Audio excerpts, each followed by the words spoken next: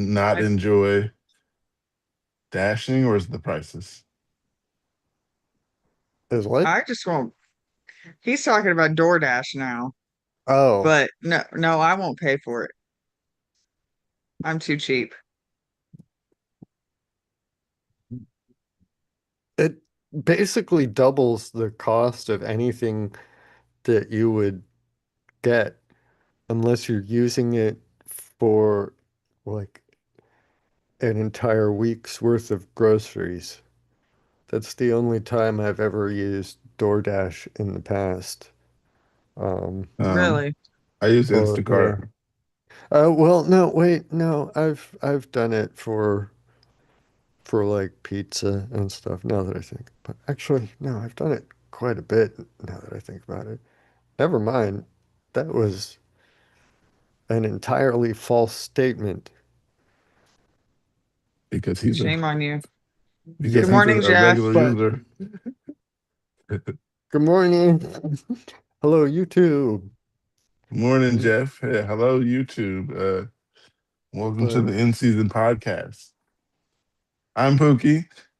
That's Andrea. Wait, I think if it was the square, it'd be like I that's have no Andrea. idea that it always changes up where the positions are. I've never seen it the same. We need to have somebody go and look on YouTube and see where it's placed each of us today so we can know where to point. Or we can just According proceed to with the article that you had. Oh, yeah, Andrea, you're at the bottom. Mark, Oh, you're at the top left. So you would be considered to to Andrea's Andrea. right, and Andrea, I'd be considered Andrea's left. I'm above you, Mark. me. Yeah, you're on the bottom. I'm on No, the bottom on your YouTube thing, it's or weird because it's totally different on YouTube as it is on my computer. yeah, I don't Ooh, know. I don't know. It doesn't matter. We sound like a whole bunch of technically out of touch uh I'm millennials now. I I'm oh, guess older than I all of guess you. it's at the point where the Zoomers can start making fun of us millennials for being wow. technically inept and out Pretty of the sure I'm not mainstream. a millennial. I think I'm Gen X. Yeah, What yeah, the you're on the I think verge that right there. the traditional well traditional the I guess that's the best word for it, actually. The traditional cutoff number is 82.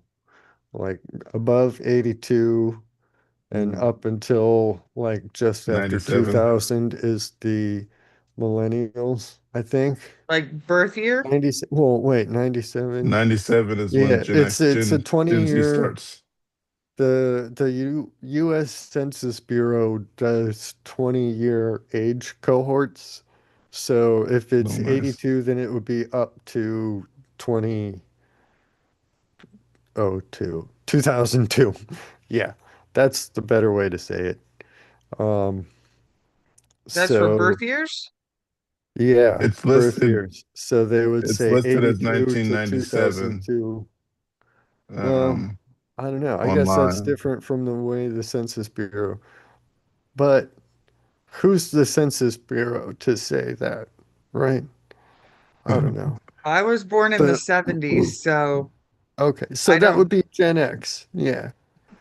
Um, but I mean, I don't know. There's always people who are born closer to the cutoff who feel like they identify more with the one than the other. And close right up at the cutoff range there, and I kind of feel like I'm a bit more Gen X than millennial in a lot of ways. Feel like Um, you're trying to get but out of millennial. no, no, no, no. I'm definitely a It seems like millennial you're for one of sure. us. One of us. What? You're not a Gen Xer. Come on, No, you're more millennial than I a am. millennial. Yeah, Yeah, but you're not I sounding like like a millennial. I grew up on the internet, man. I like it. Oh, I was definitely a millennial. I mean, especially when you consider the name millennial came about in reference to those who came of age at or around the turn of the millennium. So, yeah, yeah, definitely coming of age. remember when Um, they said the lights are gonna go out? yeah, oh And my gosh. Y2K? I went to bed so terrified that night. Yeah, I was not old enough to understand how to just brush off the conspiracy people, but I was old enough to know how bad nuclear power plants failures could be. Not that there were any anywhere near me, but I didn't know that. So, yeah, it you was were terrifying. 14. Oh wow. So you were 14. Yeah, 86 so to 2002, 14, wait, 4 or no, to 2000. Yeah, to 14 years old, you were probably, what were you reading to be scared? I Huh? wasn't paying attention. I was paying attention to the adults, like, oh, the lights are going to go out. I wasn't worried about it. I think 26 years ago, I was 10. So I was just like, Well, yeah, the what are lights they going tripping out off wasn't the of? thing. It was the lights going out forever. So Yeah, I was they had old that one enough to commercial. get the concept of this is going to be a dramatic, complete shift in all of society, and I will never be able to play Pokemon again. Um, but Charge all I was, devices ahead of time. huh? Say Yeah. charge all devices ahead of time. Well, charging wasn't so much Oh a yeah, we thing used at that batteries point. a It lot was back just, then. yeah, you gotta go stockpile the AA batteries for the Game Boy or Game Boy Color, depending on, you Or Game know. Boy Pocket. No, I don't think that was a thing yet in 2000. Um, Close around those yeah, I years is don't when know. I got one. I'll check, but I'm pretty sure that Game Boy Pocket wasn't a thing yet in 2000. Um, I was married with a mortgage and two kids in the year 2000. So uh, Oh, hey, yeah, 1996 Game Boy you would have Pocket. not benefited from all the Okay, lights put yeah, out. okay, that was it. Okay, yeah, I remember that now. I my didn't youngest think child that as was born Game in Boy. 2000. Okay, Oh, so nice. you Sincere. made millennials. Okay, Yeah, my kids Um, are their birthdays are coming up in a few months, and my youngest was born in 2000 and my daughter was born in 98. So all it's mines it's hard were for were they born scared of after. the end of the world in on December 31st, 2000? I think they were a little bit too young to worry about it. Yeah, Yeah, I just remember seeing the commercial where the it showed the calendar, like it was a Pepsi commercial, and the lights just went out across the board. Uh, I thought all the power was just gonna go out, so I was just like, "Happy yeah, New Year!" Waiting for the lights, and the street lights are still on. What is going on? Nothing happened. All right, yeah. yeah.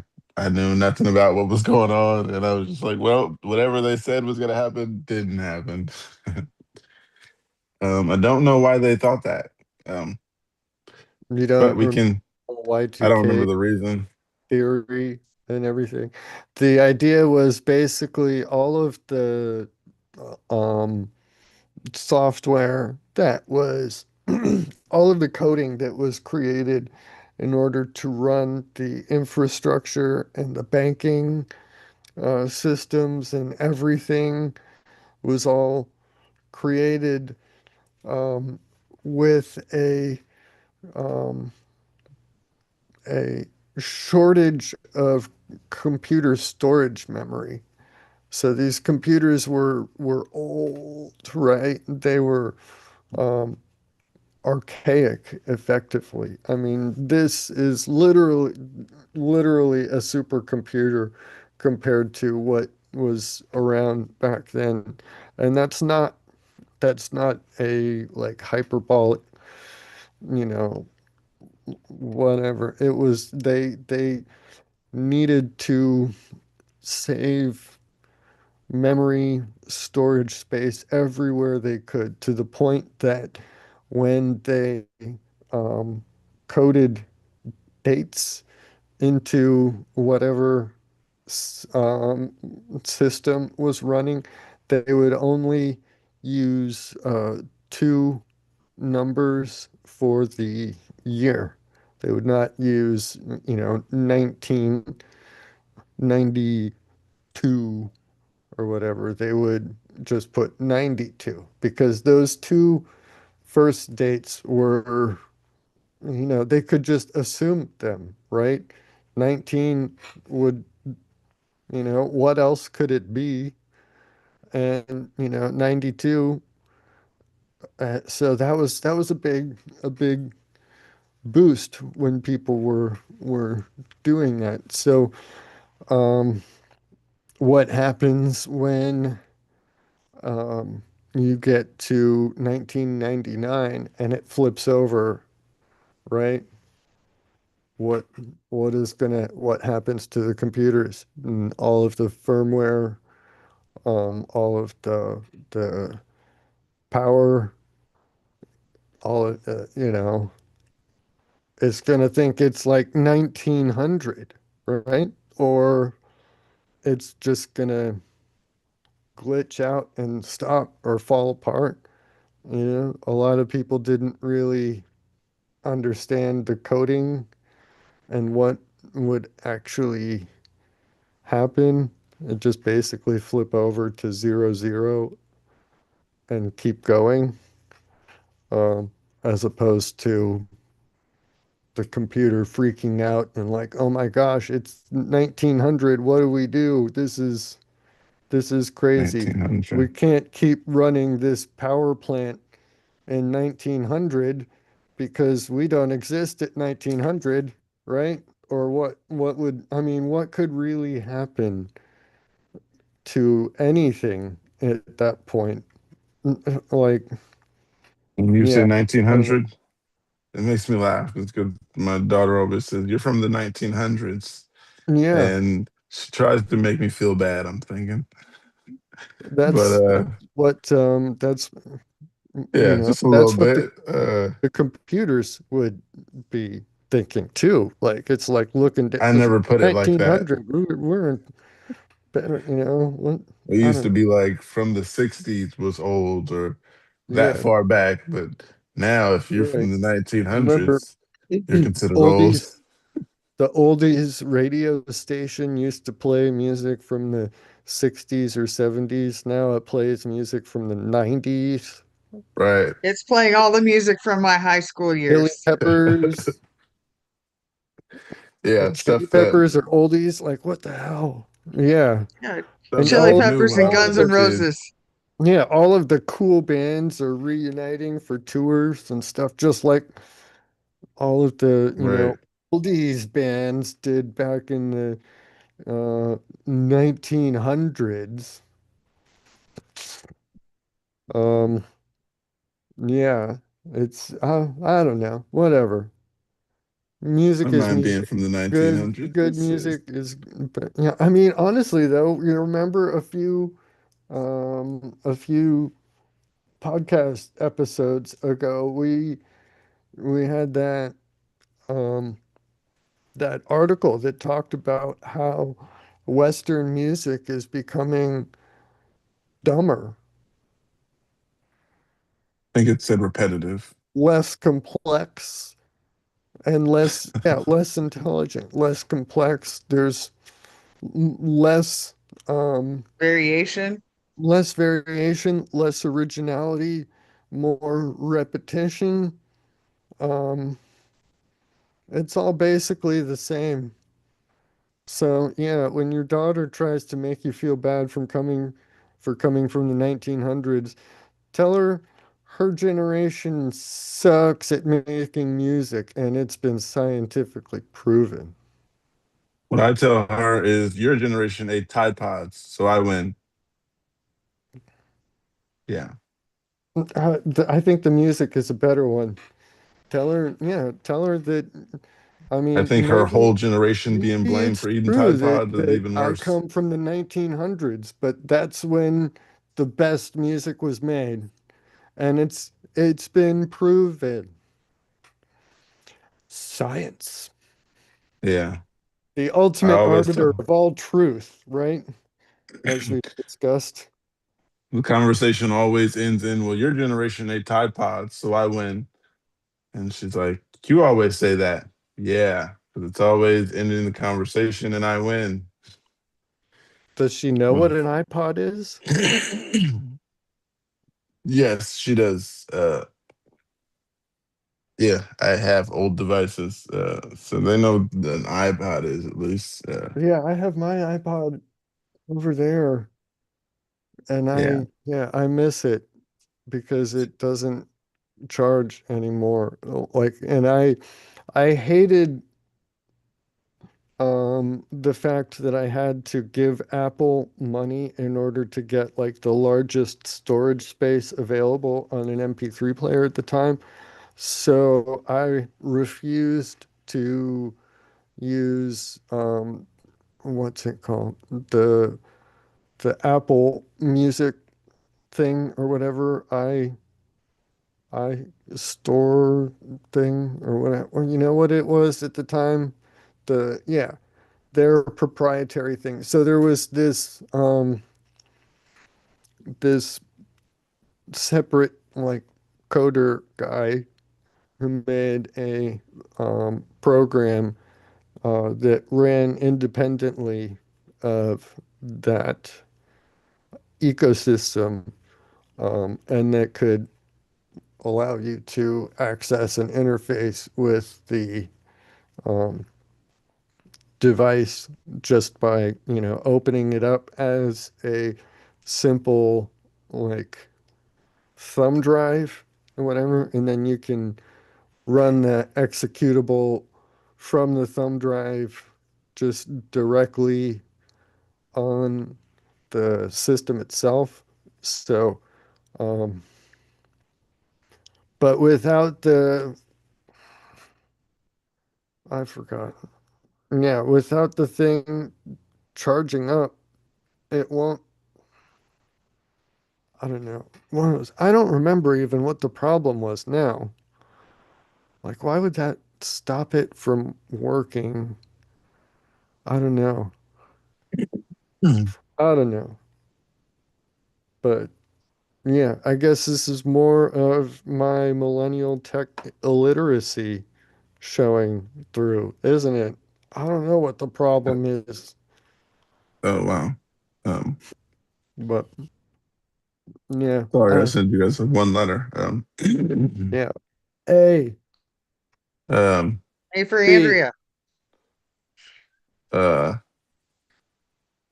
we'll use A for Andrea. I was gonna say A for accident, but we'll use Andrea. Sounds better. A for awesome. um, That one's better. A for awesome. I mean, it's functionally equivalent with Andrea, right? Same thing. That's right. each Thank his you. own. I Awesome, agree. Andrea. Either way, Yeah, it works. interchangeable. Um, I got an article here though, and Oh, it says, "Do psychopaths really lack empathy, or are we just measuring it wrong?" oh, I think we're measuring it wrong. I think we got more psychopaths than we know. But anyway, yeah. um, I don't know. it Well, says let's find out. researchers studying face-to-face conversations found that a higher psychopathic trait correlated with reduced effective sharing and to a lesser degree reduced physiological synchrony, or yeah, synchrony. Is that how you say that word? I don't I know. think so. It just looks like synchrony. Okay, anyway. Synchron Physiological synchrony, synchronicity?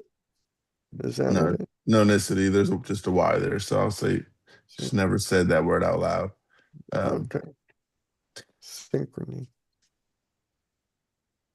I'll spell it to you. SYNCHRONY.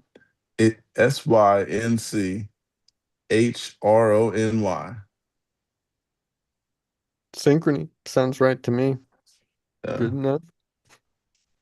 All right. Says reduce physiological synchrony with a conversation partner, but not with lower accuracy in interfering with other person's emotional state.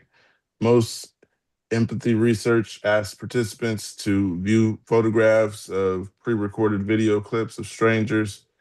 Psychopathy, psychopathy research relies on this approach almost exclusively, using self-report questionnaires or image-based tasks rather than actual social interaction. Researchers at Victoria University, Wellington argued this misses something fundamental. Empathy unfolds between people in real time. Studying it in isolation may not reflect on how it works in genuine social contexts. Prior to mainly prior work, mainly from questionnaire studies and meta-analysis, established that uh, psychopathy, Psychopathy.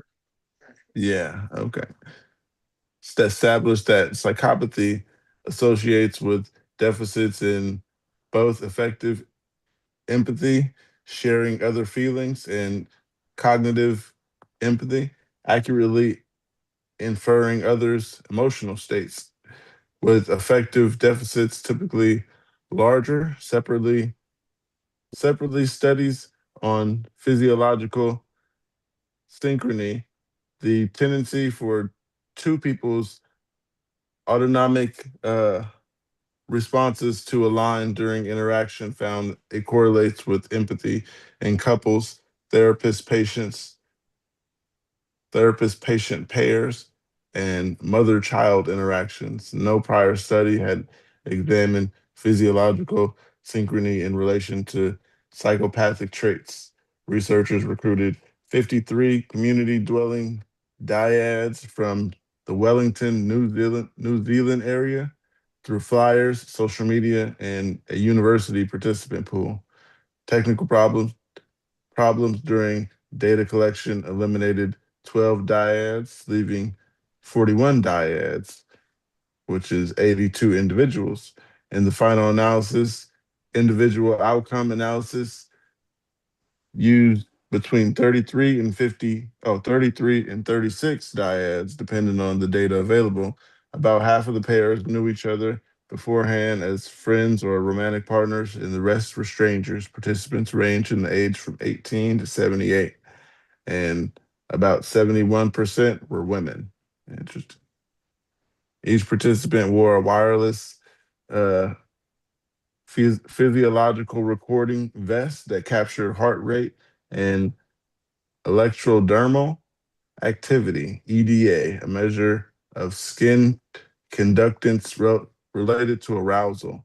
Each pair then held 4 6-minute conversations prompted by a written topic, a major positive life event, a major negative life event, a major regret, and a moment of pride.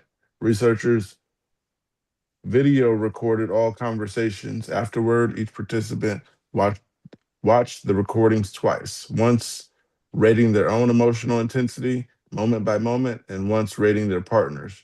The researchers computed empathetic accuracy by correlating a person's self ratings with their partner's rating of them. They measured effective sharing by correlating the two individuals' self ratings of each other. For physiological synchrony, they used a statistical method that accounts for autocorrelation and timing lags in data. Each participant also completed the PPI-R-40, a validated self-report measure of psychopathic traits across three factors: fearless dominance, self-centered impulsivity, and cold-heartedness. I didn't know that was one word, cold-heartedness. Um, yeah. The study was not pre-registered, making all analysis exploratory.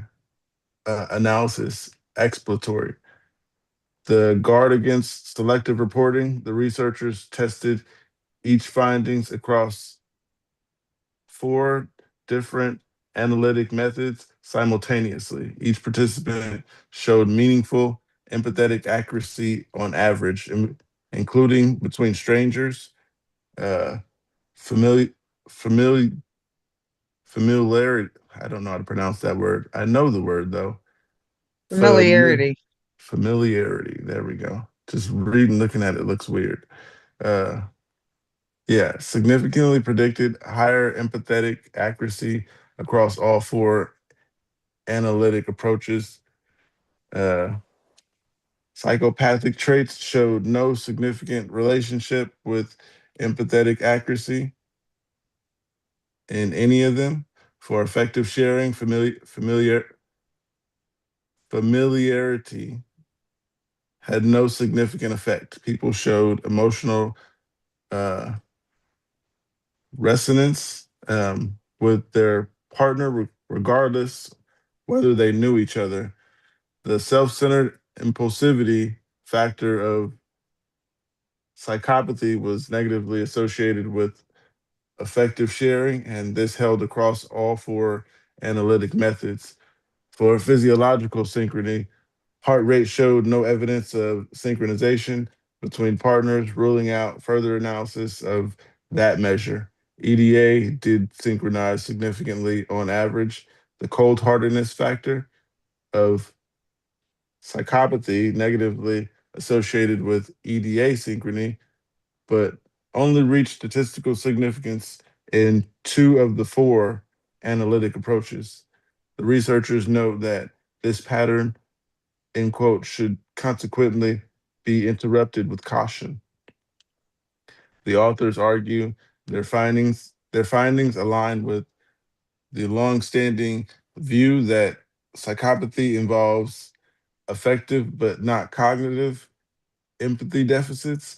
They caution, though, that the null findings on empathetic accuracy may reflect the richer contextual information available in live interaction. They write that the end quote in real world situations involve higher and uh, psycho psychopathic traits might exhibit fewer or no differences in empathetic accuracy because richer contextual cues can facilitate accurate inferences about other emotions. They also note this to their knowledge. The first study to examine physiological synchrony in relation to psychopathic traits, the researchers are explicit that these findings are preliminary. The sample of 41 dyads limits the ability to detect small effects.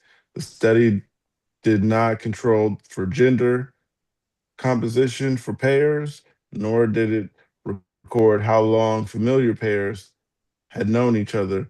Conversations varied substantially in dynamics. Some participants dominated more than others because of the naturalistic design limits control over what people actually say. The study was not pre registered. The researchers explicitly call for replication before drawing strong conclusions. Oh, that's done. Um, um, yeah, my mouth is dry after all that. Yeah. Yeah, that was kind of a long um long, Um, yeah. Um I don't know what drew your attention to that. Um, Honestly, I don't know.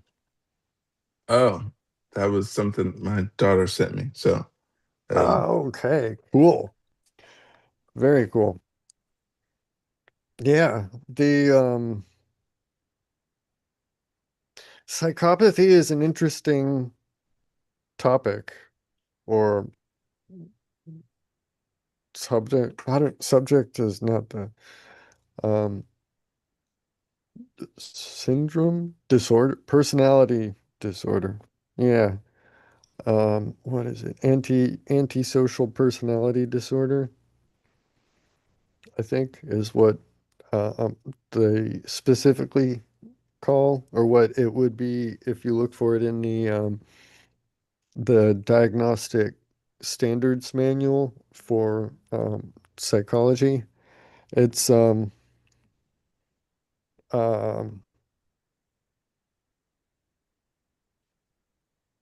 yeah, it's something everybody kind of associates with serial killers, right? yeah. Um and yeah, a lot of Why is that? um well, It has a bad it is name.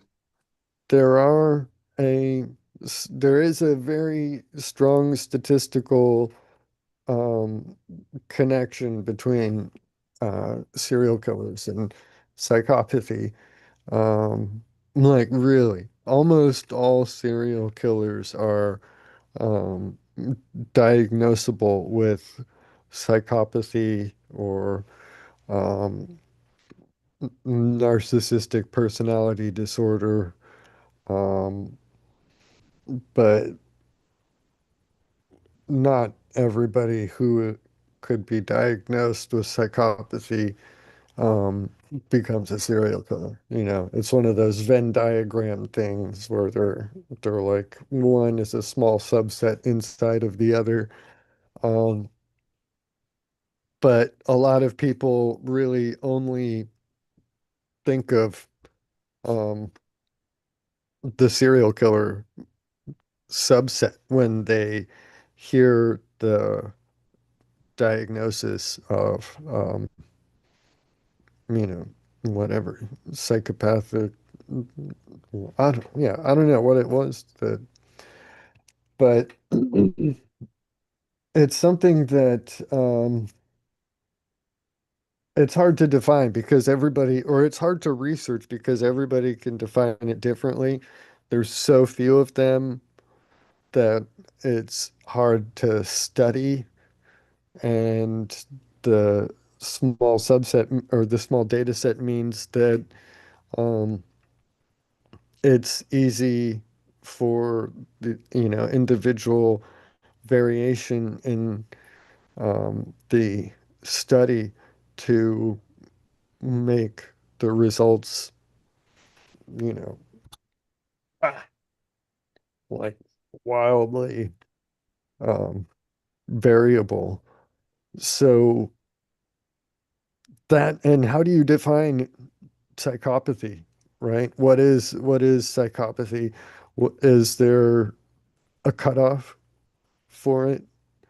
If you come to a consensus, and then once you have the diagnostic standards for it, um,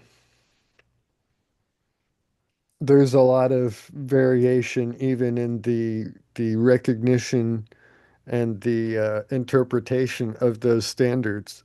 So some are diagnosed by one doctor that would not be diagnosed by this other doctor, and vice versa.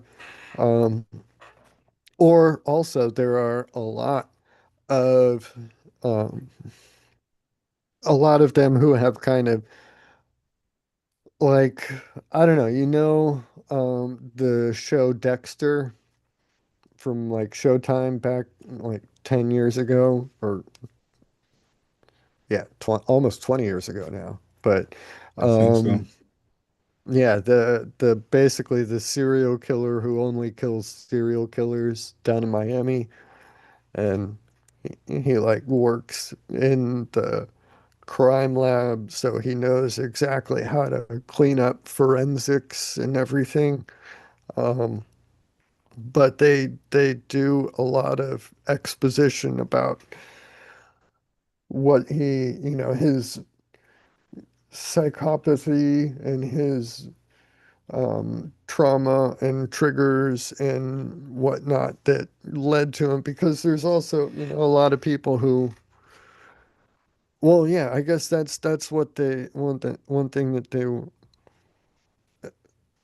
have to address with like the serial killer aspect is that there's so many of them who don't, go on to kill, and why is that? So that's one thing that they study is how do those conditions pile up, and why do some go on to become violent and others can go on to live normal lives and, be productive members of society even without um, um, a conscience, so to speak. Um, but that's another thing, another reason that a lot of them rise up to high levels of positions of power and whatnot, because they don't mind stepping on the little guy in order to get ahead, It's all like a game of chess, and people are, pieces to move around in this game to get ahead, to win, and whatnot. That, um, maybe some don't even realize that others don't think that same way. But you can only get diagnosed if you are found out, basically, or you seek out diagnosis yourself. And why would a person with those symptoms want to seek out a label like that for themselves, right? So that's another reason that it's highly underdiagnosed, and understudied. Again, how do you study something that almost nobody will go and honestly seek um, help, therapy, treatment for, right? But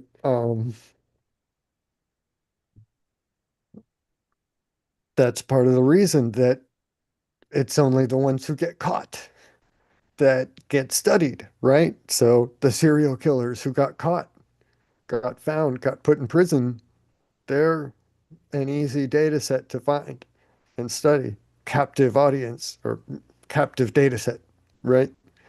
Um, Literally. yeah, yeah, literally. There's also a lot of them who have committed white collar crimes, you know, fraud and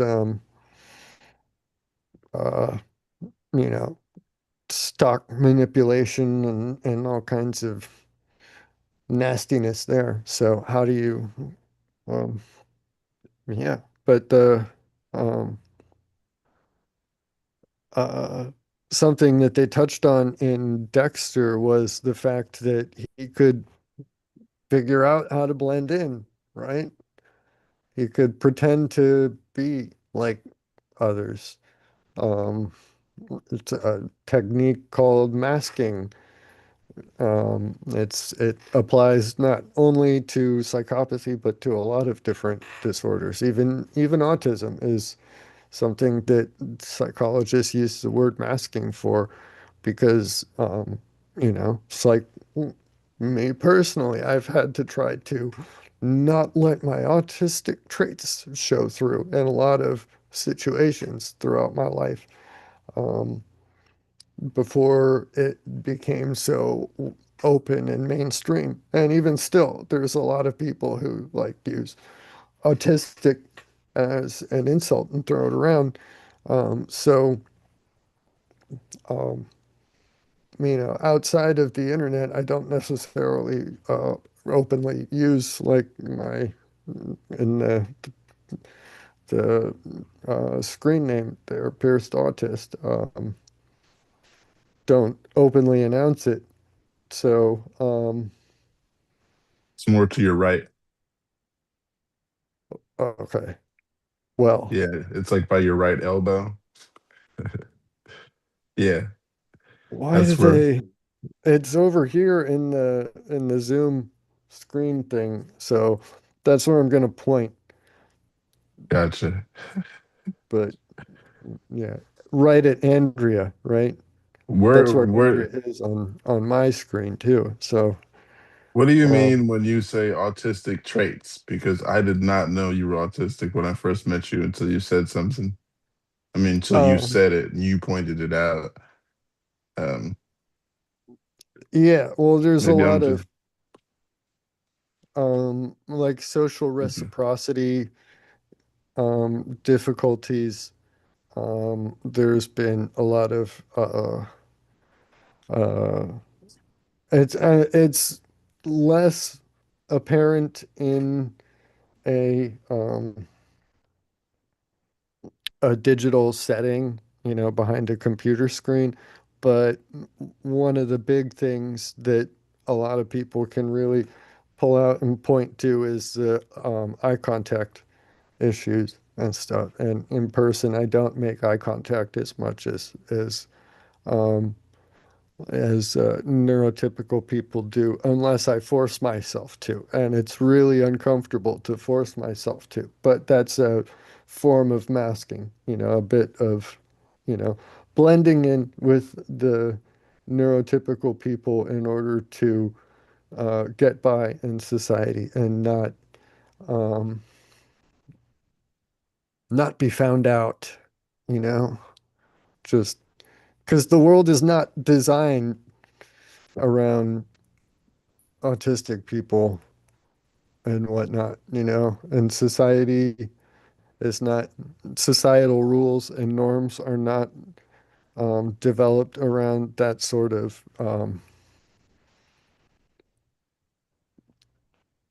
traits or thought processes or whatever.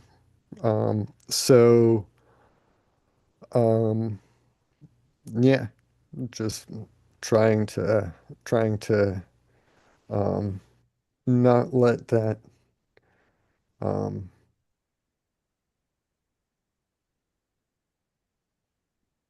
Do you think that it's more common in men or women? it's more commonly diagnosed in men. I don't know why it would not be equally common in women, but for whatever reason, it is not diagnosed in women at nearly the same rate. And there's debate as to why that might be, whether it's actually something that is more common in men and something where certain genetic factors might be sex linked in a way that makes men far more susceptible to um,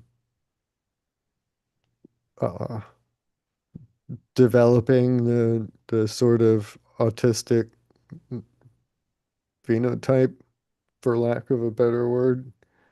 Um, but um, there are female autistic individuals. Um, look up Temple Grandin if you want to see a very successful example of a female autistic individual. She is a very outspoken proponent and advocate for autism. Um, and yeah, she's an incredible woman. They even made a movie about her. Um, Um, I think speaking, the name of the actress is Claire Danes. Um, she was the one who played Cosette in the Les Mis with Liam Neeson. But yeah, it's it's a good movie and it's a good uh Um, good depiction of her. She did a good faithful.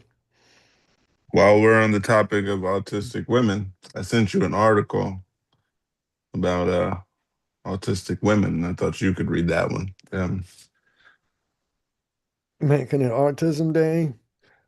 Nope. Oh, While we're on autism, I figured I have that in there, so let me give you that one because you were talking about women and men, and yeah, I had this article for you a while back and just didn't give it to you. But while we're on the topic, there you go. I was hoping okay. you'd read that.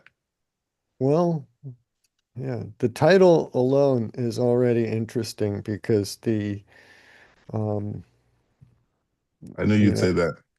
well, yeah, I don't know. Okay. So, title says, stop with these pop-ups. Autism in women may be more extreme than in men. Massive study finds. For decades, autism has been understood as a condition that overwhelmingly affects boys. Walk into any specialist clinic, scan any epidemiological database, and the ratio stares back at you. Roughly four males diagnosed for every one female. Scientists have long accepted this disparity as a basic fact of the condition. A new, a sweeping new meta-analysis, the largest of its kind. I missed a comma there again. What is it with this guy's blog? Does he just want to confuse people? Everything else No is well idea. written. He just doesn't know how to throw in the commas in the correct places. Um, the largest of its kind, drawing on data from more than 1.2 million people across 34 studies, now offers the clearest answer yet, and it comes with a twist that challenges everything we thought we knew about autism and sex. It turns out that when females do develop autism, their brains show far more dramatic departure from the typical female profile than autistic males show from the typical male profile. Put simply, autism may be rarer in women, but when it arrives harder. The research conducted by Corey Scal and Bernard Crespi at Simon Fraser University and published in the journal Autism Research in early 2026 is grounded in one of the most influential and controversial theories in autism science, the extreme male brain hypothesis. What is the extreme male brain? To understand what this study found, you first need to understand the theory it was testing. In the early 2000s, Cambridge psychologist Simon Baron Cohen proposed that autism could be understood as an exaggeration of typically male cognitive traits. His framework centered on two psychological dimensions. The first is empathizing. Aha, the drive to read, understand, and respond to other people's thoughts and feelings. The second is systematizing, the drive to analyze and construct rule-based systems, whether in mathematics, music, computers, or mechanics.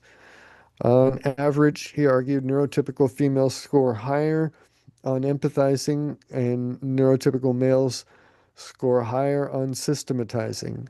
Autistic individuals of both sexes, according to this extreme male brain hypothesis, sit at the extreme end of this spectrum, unusually low on empathy, unusually high on systematizing. Their cognitive profile, in other words, resembles an intensified version of the typical male brain, driven in part, he proposed, by elevated testosterone exposure in the womb. The theory generated substantial debate. Critics questioned whether it reinforced gender stereotypes. Supporters pointed to consistent empirical patterns, What nobody had done until now was ask a deceptively simple follow-up question. Does the EMB pattern apply equally to males and females with autism? Or does it look more and more extreme? Or does it look different and more extreme in women? Ba, ba, ba. The study 1.2 million people, 34 studies, one question. The scale of his research is almost without precedent in the field. Skull and Crespi conducted a systematic review of all published studies measuring EQ, SQ, and AQ in both autistic and neurotypical individuals, searching three major academic databases and applying strict inclusion criteria. And he just does not explain what EQ, SQ, and AQ are. I don't know what EQ or what SQ is. EQ is I think it's in emotional. the picture above it. Okay. Empathy Empathy quotient quotient system. systematized. Okay, there. Thank you. There we go. Um, the scale of, oh wait, I already read that. After searching 34 studies, met the bar encompassing a total of 1,234,560 participants, 757,726 female, and 476,834 male. Oh, because different studies use different versions of the questionnaires, the researchers standardized all scores by converting them to percentages of the maximum possible score. This allowed genuine comparison across all studies. I don't necessarily agree with that. Just because they convert them to percentage of a maximum possible score doesn't mean that they're different questionnaires standardize well, that their questionnaires are of equal quality before converting them to a maximum possible percentage. They have to make that assumption before they can jump ahead there, and it doesn't sound like they did. So, anyway, the resulting data set is the most comprehensive examination of EMB theory ever assembled. Uh, do, do, do. The headline finding is striking. Autistic females showed significantly larger departure from their neurotypical female peers on both the EQ and SQ than autistic males showed from their neurotypical male peers. In statistical terms, the effect sizes were larger in females across both measures. Maybe that's just because they're measuring and comparing it to male standards. Maybe it's an artifact of the questionnaire and how they define systematizing. Just because they hit the maximum with the males does not mean that the differences are not more dramatic. It just means that they've reached the limit of their questionnaire's ability to characterize what they're looking at. And that still relies on the assumption that the questionnaires are of equal quality before converting them to percentages. So, okay. In statistical terms, the effect sizes were larger in females across both measures. This is the pattern the female protective effect predicts and is now confirmed at scale. Female protective effect, they basically think that autism occurs less frequently in females so that they can reproduce because that is evolutionarily more advantageous than autistic males. Let the autistic males go and experiment and whatever, and let the ladies make the babies. Um, anyway, But if females require a greater accumulation of risk factors, genetic, hormonal, environmental, to cross the diagnostic threshold, then women do not, then the women who do not who do cross it should be sitting further along the spectrum of cognitive difference. They are. They got a quote here. The apparent requirement for larger shifts in empathy and systematizing among females than males may be a key reason autism is diagnosed so much more often in boys. Requirement for larger shifts. Mm. Okay, finding two. It's empathy, not systematizing, that drives the diagnosis. The second major finding reshuffles the theoretical deck. For years, elevated systematizing has been treated as a defining marker of autistic cognition. The intense, absorbing focus on rules, patterns, and systems that many autistic people describe as central to their inner lives. But when Ska and Crespi ran the numbers, it was the empathy dimension that dominated. On a proportional basis, the gap in EQ scores between autistic and neurotypical individuals is 3 to 5 times larger than in the equivalent gap in SQ scores. Wait, hold on. On a proportional basis, the gap in EQ scores between autistic and neurotypical 3 to 5 times larger than the equivalent gap in SQ score. Okay. Okay. Reduced empathizing is not merely a feature of autism. It is. God, this guy is horrible at punctuation. Not I merely a see it. feature of autism. Period. New sentence. It is, comma, by this analysis, comma, the dominant cognitive signature.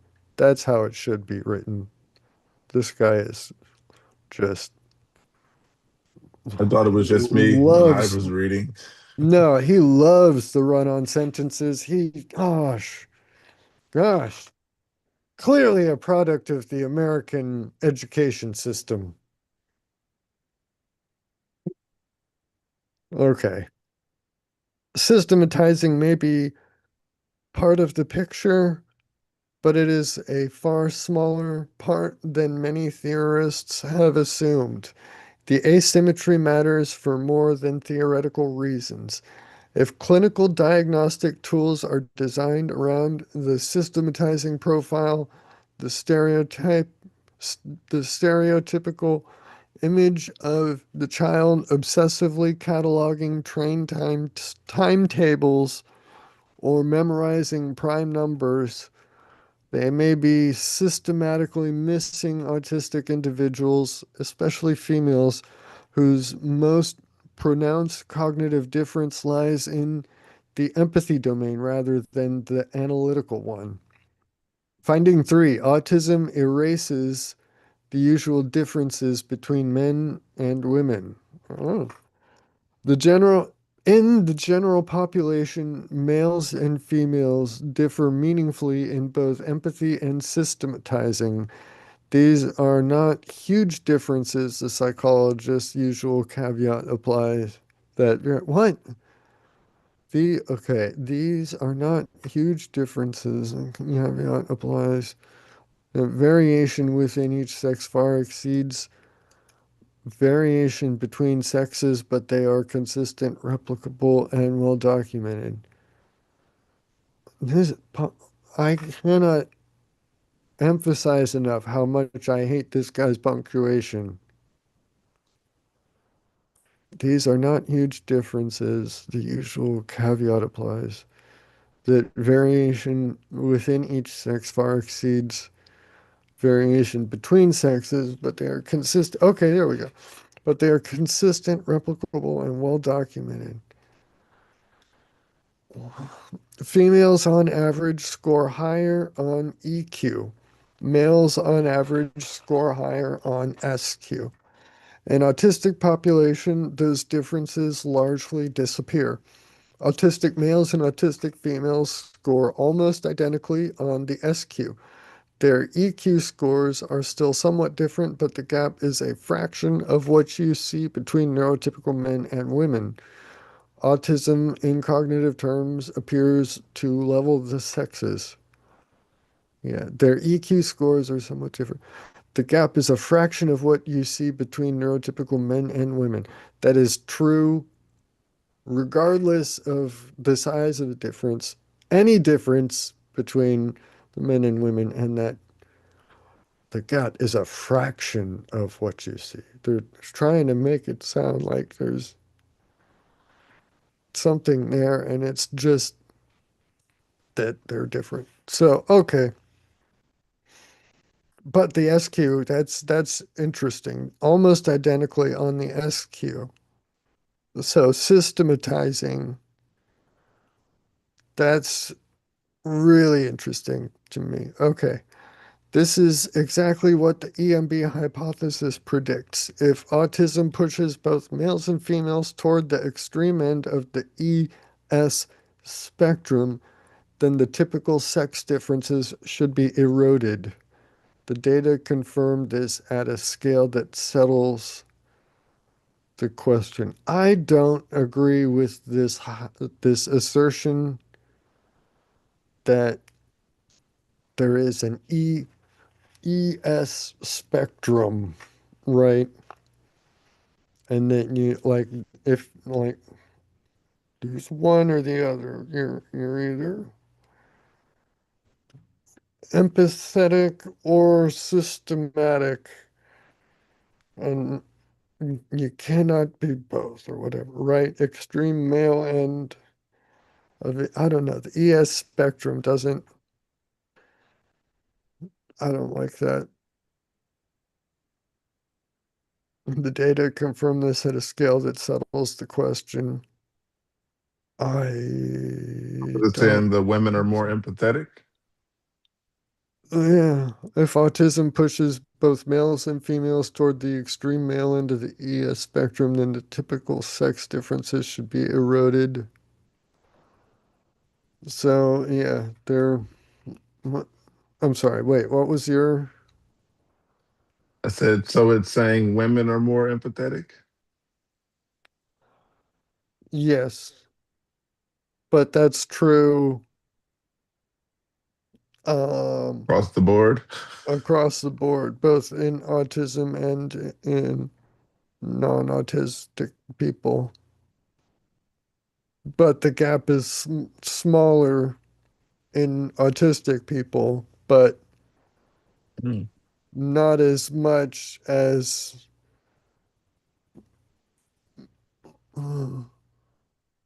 yeah. Okay. Finding four in autism, empathy and systemizing. Okay. Systemizing. One T in the word he chooses. Chose. Chooses. That's not a word. Da, da, da. Here is perhaps the most intellectually surprising result. In neurotypical people, EQ and SQ scores tend to move in the same direction. People who are higher on same direction. Period. New sentence. People who are higher on one end on one tend to be somewhat higher on the other. There is a modest positive correlation between the two. In autistic individuals, that relationship reverses. Higher systemizing is associated with lower empathizing and vice versa. The two dimensions trade off against each other. Okay, maybe that's why he was saying that or asserting that at the last sentence of the previous paragraph.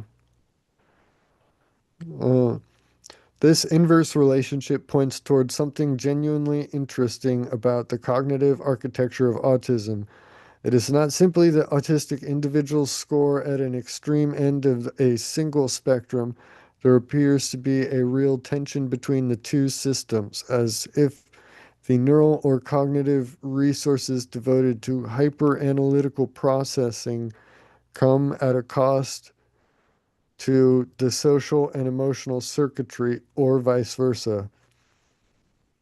Finding 5, the effects are steeper in autism. The meta-regression analyses uncovered one more layer of complexity. For neurotypical individuals, changes in empathy or systemizing scores have a modest effect on overall autism trait scores. But for autistic individuals, the slopes are steeper. The same shift in EQ or SQ produces a larger change in AQ.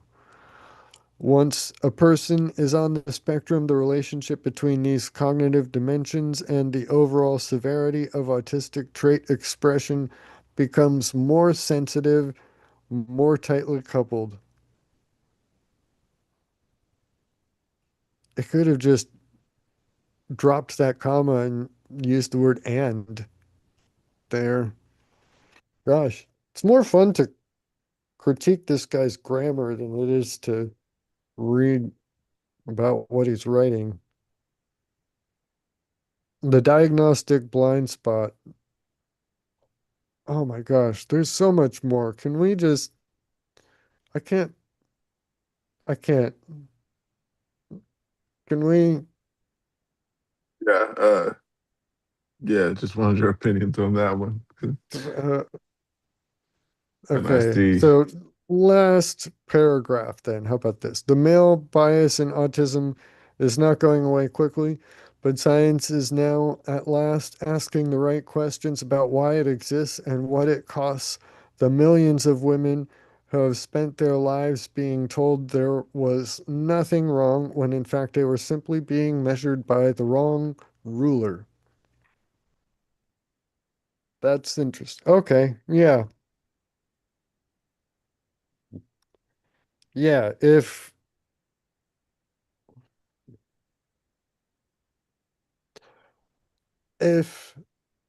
the traits that are seen as autistic are associated with are traditionally associated with masculinity, then their manifestation in women would probably just look more like, the tomboy type or whatever, you know, growing up until they learn to mask or whatever in whatever way they choose, whatever direction they want, you know? I don't know. I don't, at least that's what I think that's what Temple Grandin has even hypothesized. Um, but she's yeah, after the podcast, you should go and check out some videos and don't go look right now. Um, Um. but yeah, she did a TED talk about autism and herself and how she got to be where she is. She's actually a big authority in the like the agriculture industry. Um, um, uh, uh, or livestock, cattle processing, slaughterhouses, and whatnot. And she's designed like revolutionary um, um, systems because of the way she can kind of like think about it from the cow's perspective, as she said, and figure out why some of these facilities were having whatever problems they were. So, um, it's yeah, it was a really great TED Talk, and I think I recall her saying that that she thinks a lot of autistic girls are just seen as tomboys and not seen as being a problem, you know, which is kind of cool, Mhm. kind of a good thing, right? They're not even a problem. These boys are just a mess, but the girls, hey, they know how to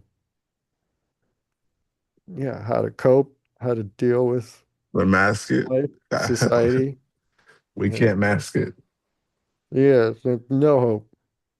No hope. I could not blend in. Yeah, but When you put it like that, that's nowadays hilarious. that's a good thing. Well, like now, currently where I'm at, I don't know if not being able to blend in and being, autistic like that is necessarily easier or better now for children than it had been. I think that there's a problem with overdiagnosis of autism and like a broadening of the definition and the criteria in the name of inclusivity, perhaps. Um, it seemed like there was a point somewhere around like the late 20 teens, right around the pandemic, maybe, where um, it went from being a disorder to being an identity for a lot of the youngins. And they wanted to, it came to be like a trend on TikTok to self-diagnose as autistic in a certain group and questioning the validity of somebody's self-diagnosis was seen as, you know, autistic autistophobia or whatever word they would. I mean, that's not what they said, but I was gonna say that's an basically interesting word. yeah, it's like the same as it's treated the same as homophobia for homosexuals, but against autistics. I don't know if they made up a word for that or not, but basically, bigotry against those people who you're saying, are you really autistic or are you just trying to get away with being a little snot and saying rude things in class? Um, I don't know, but um, Can you be misdiagnosed as autistic? Is that possible? I don't know. I don't. I mean, if the diagnostic criteria have gotten so broad that it's basically meaningless, then yeah, you could be just a normal kind of quirky kid and not like actually neurodevelopmentally different from the mainstream. And yeah, I give you I don't know. Xanax for that. I hope not. Xanax, I'm just kidding. yeah, yeah. Oh man. Um, yeah. But it's I don't know. It's something that's been bothering me for a while. I don't know if it's changed a bit now. I kind of started trying to avoid some of those online autism communities because they just became um so full of that whole um that type of, content that it was just like people discussing it like basically just a self-congratulatory everybody patting each other on the back, talking about how cool and different they are and whatnot, and finding their people or whatever. I Um, found my people. yeah, which some of them maybe, yeah, genuinely are, genuinely do. And I guess it's good to find a welcoming community for some of those people. But when you do not actually have Oh, like clinical impairments in your daily life, in your social life, in like, yeah, dealing with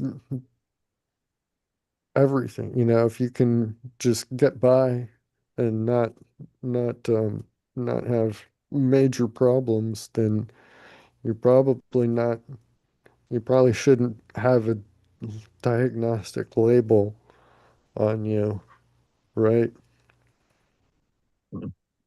If you're kind I of just a agree. little sad for, whatever reason, that's not the same as being depressed, right? But that's kind of the way a lot of autism has, autism communities have felt like, in the name of inclusivity, which, yeah, I get that, but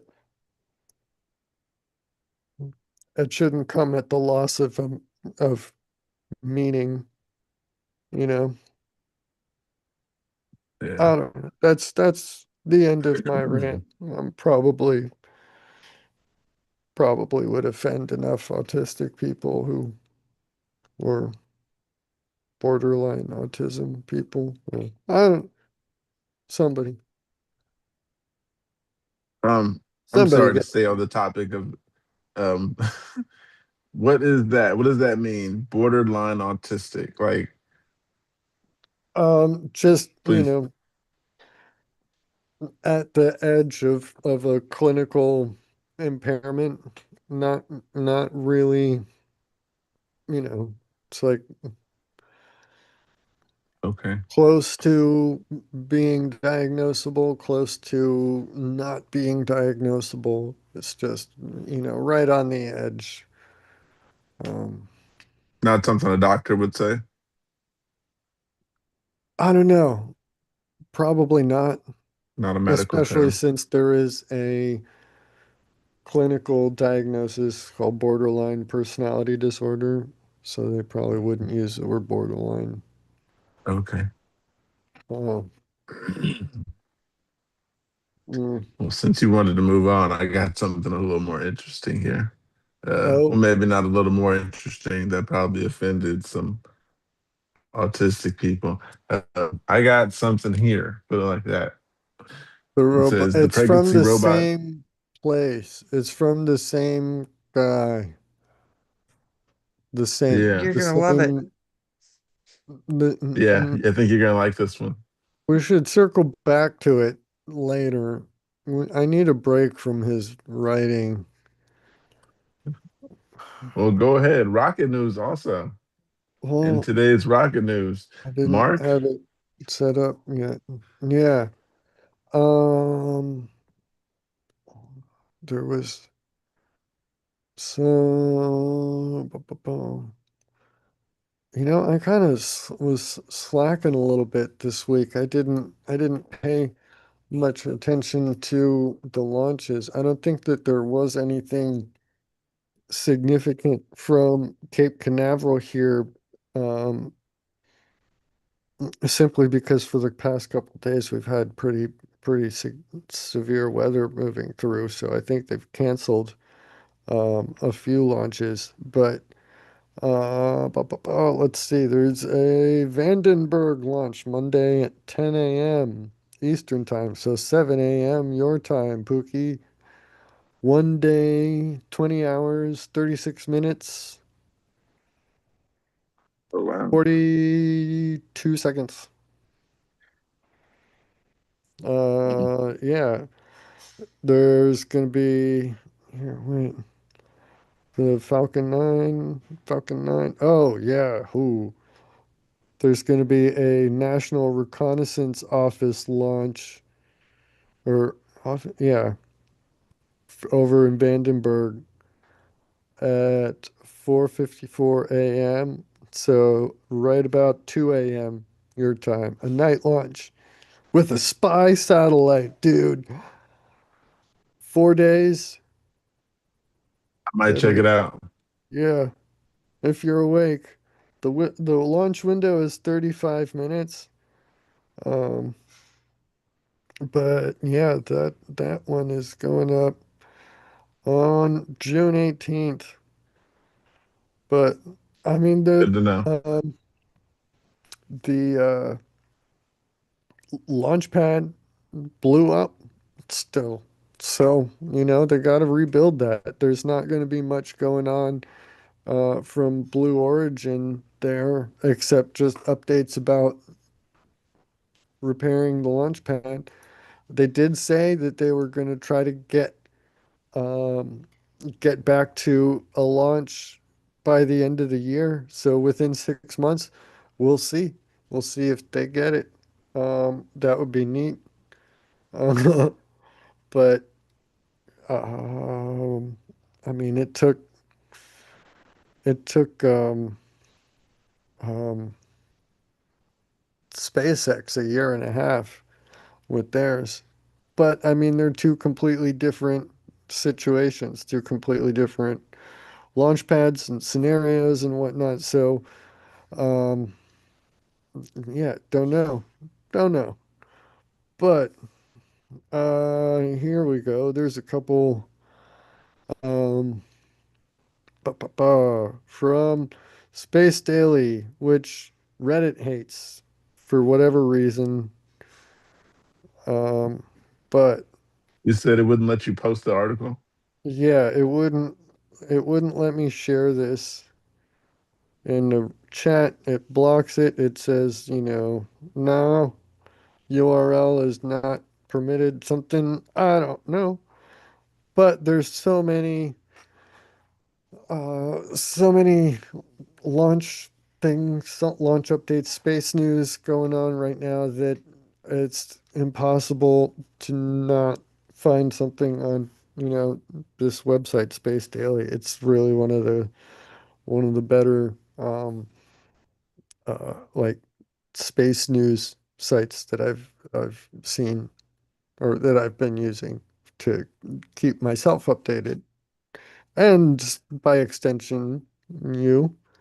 Um, But here we go. Sea Launch died in 2014 because the economics didn't work, but a Florida startup founded by two former Crowley maritime executives just convinced Lockheed Martin and Firefly that the rise of low Earth orbit constellations and a Pentagon afraid of fixed targets have quietly inverted the math.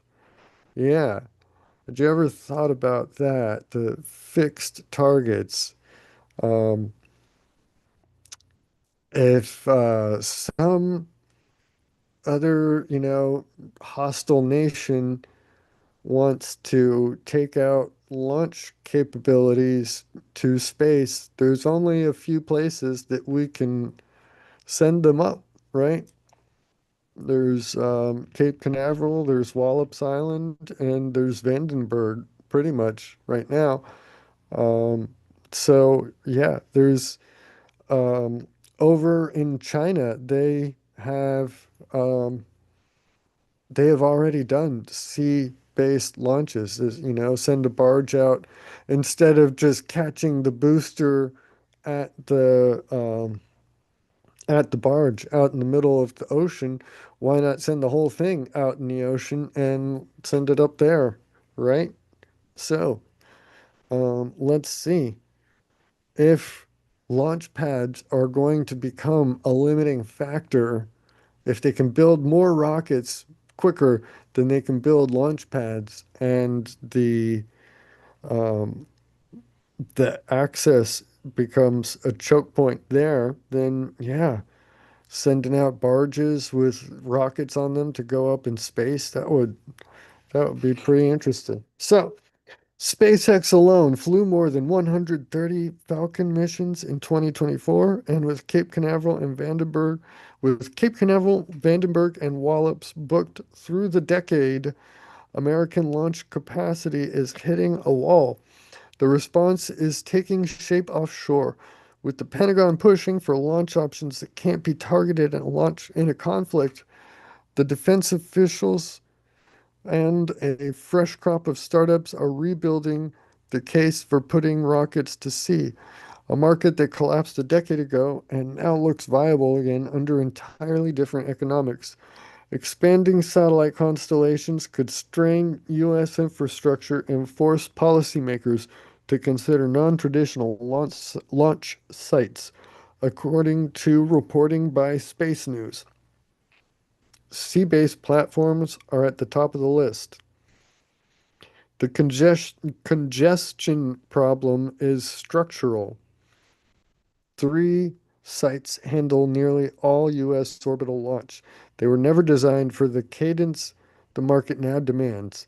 Add Amazon's Project Kuiper build out to SpaceX's flight rate, then layer in military payloads, NASA science missions, and a queue of small launch operators, and the calendar at the Cape is effectively full. Vandenberg faces the same pressure for polar orbits. Wallops handles a narrower slice but is already constrained.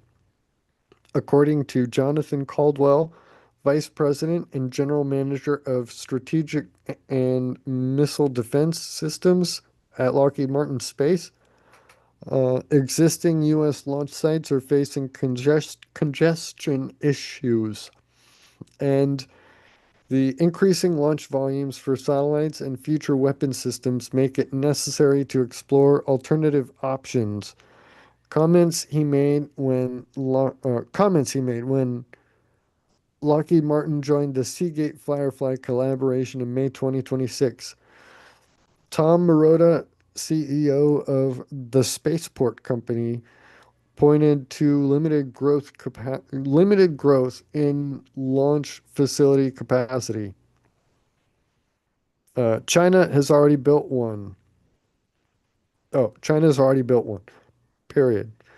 While the U.S. debates, China has been operating. Air University's China Aerospace Studies Institute has documented Beijing's Oriental Maritime Spaceport in Haiyang, Shandong Province, which integrates rocket manufacturing, launch operations, and maritime infrastructure into one state-backed industrial hub. The CASI analysts conducted 13 sea launches carrying 75 satellites since 2019. Most have used compact, solid fueled rockets, which are easier to handle offshore. Chinese state media has signaled that platforms designed for reusable liquid propellant rockets are next. Yeah.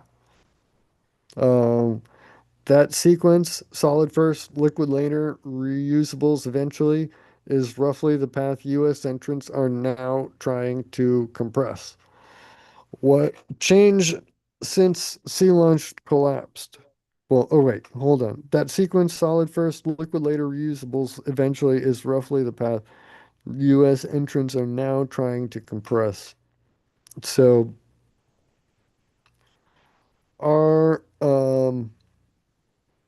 space technology uh, industry is so far ahead of China's already.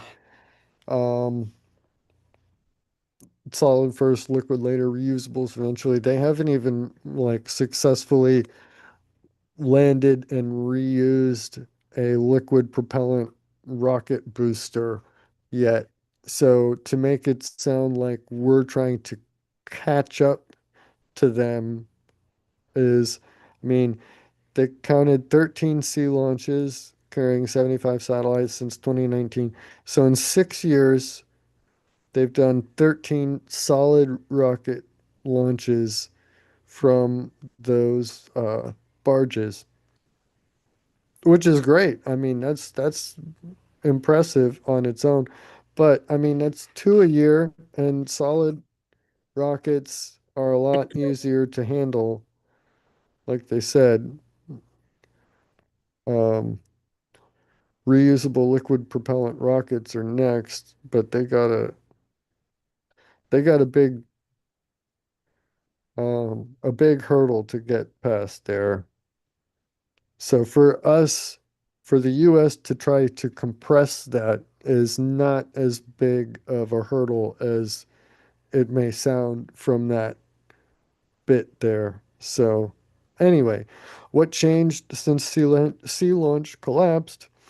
Anyone proposing offshore launch in the US has to answer for sea launch.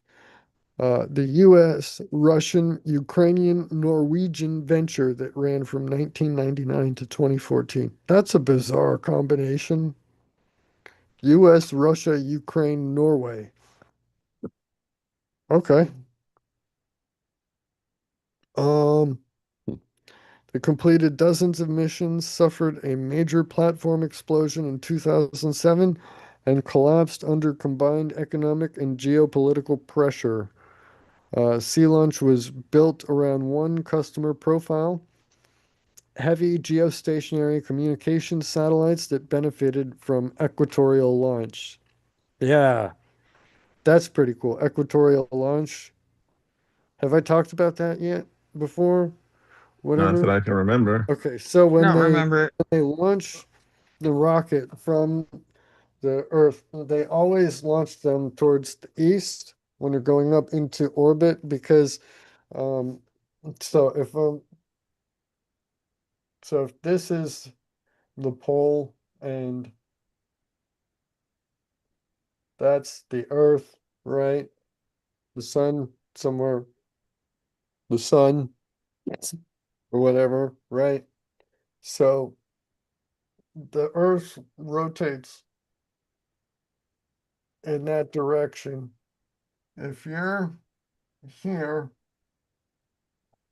and you're trying to get it into orbit, basically orbit is not like way, it's just up and then parallel to the surface.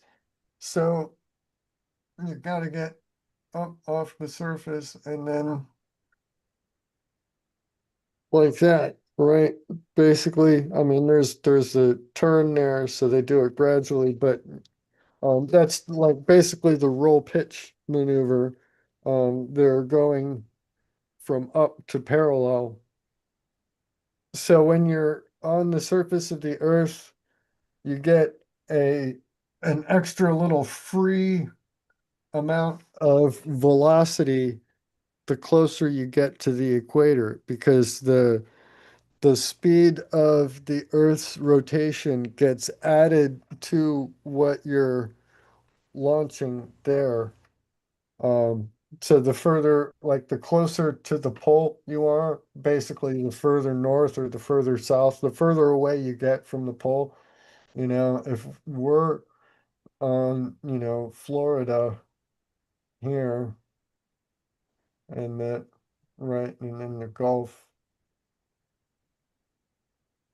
in the Caribbean or whatever, we're further away from the equator. So when we launch up here and go parallel, because of the Earth's rotation, we're closer there. We don't get as much of that extra speed.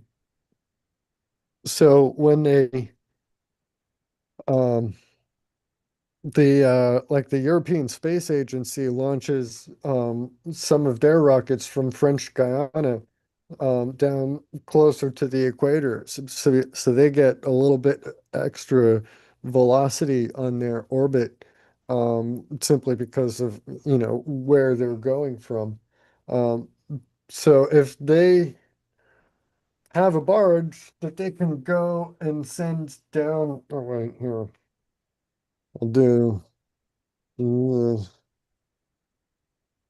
if they have a barge that they can send down here, is that visible? They can send down there to the equator before launching theirs. And they basically get that extra speed for free without having to design a bigger rocket or load more propellant or whatever. So just by putting it on a barge and sending it down south, uh, their whole launch process and the amount of energy needed for that launch gets lower. Um, and that's a big deal because the ideal rocket equation basically um, comes out to or like says that once you well, how do I say this? Okay, so when you load a rocket up, send a rocket up and want to put something in space, um, whatever your payload is only going to be like about 10% or less of what the total weight of the rocket is on the ground because you have to load the fuel and the rocket has to lift its own fuel with it to get up into orbit. So that fuel is added to the amount of weight and the launch capacity there. So it will literally take less weight, less fuel to launch if they can launch and send a barge down south and then launch up there. The amount of fuel they need to operate that barge would probably be much, much less than they need to load into like the amount of propellant they need to load into a rocket to get it up into orbit. So um, yeah, that's what why they benefit from launching closer to the equator there. So fun stuff. Yeah. I have Heavy fun learning. learning is fun. Yeah, Or I feel stuff like I did. launching rockets from a barge in the ocean would be pretty dangerous because if they get a big wave, then the whole thing's gonna flip over. yeah, well I mean, I'm betting they're probably going to be borrowing a lot of the technology that is used for like deep sea oil rigs and stuff that they use to keep them stationary. They got all those little like thruster propeller things and stuff and um yeah. I've heard them say that the technology that is used for drilling those like deep sea oil wells is comparable to the difficulty of putting a rocket up into orbit or, putting it on the moon because of like how deep, once you get like 3, 4 miles below the surface of the water and you're sending this, single shaft spinning down all of that length and you're trying to keep something stationary all the way up there, you know, that's pretty I crazy. hadn't And thought about that. Yeah. they got to deal with the same sort of potential problem, rogue waves or whatever. So yeah, just borrow an oil rig to launch a rocket. That sounds safe. Yeah.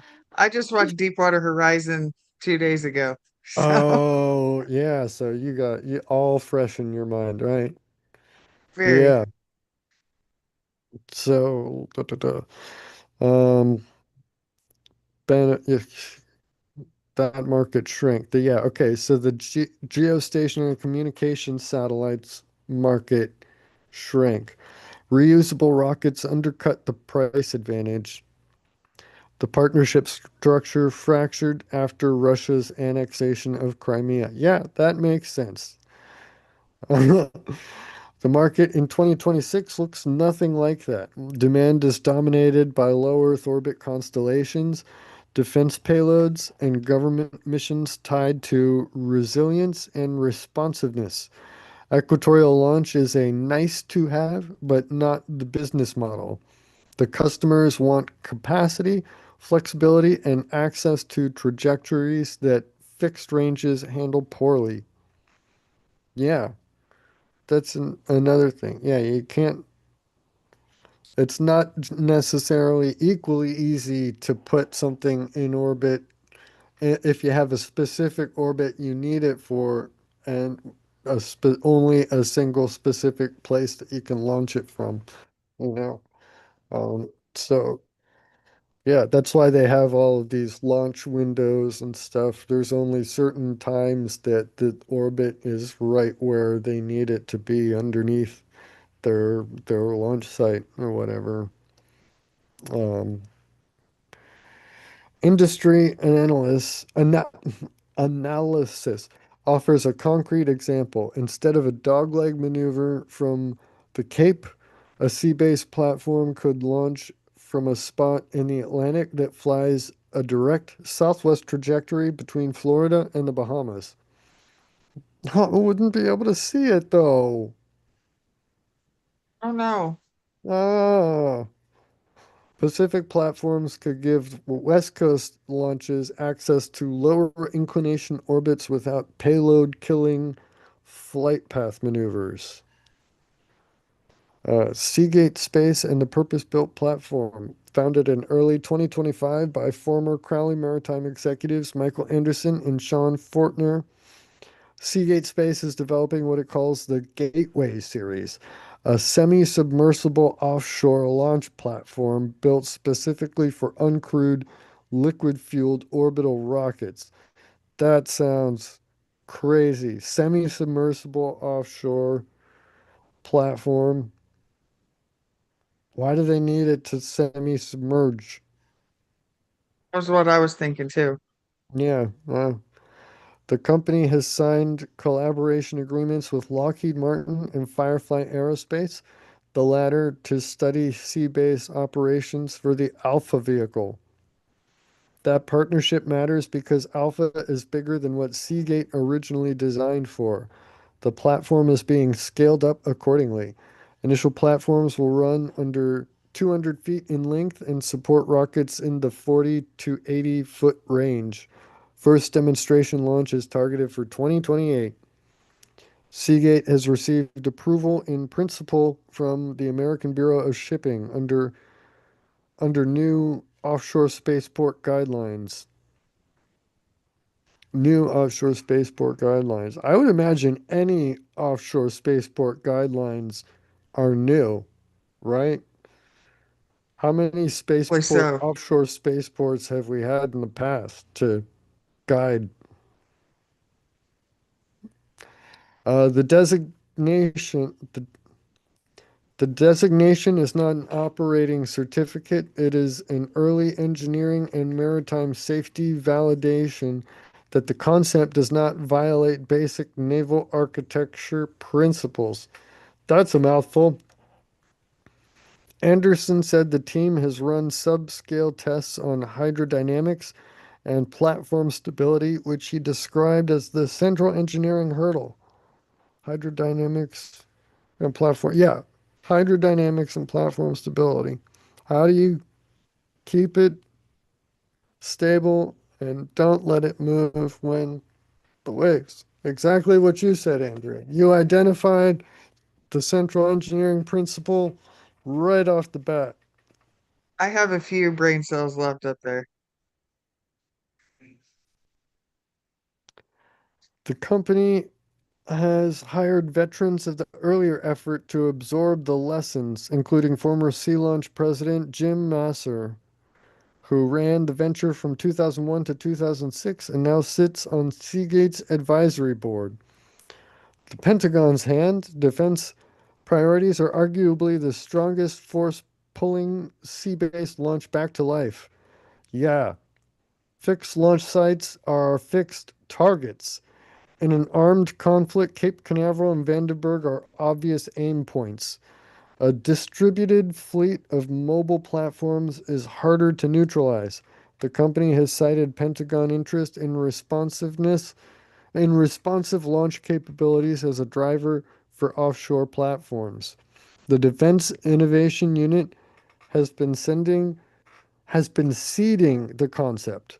In 2024, it awarded the spaceport company a $2.5 million contract for offshore launch infrastructure development.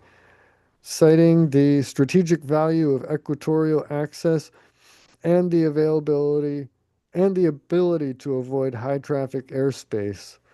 The spaceport company has conducted 6 suborbital launches to date, most off the Gulf Coast for defense agencies and commercial customers, including Lockheed Martin, and is contracted for at least 4 more this year. Caldwell pointed to another use case, the Pentagon's planned layered homeland missile defense system. Testing the interceptors and sensors tied to that architecture will require range capacity the existing sites cannot supply. Wait, sensors, range, okay. Lockheed Martin representatives have indicated that diversifying test range infrastructure would be beneficial. Yeah. Um, the broader pattern, sea-based launch fits a wider shift in how Western space programs are thinking about infrastructure resilience. The same logic driving European governments to back sovereign capacities like ICE, ICEYE's radar satellite constellation concentration is a vulnerability. Distribution is a hedge. The sea launch story will hang over the market for a long time, as it should. But the question facing U.S. policymakers is no longer whether sea-based launch is technically feasible. Sea launch settled that, or whether China can do it operationally. China has documented that too. The question is whether American industry can solve the economics before fixed site congestion becomes the bottleneck that determines how fast the U.S. can field new constellations and weapons. Seagate's 2028 demonstration target is the first real test. The Pentagon money, the Lockheed and Firefly partnerships, the ABS approval, and the policy push all point the same direction. Whether any of it produces an orbital launch from American waters will depend on engineering work. Fueling cryogenic rockets at sea, yeah, offshore payload integration and licensing across FAA, Coast Guard, ABS, and international maritime regimes. That has historically humbled everyone who attempted it. Yeah, bureaucracy.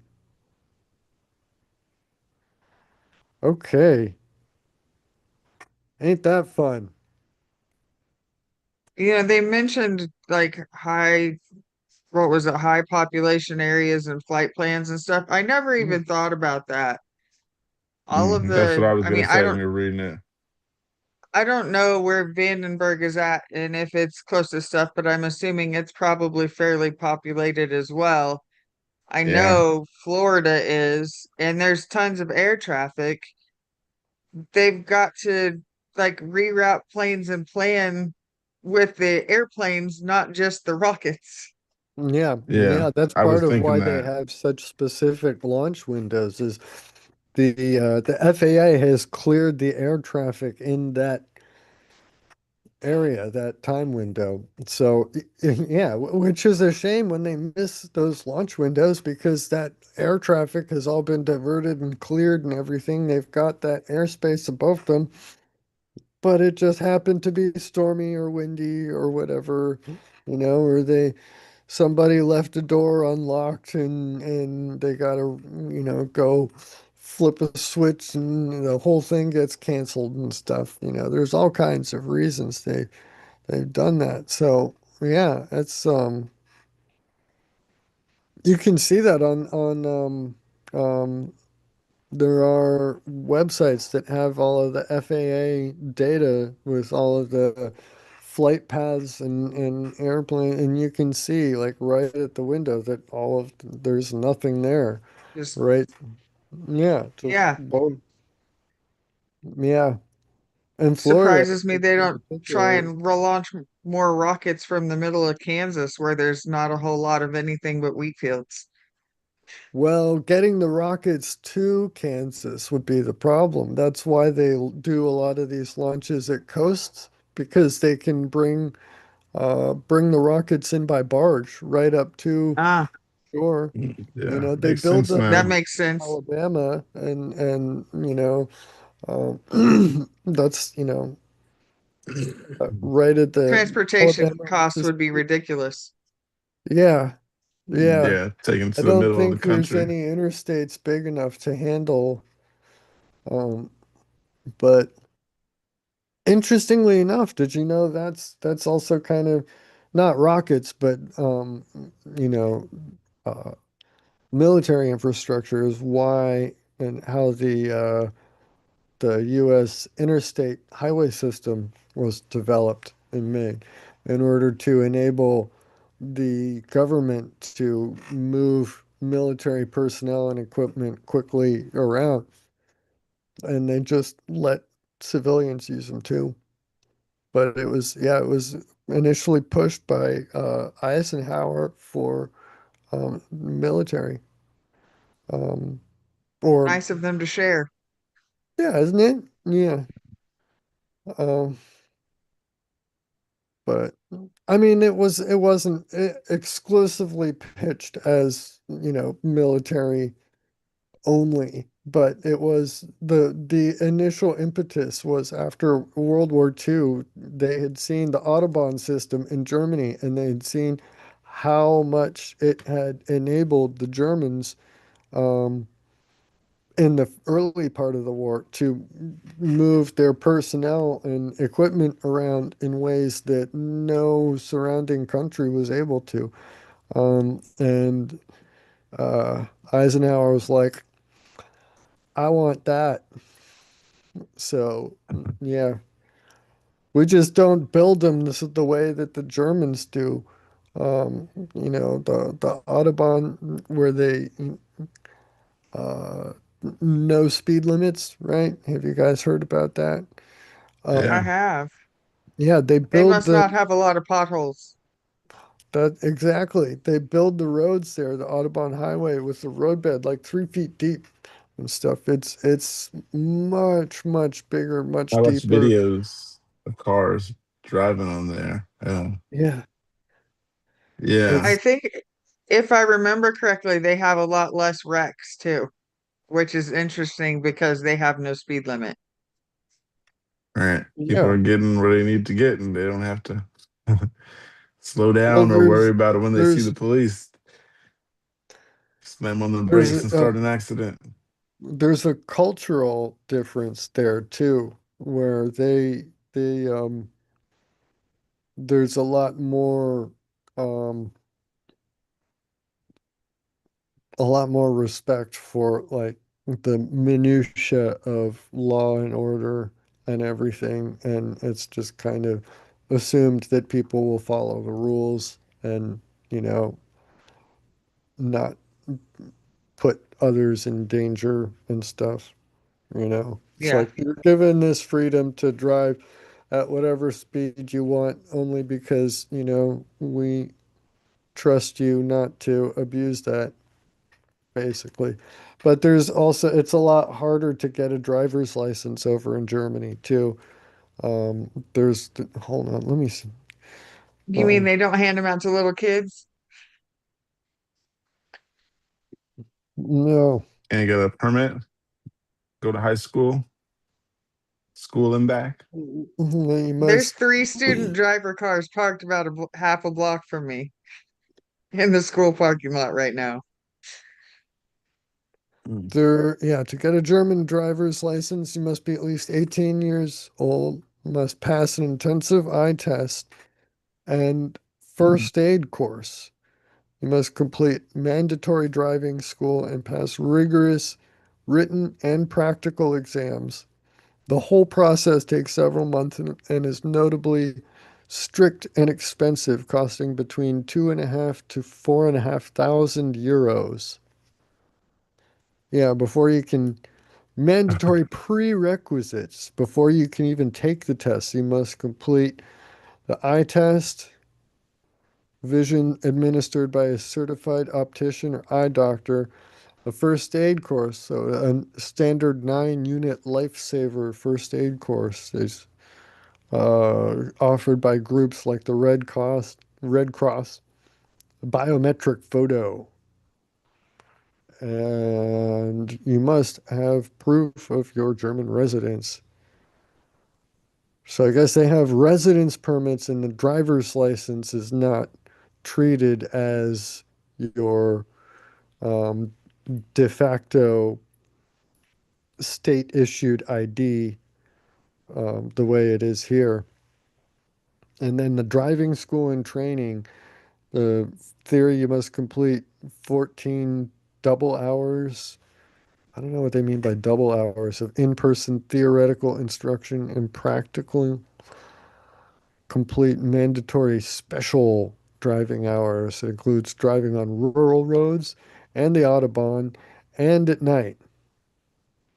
And then the examinations after all of that, the theory test, you have a multiple choice touch screen test, 30 questions for Class B permits, and you are allowed a maximum of 10 demerit points. Demerits. I remember when I Um, took driver's ed, it was a week long, and one girl got in a wreck, and another person ran a stop sign and got pulled over by the cops, and everybody passed. Yeah. And then, yeah, here, all of that is, yeah, that's the theory test. And then the practical test is a 45-minute long driving exam overseen by an official examiner alongside your driving instructor. So it's not just uh, your instructor in the that's a car. lot It's, yeah, right? Yeah. just to get So a all of license. that, yeah, all of that before you can have a driver's license. That's why they trust people to know how fast to drive, what safe conditions are, and to administer first aid to each other should they, mess up, right? It's I a wonder if lot I'd more. pass. Sorry. I was just gonna say, I wonder if I'd pass the vision test. I am so blind.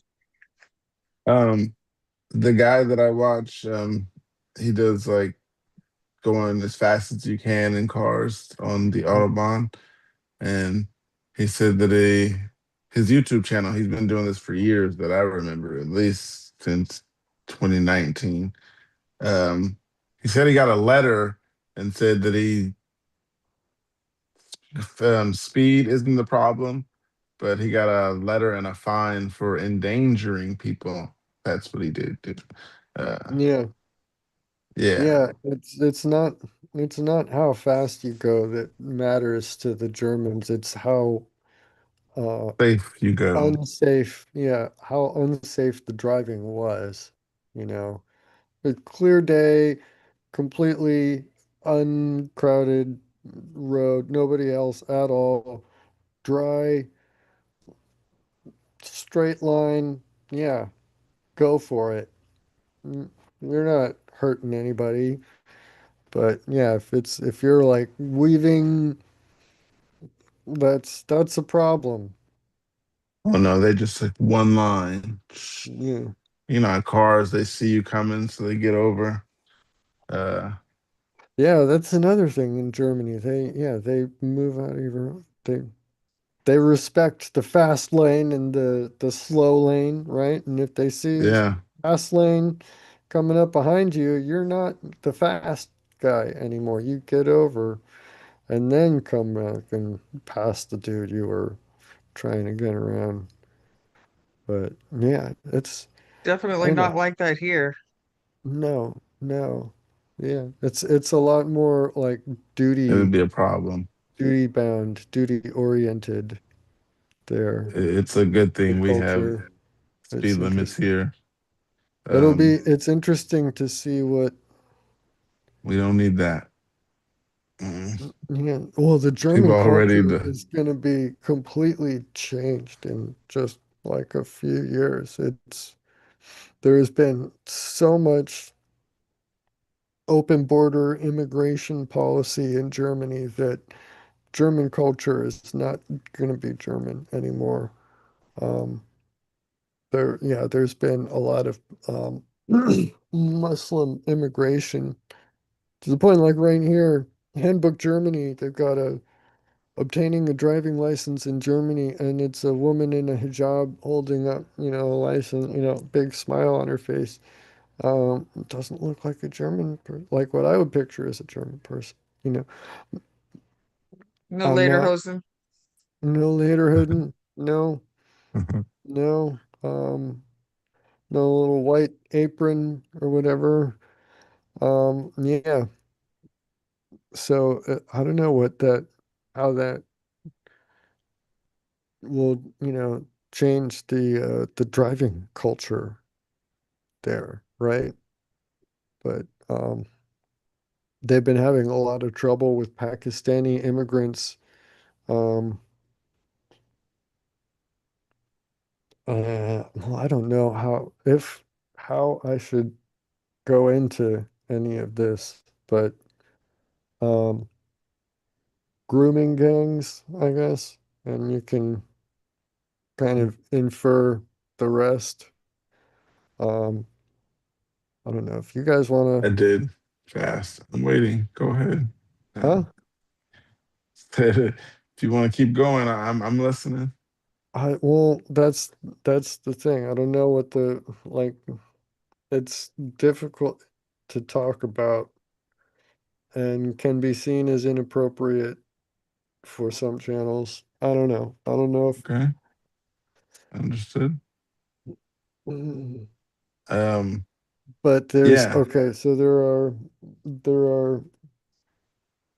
problems with the enforcement of laws over there. There are like parallel Sharia courts and societies that are operating as a sub community within um, and underneath independently of the German um, uh, government, which is kind of a big issue.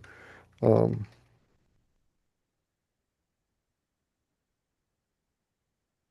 uh, Hold on. High profile. Let's see. Knife attacks linked to Islamist extremism have heavily impacted Germany.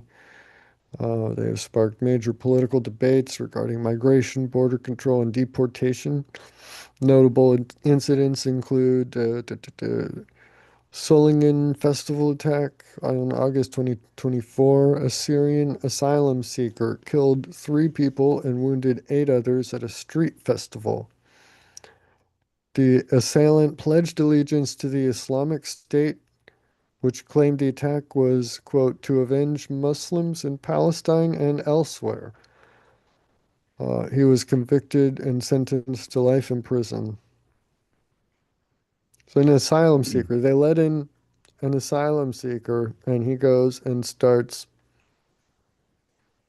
killing, knifing to avenge people in Palestine. What does Germany have to do with Palestine there? What that's Muslims? interesting. There is nothing that Germany has done that those people needed to avenge. That's one of them. Mannheim stabbing in June 2024. An Afghan national attacked a rally held by an anti-Islam organization, injuring 5 activists, fatally stabbing a police officer. Authority, Authorities investigated the incident as an act of Islamist terrorism aimed at silencing critics of Islam. I mean, it goes on, and it's been happening for years. Um, these incidents have fueled right-wing populism and led Chancellor Olaf Scholz's government to tighten public knife laws, reduce social benefits for asylum seekers, and expedite the deportation of rejected asylum claimants. I mean, I don't know. Why are they, what is happening in Syria that they need to go all the way to Germany to get asylum for, right? Isn't political asylum typically you go to the first safe state that you can, the first safe harbor? How far is Syria from Germany? How many nations do they travel through to get there? Quite a bit, and some water. Hmm? Let's see. Don't they have to cross water? Yeah, they gotta get on an airplane and specifically go to Germany, specifically for their social benefits that they give them. Basically, you go to Germany and you say, political asylum, and they give you housing and free, reduced social benefits, as it said here, for asylum seekers. So they're bringing them in and giving them not just safe harbor, but like giving them, yeah, benefits that their own population do not receive. And then they go knife people. Um, and that's just knife attacks, just a couple of them.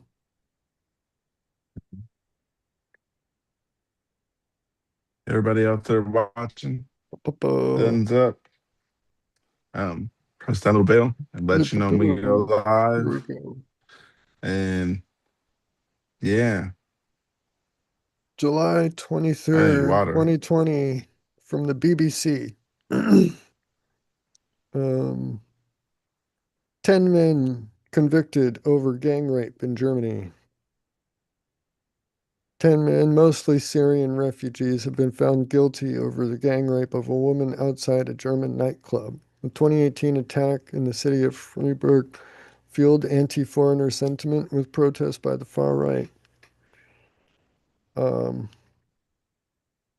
the lead defendant was sentenced to 5.5 years for the attack, which lasted for more than 2 hours, while 7 others received sentences up to 4 years. 5.5 years or four Not years. enough, in my opinion. 2.5 hours, 10 men, and they just get a couple years. Two That's men fucked up. received suspended sentences Your life. for failing to provide assistance. One was acquitted. The Wow. victim, who was 18 at the time, had her drink spiked before being attacked in the bushes outside the venue. 8 of the men on trial were refugees from Syria, while the other 3 came from Iraq, Afghanistan, and Germany.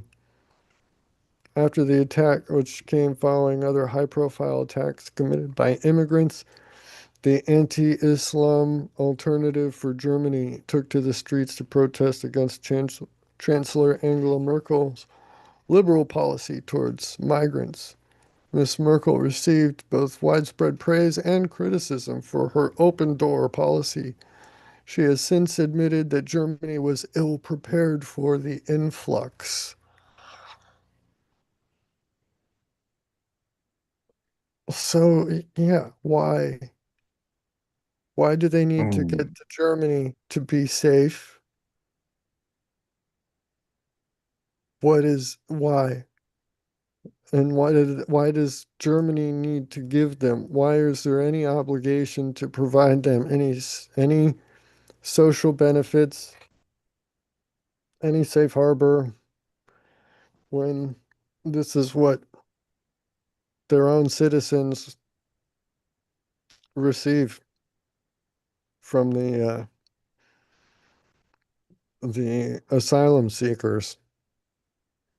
This is why open borders are a bad idea, right? This is this is and this is not. From 2020, and it was going on before that too. Um, Yeah.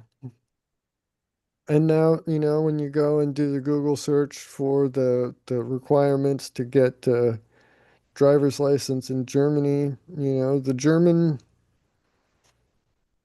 um, site has the woman in a hijab holding, they're already conforming and sacrificing German culture for the immigrants, you know.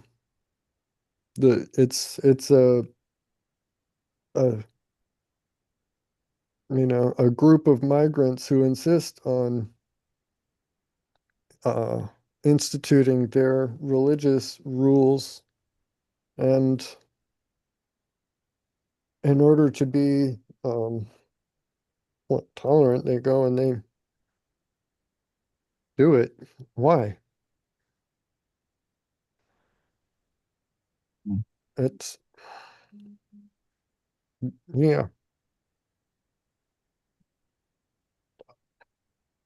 Um, So, and I mean, that's why I opposed open borders here too, because anybody, any motivation, any ideological oh yeah, I agree. alignment could all just come in, slip in, and they did. And who knows where they are? Who knows what their motivations really are? Who knows what they're pretending to be? I I don't I don't know. And when you Um, point out the reality of what is happening from and where the culture that these attacks are coming from, you get silenced by being called Islamophobic, which is not a real word before like 2000, 2001. That's when the word was invented, I think, to silence any criticism of, you know, right?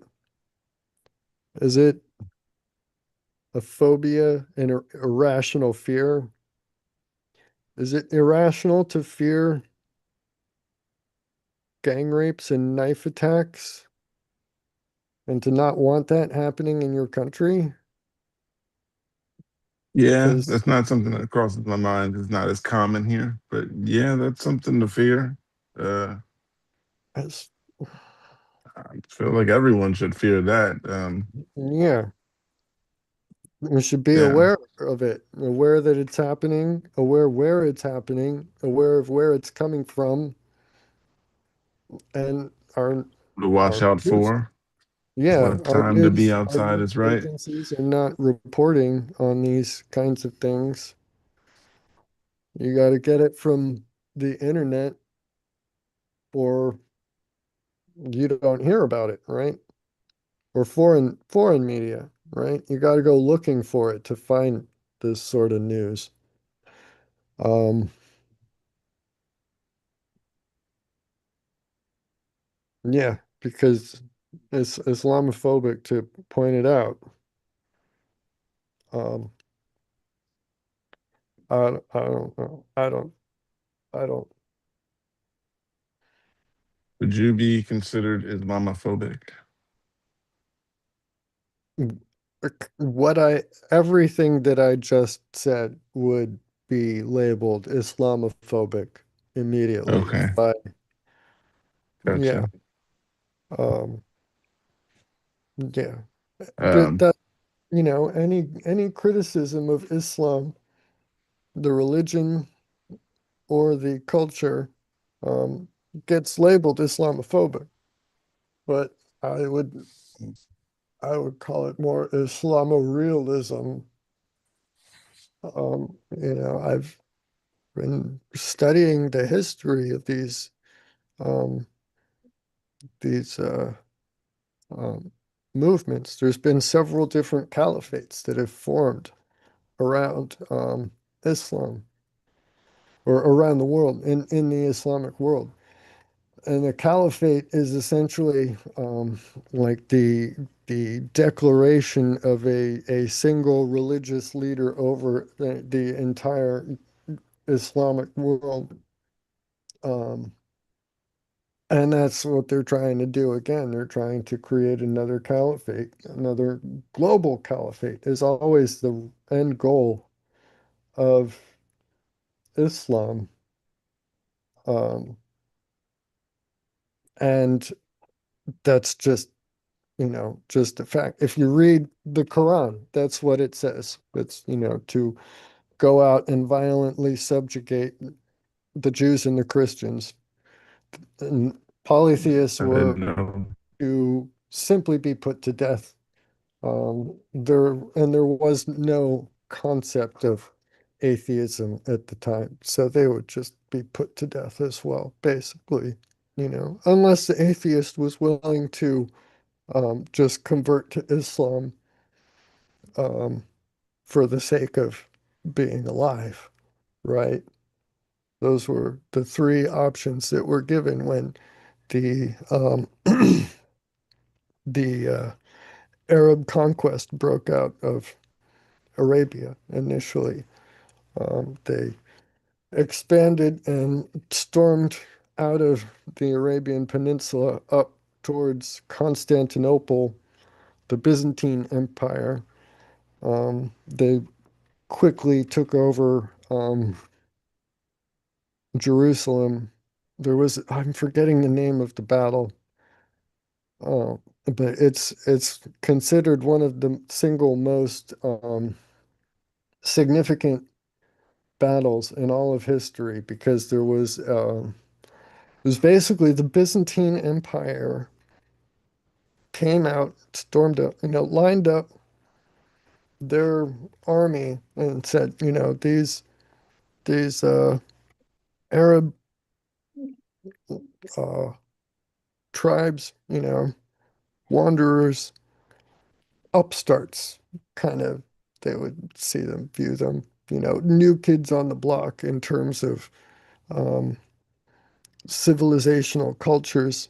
And the Byzantines basically saw themselves as the extension, the continuation of Rome. They would have called themselves Romans, So they kind of had that same weight behind them.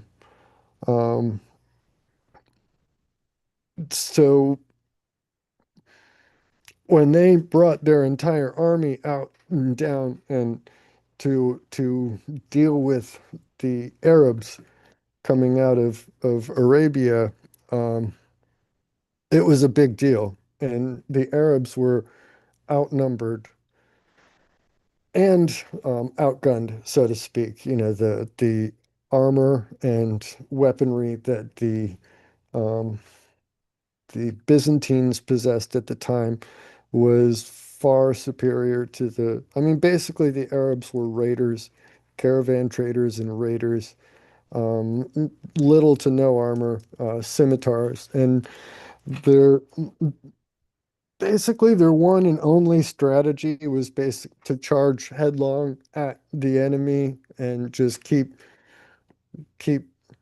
sending bodies at them until they either are overwhelmed or your men are like all dead, um, because they've been instructed basically, this is jihad. This is the jihad that the Al Qaeda considers themselves to be a continuation of, that ISIS considers themselves to be a continuation of, like all out war.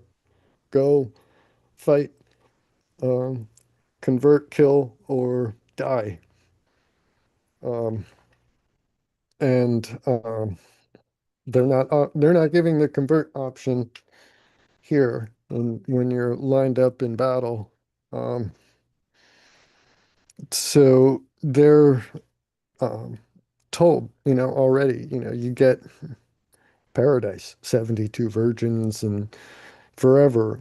The Houris, they call them virgins, but they're, I mean, are versions, but they're like supernatural entities, or sort of. They're described as big, large, dark-eyed, large-breasted women whose virginity is supernaturally restored every night by Allah for his favored men to deflower every day.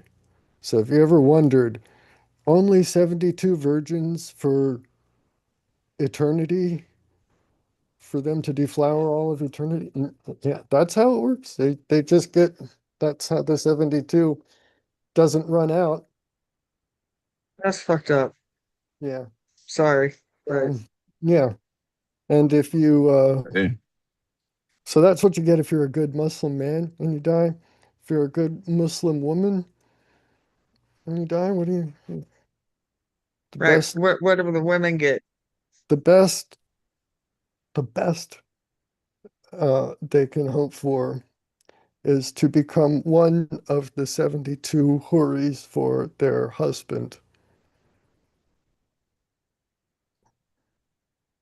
But I mean, I have no words. have the men are allowed at least three other wives also, four wives in Oh, I was gonna Islam. say three other. Yeah. Okay. Yeah, Wow. three others, four total.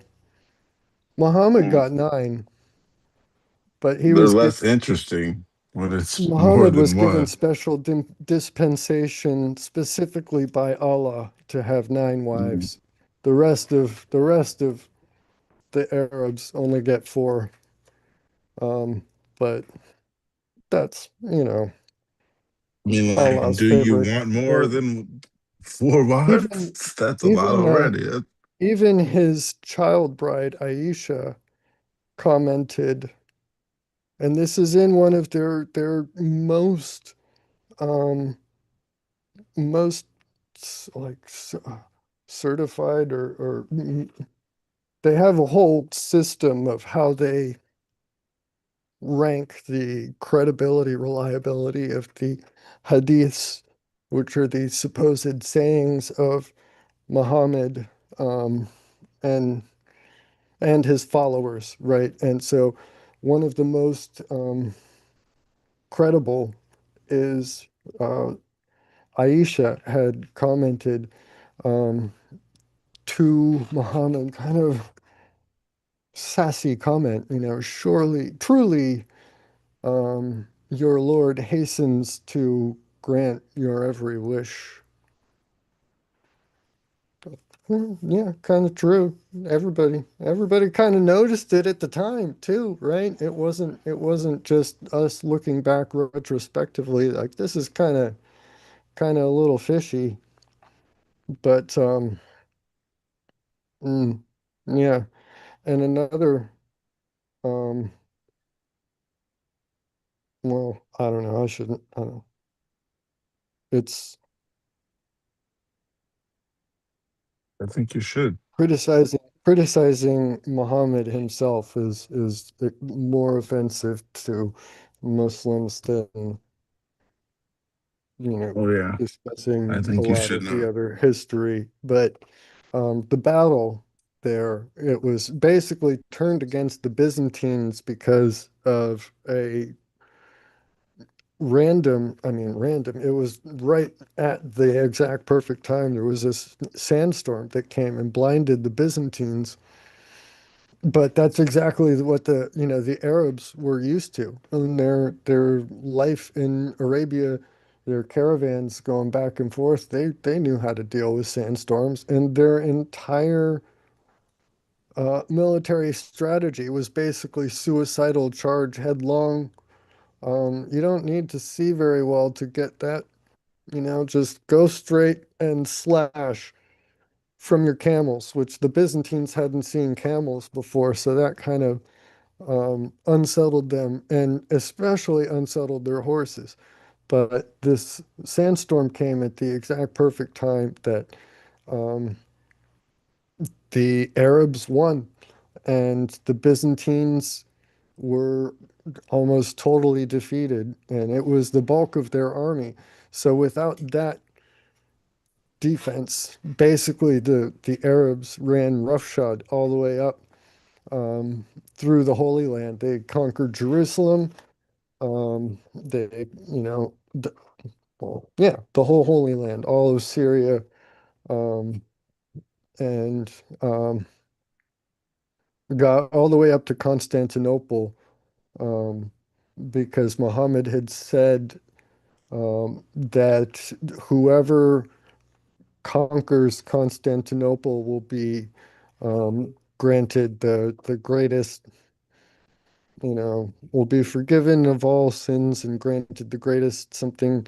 I'm blanking on it at the time. But basically, Constantinople was like the goal that Muhammad could never conquer, he could never reach, and he made it basically the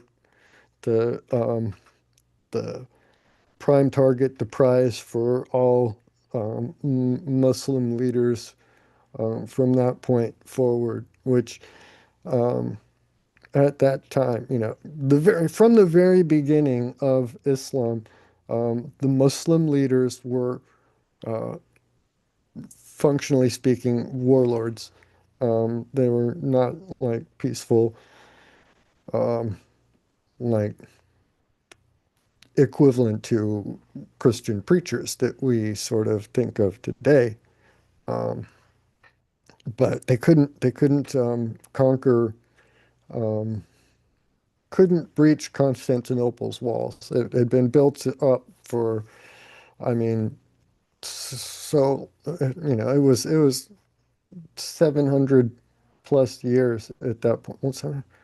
No, it's like 500 years that Constantinople had existed and been built and rebuilt, and the walls was just impregnable. So they just went down and went the other way, basically, and ran right, basically straight through North Africa, which at that point was the center, the cultural hub of Christianity at the time.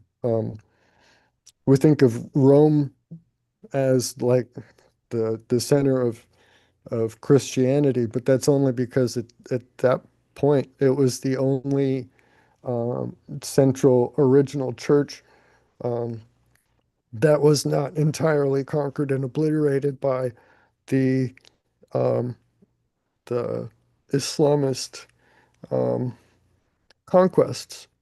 That the within the first 100 years of Islam's existence, it had um, effectively destroyed 75% of approximately 75% of what had been the bulk of Christian cultural um, history and whatnot.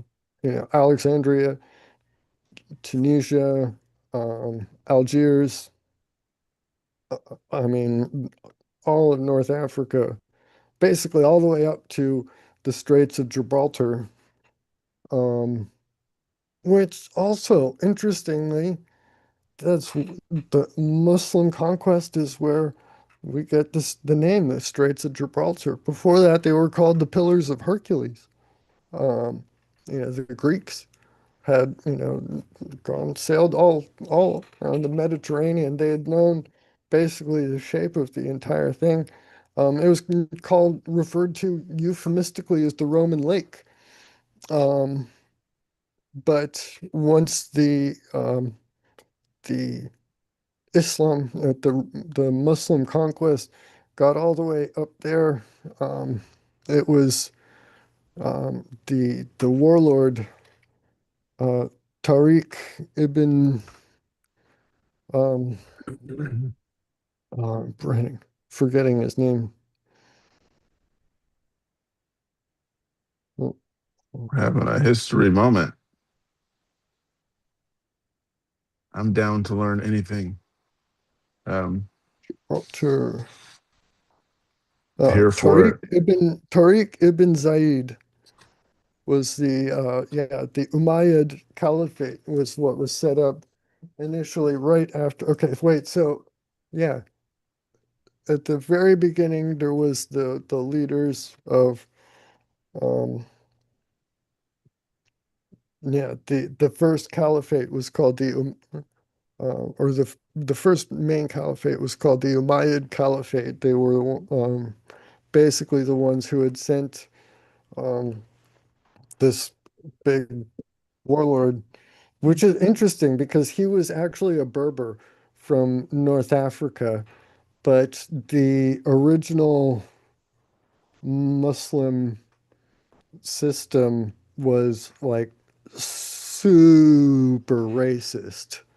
Like if you were not Arab, then you were kind of like by default going to be second class citizen. Um, only Arabs could were holding the absolute peak of the power at the time. But they gave him this uh, task, basically, a big army, and they said, "Okay, go conquer." And so he went, and he said he conquered until he could conquer no more. He conquered up until there was water, and then he basically turned north and just jumped his boats or got some help from across the straits and was able to ferry his army across up into the Iberian Peninsula, and they just started trampling and conquering, jihading their way all the way up through the Iberian Peninsula until they were stopped at the Battle of Tours um, in France. The Muslims had control all the way, all of Spain, all of Portugal, all the way up to part of France was in their control within 100 years of Muhammad dying. Um, so, and they were good Muslims. They were really good Muslims. They were doing exactly what they were told to do, exactly what their scriptures, what their prophet had instructed. I mean, they had basically within living memory his exact explicit instructions. So, yeah, um, when people try to say it's a religion of peace, that's how Islam spread. It's not when I was growing up, I had this image in my head that like, oh, Islam must have spread the same way sort of that Christianity spread. Christianity initially was like a an illegal religion. It was not, it was heavily persecuted, all the way up. Like you heard stories of Emperor Nero burning Christians on crosses for light at night, whatever, feeding them um, to the lions in the Colosseum. Um, they were basically a very convenient scapegoat at the time because um, the Roman administration was all, and I mean, the Roman religion, state religion was all um, pagan and heavily polytheist. They didn't really care what gods you worshiped as long as you paid lip service to the imperial cult, and then you just worship whoever you wanted, whatever. It was like live and let live. And um, the Christians were saying that no, those gods are not real gods. There's only one God. Um, so when something happened, some drought or something that um, it was easy to say, oh, it's the Christians who displeased the God of rain or whatever, the god of this, the god of that. Um, anything bad that happened, it could easily be blamed on, these people who are not worshiping the gods who control that.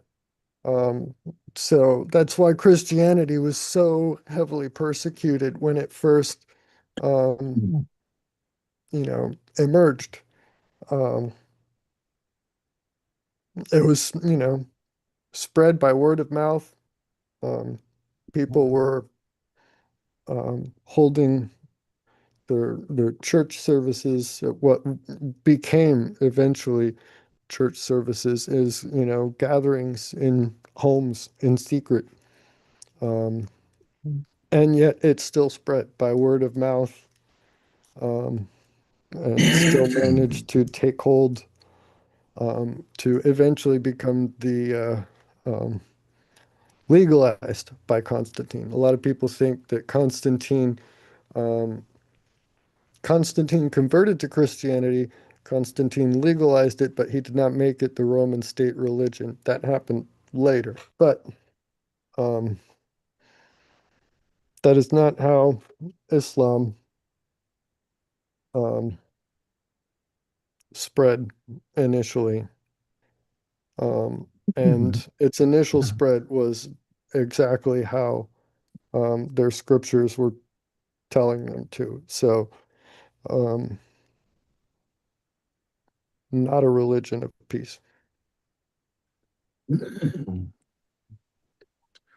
But, I got something if you're ready to move on. yeah, I'm done being Islamophobic for now. I've got more history I can share, but this is enough.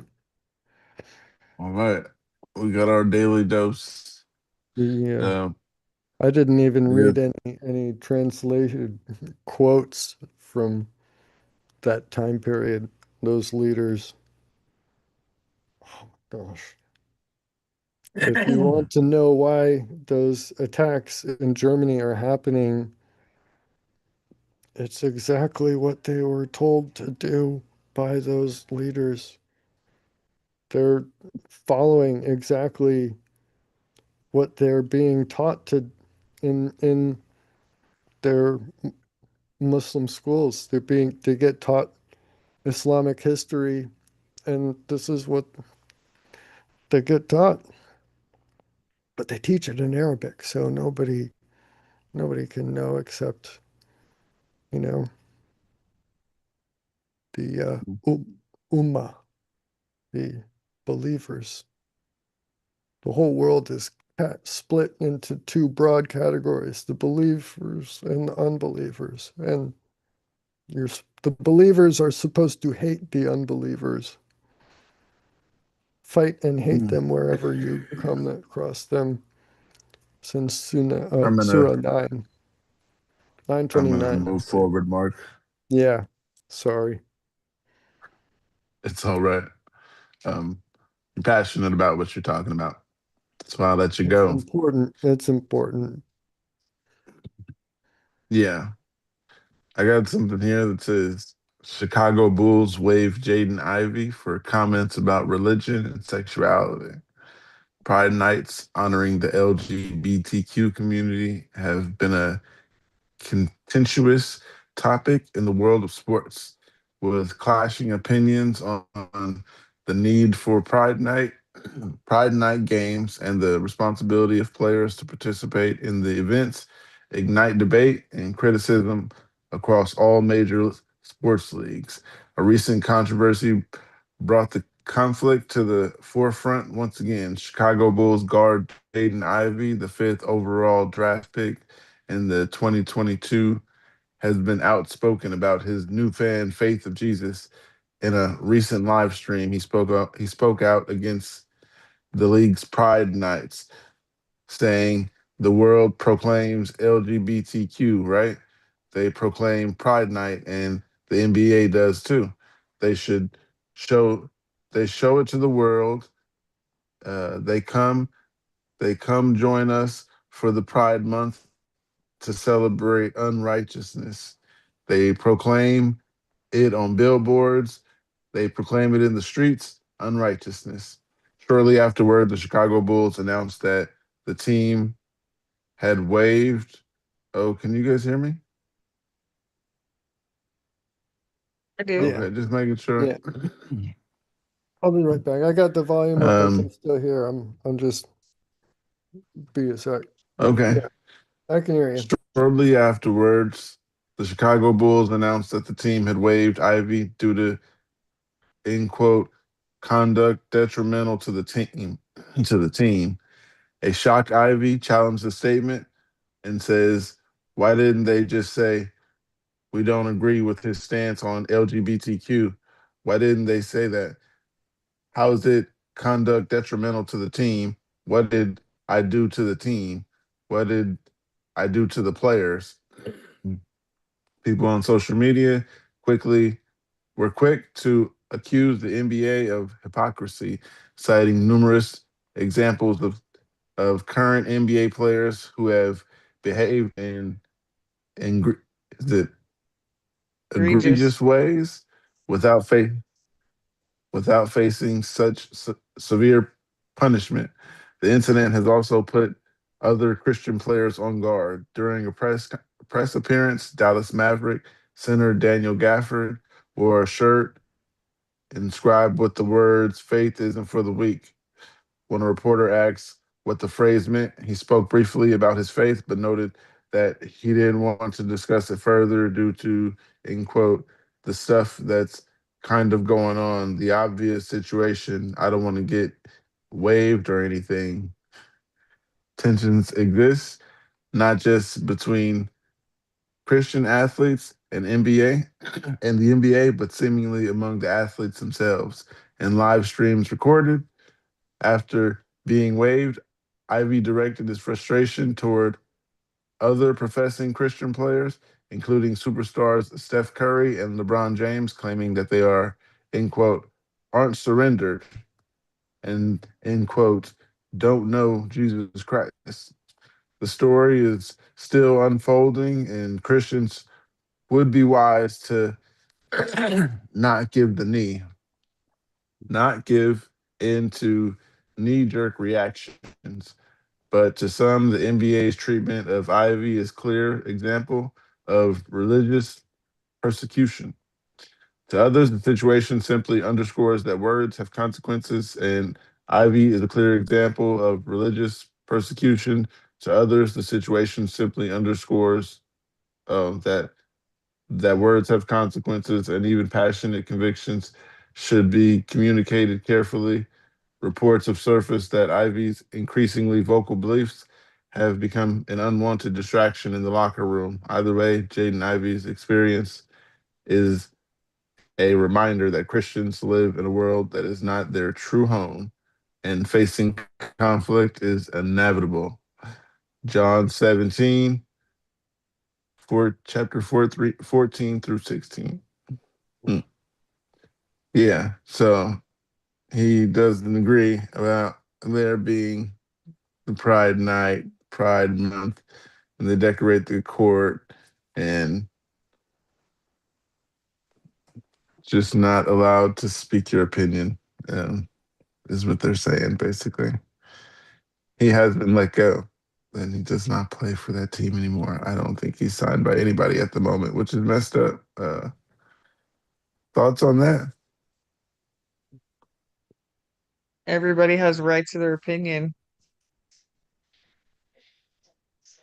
Unless you play basketball for the NBA. He still has a Well, right to his opinion, but you have to deal with, yeah. if you're putting it You out got to there, you say got to that in deal I the. with the I mean, consequences of what you're putting out. I agree. Yeah, I Yeah. agree. You gotta be ready to deal with the consequences of what you say. Good on him for standing by it, by what he believes. Has massive consequences, right? I don't know many people Yeah. who would have their faith tested like that, toe the line or else um Yeah, I don't know. I mean, Uh, it's on the team to choose whether they keep them on the roster or not, too, right? oh no, he's been like a Yeah, right. That was their So choice, though. it's it's their yeah. yeah. Um, He was waived for conduct detrimental to the team. that's a nice way to get around saying what the actual reason was, I guess. Because if they Yeah, that didn't, was the reason. well, if they, I don't know, they would have a really quick and clear-cut case of religious discrimination if they said it was because of his beliefs and his stance on the Pride Nights. So they can't say that. They've got to come up with something else. Um, I think that's kind of sleazy on their part, but um, that's pretty normal. Yeah. Um,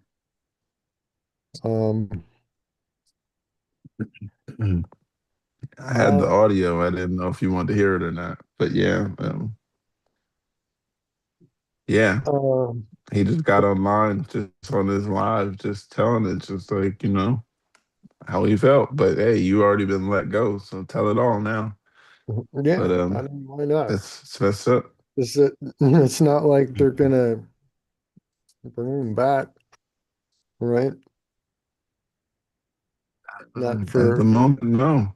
And yeah. Was that the was a And couple video that weeks he ago put that this out, happened.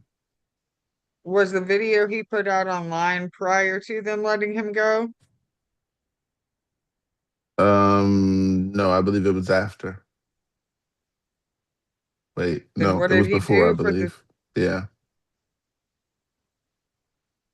yeah, I don't know. Which Yeah, it was amendment is after. I that? mean, That free before. speech one in the Bill of Say that Rights? again. I said, which one was it on the Bill of Rights? That thing about freedom of speech? Mm, uh, yeah, yeah. but I don't know also what to of say. religion. Yeah. So that's tied up there too. So, they can't, I don't know. I don't like Oh yeah. the way that they force the players to take part in something that is counter to their religious beliefs, or else Me they lose either. their job. But That's why they have to say it's conduct detrimental to the team. If they said it it could look was bad on the because, team if right. they Yeah. keep him. Well, I don't know. Look bad on the whole NBA, technically. I mean, not as bad because he's I Christian as agree. it They would be shouldn't. for other religions. Like I was saying earlier, if he was a Muslim, they are staunchly anti-LGBT. I mean, they like throwing them off buildings, out of windows. That's literally the execution method prescribed for identified homosexuality by Hamas when they took control of Gaza and they threw all of their political He was a opponents and good player. all the gays off the top of the tall buildings, tallest ones they could find. Um, yeah, if he were a an openly professing Muslim player, I don't know if they would be so quick to dismiss him, even with that thinly veiled conduct detrimental to the team or whatever. Like, we know what you really mean. Um, the fact that it's so close, people would put two and two together and say, oh, it's because he's Muslim and cry foul, I think, because it would be Islamophobic to force a Muslim player to take part in gay pride stuff, right? What do they actually do? What does the NBA actually do for Pride Month? I I don't don't They watch know. paint the basketball. court. It's Uh, pride. I mean, the whole thing is yeah, they Pride Month. paint the court. They All have of June flags is, out there. yeah, all of June Yeah, is just like something you dripping got to Well, see to I believe. pride flags and everything. So you can't be an NBA player and not take part in LGBT Correct. anything. You have Right. to Now, when celebrate the movement. And if you probably that get a is, little patch, yeah, if that is just entirely counter to your religious beliefs, then you just get let go. If you're Christian, I don't know what would happen if you were Muslim and made those same objections.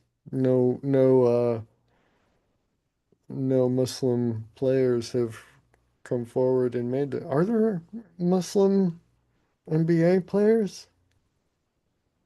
I'm not familiar. I I don't don't think they want to follow come out sport. because of this reason. I think they would. Mm. So yeah, he's not playing. I don't I don't know. think there's any other team who wants to look. Jaylen Brown, They don't want Yusuf. to look bad for taking him. So now he's just I a good player. He was the fifth overall pick, and mean, now he's that's pretty just high. not playing. Uh, I yeah, mean, you don't get back into the NBA after that kind of thing, do you? no, It's basically his career is gone, done. correct. He's played since 2022. His career is done. Yeah, from they one had. Twitter I video. believe.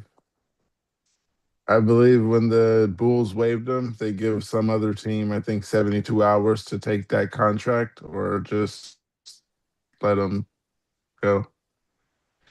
And he was just let go. And Well, as of now, he is the not signed, reason which they give sucks, for letting man. go is conduct detrimental to the team, I think they've basically poisoned you. No other team will want, in that 72-hour window, what team would want to pick up a player detrimental to his previous team so quickly, too, right? Like, yeah, Right. nobody's So gonna. now he's just not playing. It's messed up. Uh,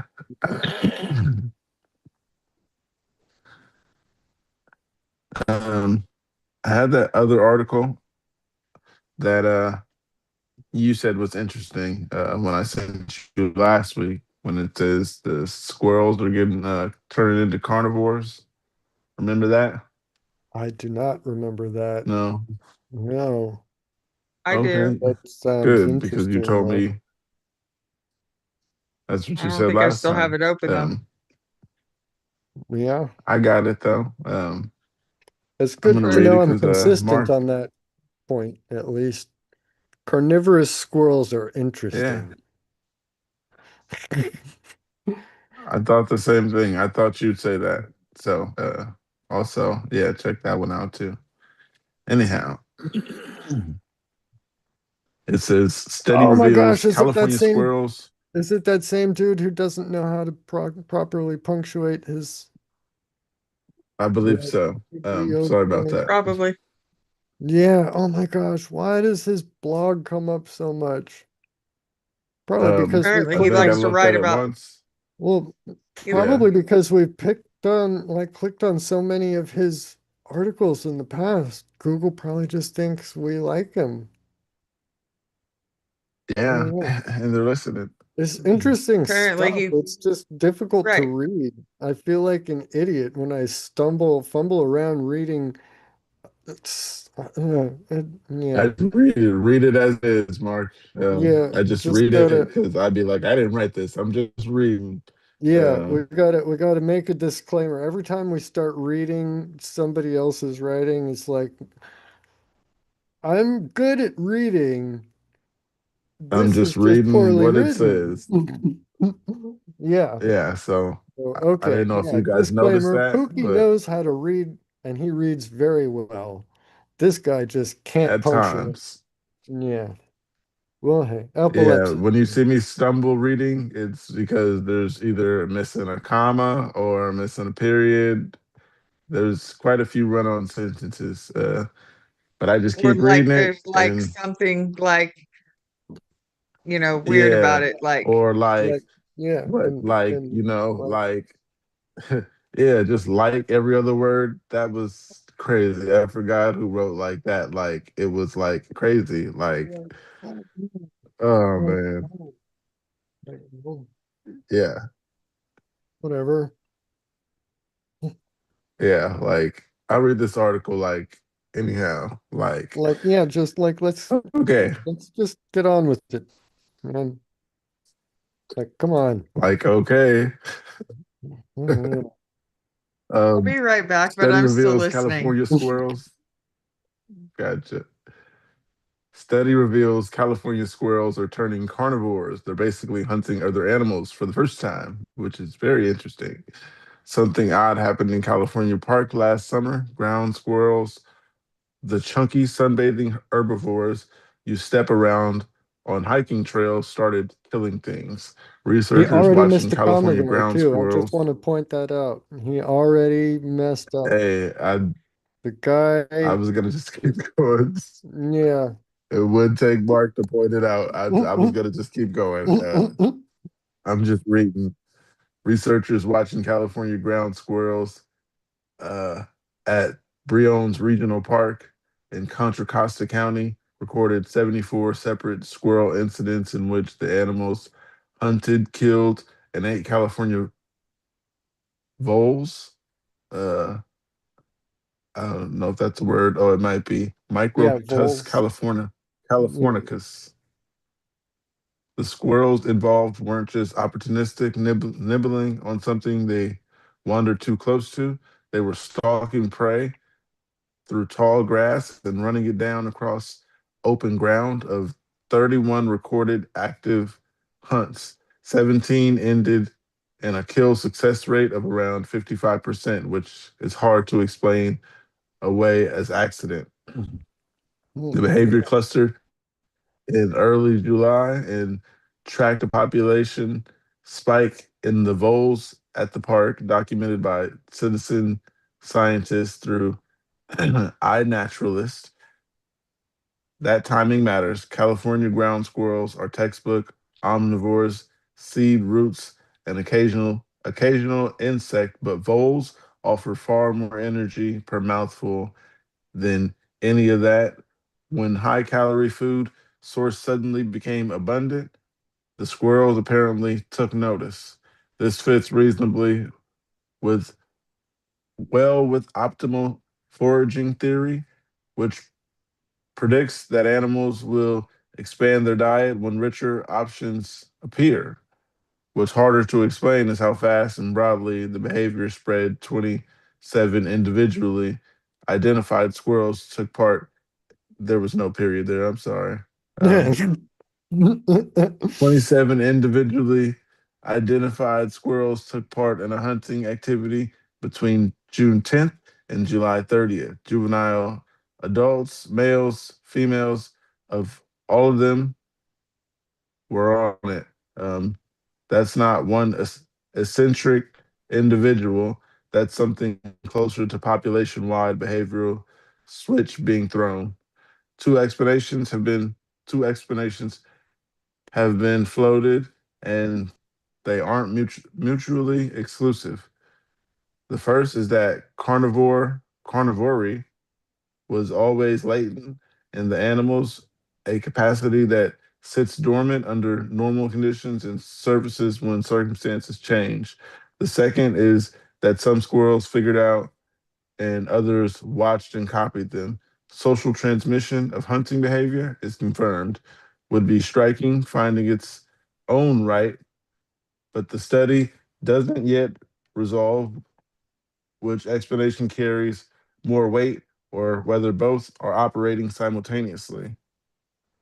The ecological implications are worth taking seriously. Voles are herbivores, and their population sizes have knock on effects on vegetation. Adding a novel, widespread predator to the mix, even intermittently, could shift local food web dynamics in ways that are hard to predict in advance. The researchers also note that behavioral flexibility like this may help the species cope with climate driven disruptions to food supply. That's plausible, though speculative for now. A lot of remains, a lot remains open. Whether this was one summer anomaly or a recurring pattern is unknown. Whether hunting gets passed down to offspring, whether it spreads to other populations, whether it actually improves survival or reproduction, none of this has been established yet. Longer term study across multiple sites would start to answer those questions. For now, what's clear is that species biologists thought they knew well, just added a new entry to its behavioral profile.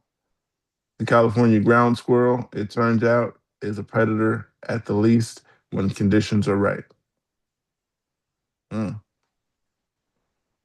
Very Yeah. interesting. So Yeah. the the picture here has a squirrel with a little mouse in its mouth, like in its little hands. It does not look Yeah. excited about it either. What does an Yeah. excited squirrel look like? No, I'm saying the mouse doesn't look excited. I don't know what an excited mouse looks like, but this mouse doesn't look happy about being No, in that squirrel's mouth. but the squirrel should be He's happy. holding them like a piece of food. Yeah, I see. This is I sent you the article. Yeah. yeah, that's what I see. Yeah, little squirrel. I think Yeah. it's more likely that that little animal being held by the squirrel is dead already. Or it's all AI Mm, generated imagery that the guy just, yeah. That's possible. possible too. Um, yeah, because usually they'll put the person who took the picture, put its name and stuff under it. So you might be Yeah. right because there's no reference, and there's oh wow, yeah, there's other pictures too of the squirrel ripping its head off. I don't think anybody What? wants to see that, but yeah. Oh my Mm. gosh. Click. No ads. No, don't allow. Okay. Um, Whoa. Intense. um, He's like trotting so yeah, along. that's not something. What? You guys have good squirrel populations where you're at? I don't, yeah, I mean, we have a squirrel population. Yeah, good. Kind Is, of depends on where you're at around here. yeah, Okay. Yeah. well, Um, there I've was an article here. known that like rats can, under certain conditions, like eat their own young when a mother gives birth. So I know that it's not entirely unheard of for rodents to eat meat, you know, cannibalize is like even further. Well, I don't know. I guess that's kind of anthropomorphizing it a bit, right? Cannibalism is worse than just eating other meat. I wonder if it's I mean, that might be in more of an opportunistic or even a stress response, the mother eating her young, because they're right there. They're not Mm. going anywhere, especially the little baby rats are like tiny little jelly beans. Well, I mean, like if you're like, like hungry, like really hungry, um, Well, like you're gonna eat. If there's like a cold winter, you don't want to go outside. Maybe the squirrels are maybe in their little bunker, and mom In their has some bunker. babies, like, and dad's like, they're home. I don't know where rats live at, but I hope they're not living in this house, but that I know of, they're not. But yeah, wherever rats sleep at, maybe it's a season they don't want to come outside and like stay in the house, like for all that season, like as much as you'd like. What do you guys think this person looked like that said like so much? They were young. green hair,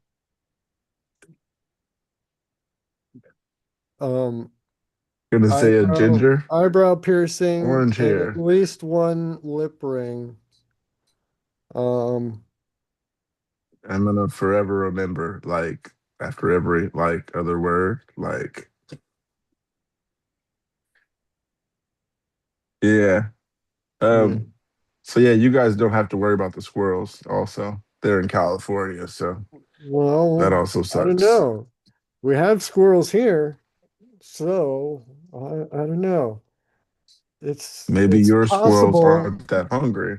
Yeah, it's possible that this might be hinting at a latent um, carnivorism possible in all rodentia, which Maybe they're could zombies. be, yeah, could be Zombie unsettling. squirrels. Yeah. Starting in California, then they'll migrate Or those, east. or what about like the uh mole rats, the rabid mole rats in Fallout? Maybe that's where this started, right? Mm-mm-mm. They The played too much gigantic, Fallout. the gigantic rats. Yeah. I think I did. And Uh, then yeah, so yeah. this is 2026, so we still got 50 years before the world ends. That's plenty of time for these ground squirrels to start getting more and more carnivorous before they get irradiated to crossbreed with the rats to make them big, right? Because I heard, where was it? There was something I saw with Did I hear rats. you say 2036? No, this is 2026 right now. In the Fallout universe, the bomb day is October 23rd, 2076. Oh, So yeah. I there's won't be here 50 years from 50 now. years left until um Possible. But yeah. I'll probably be gone by then. I won't have to worry. But yeah. yeah.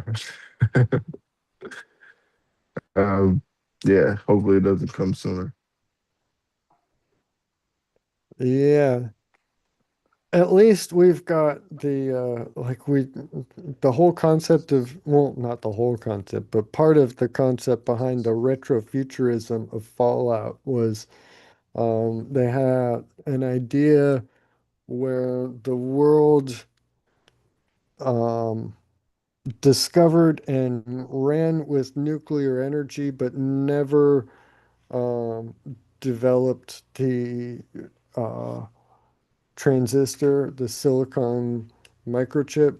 So everything is all running on vacuum tube type computers.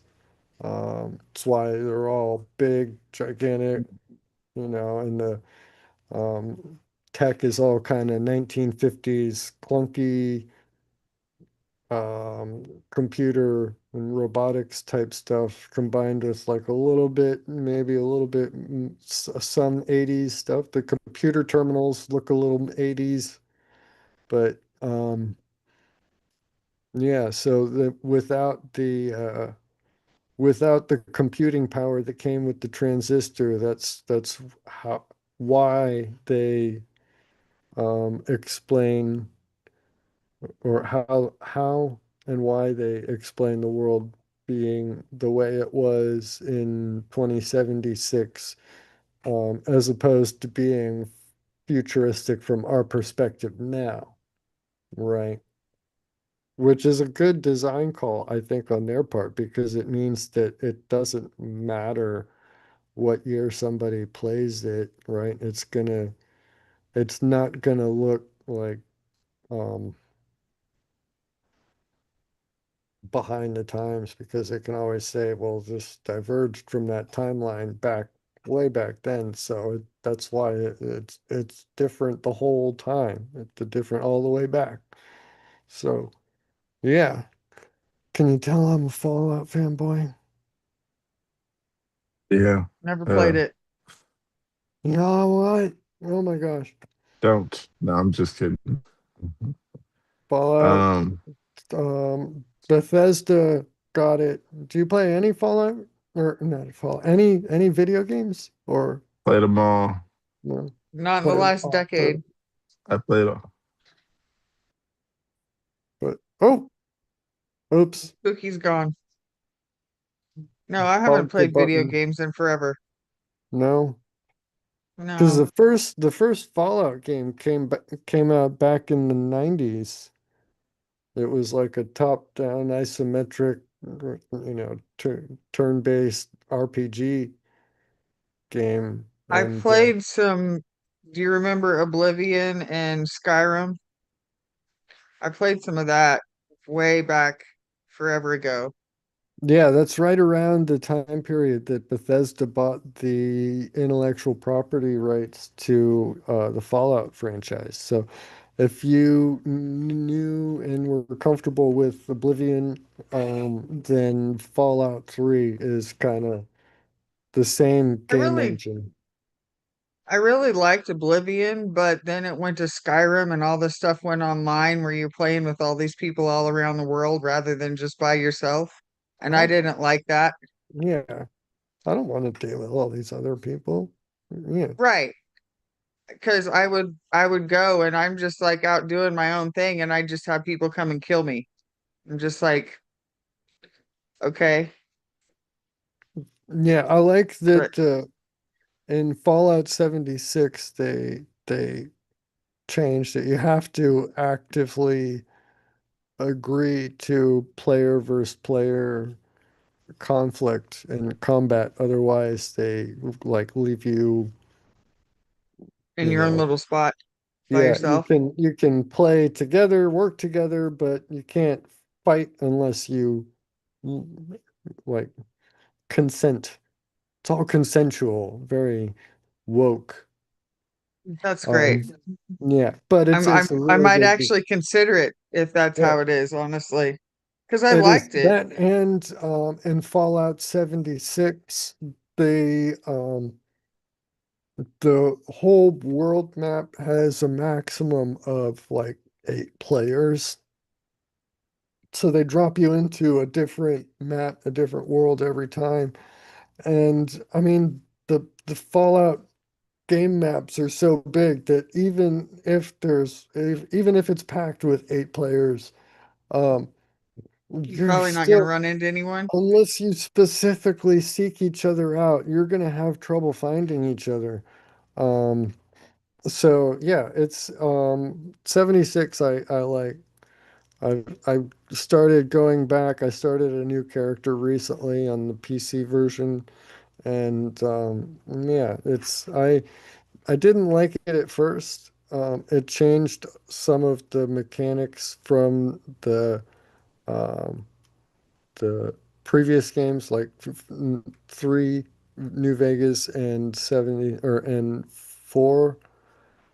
But some of that is by necessity because of the the targeting system, the way that it worked, it could you like stop and freeze time and target individual limbs or whatever with the percentage chance to hit and get the so they still had to include that because that Vault Tech computer thing is part of the whole game lore, but they had to do it in a way that wouldn't stop time for everybody on the entire map.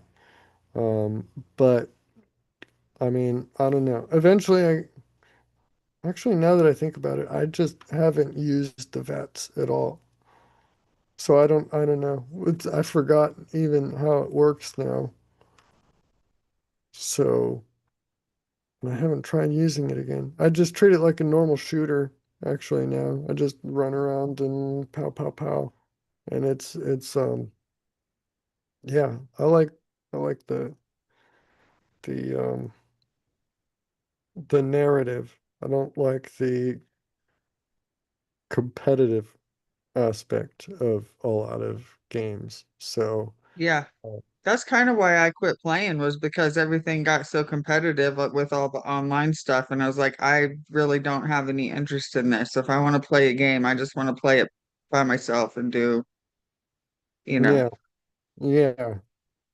Yeah, and I mean also I can't compete like my reaction times are so slow, so much farther than everybody else around me in my age group Yeah. that I never stood a chance on anything, any video game I ever played that was like a one-on-one where reaction times were at all a factor. I was at an inherent disadvantage and so yeah, that Yeah. Same additionally here. is like, okay, I just want the story. Give me a good story and what well designed environment and just leave me alone. So yeah. There So was a minute I was playing Grand Theft Auto, Guitar Hero. oh man, Yeah. I like Grand Grand Theft Theft Auto. Auto, play with Pookie. If it wasn't for What? Grand Theft Auto, I'd never met you guys. Never met Why I is what? got that? on Reddit for I got on Reddit for Grand Theft Auto. Really? Um, Nice. yeah, there So was a guy who was part of a racing group, and like they drove around the whole map together, just a whole group of I don't know how many people it was, but I thought it was nice. But when you join, they all try to kill you. So I tried to figure out how to talk to the guy and send him a message, and he told me I had to go on Reddit, join the community like this, and then I'll figure out the days and the places they're gonna be and stuff. And I was like, "Are you that serious?" So I landed in the same room with them on accident, and I just happened to see those, and I was like, "How do these people do it?" Um, but they're yeah, like, you bother oh one, man, and they kill don't you all. yeah. That makes sense. They're doing their thing, and you're coming in hot on their business. I just wanted to join. Just driving next to them, I was a problem. But yeah, They never You I weren't know went if part on you of the might. Reddit, crew. and Yeah, they never know if you might yeah, I turn on wasn't them. part of the crew. They probably did think I was gonna. Yeah, I was just curious player, not knowing. This is the first time I seen a bunch of characters driving around together in nice Yeah. cars and like doing zigzags in the middle of the streets and stuff. I was like, okay, let me join and be last. Um, yeah, don't Mm. do that. Not without But permission. yeah, I got on Reddit. Yeah, I got on Reddit and something popped up about epilepsy, and it's like, oh, I have epilepsy. Let me check it out. They're probably not saying anything I don't know. Um, Come to find out, they were saying a lot that I didn't know, and there was a lot that I was saying, I guess, that offended the subreddit's owner or moderator and kicked me out. So I said, I'll make Any my Good on own idea you. how? post. I don't need you. I make my own place. And yeah, And here we are today. No. here we are. The rest Thanks to is Grand Theft history, Auto. all entirely documented on YouTube. Pretty Yeah. much. We But made it to this point because Grand Theft Auto. Wow. well, I got an interesting article here, and it is not by the same guy who missed the commas and the periods and all that stuff. So we got a little break. God, thank It says God. Yay.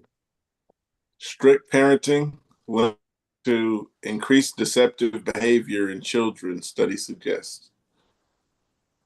Mm.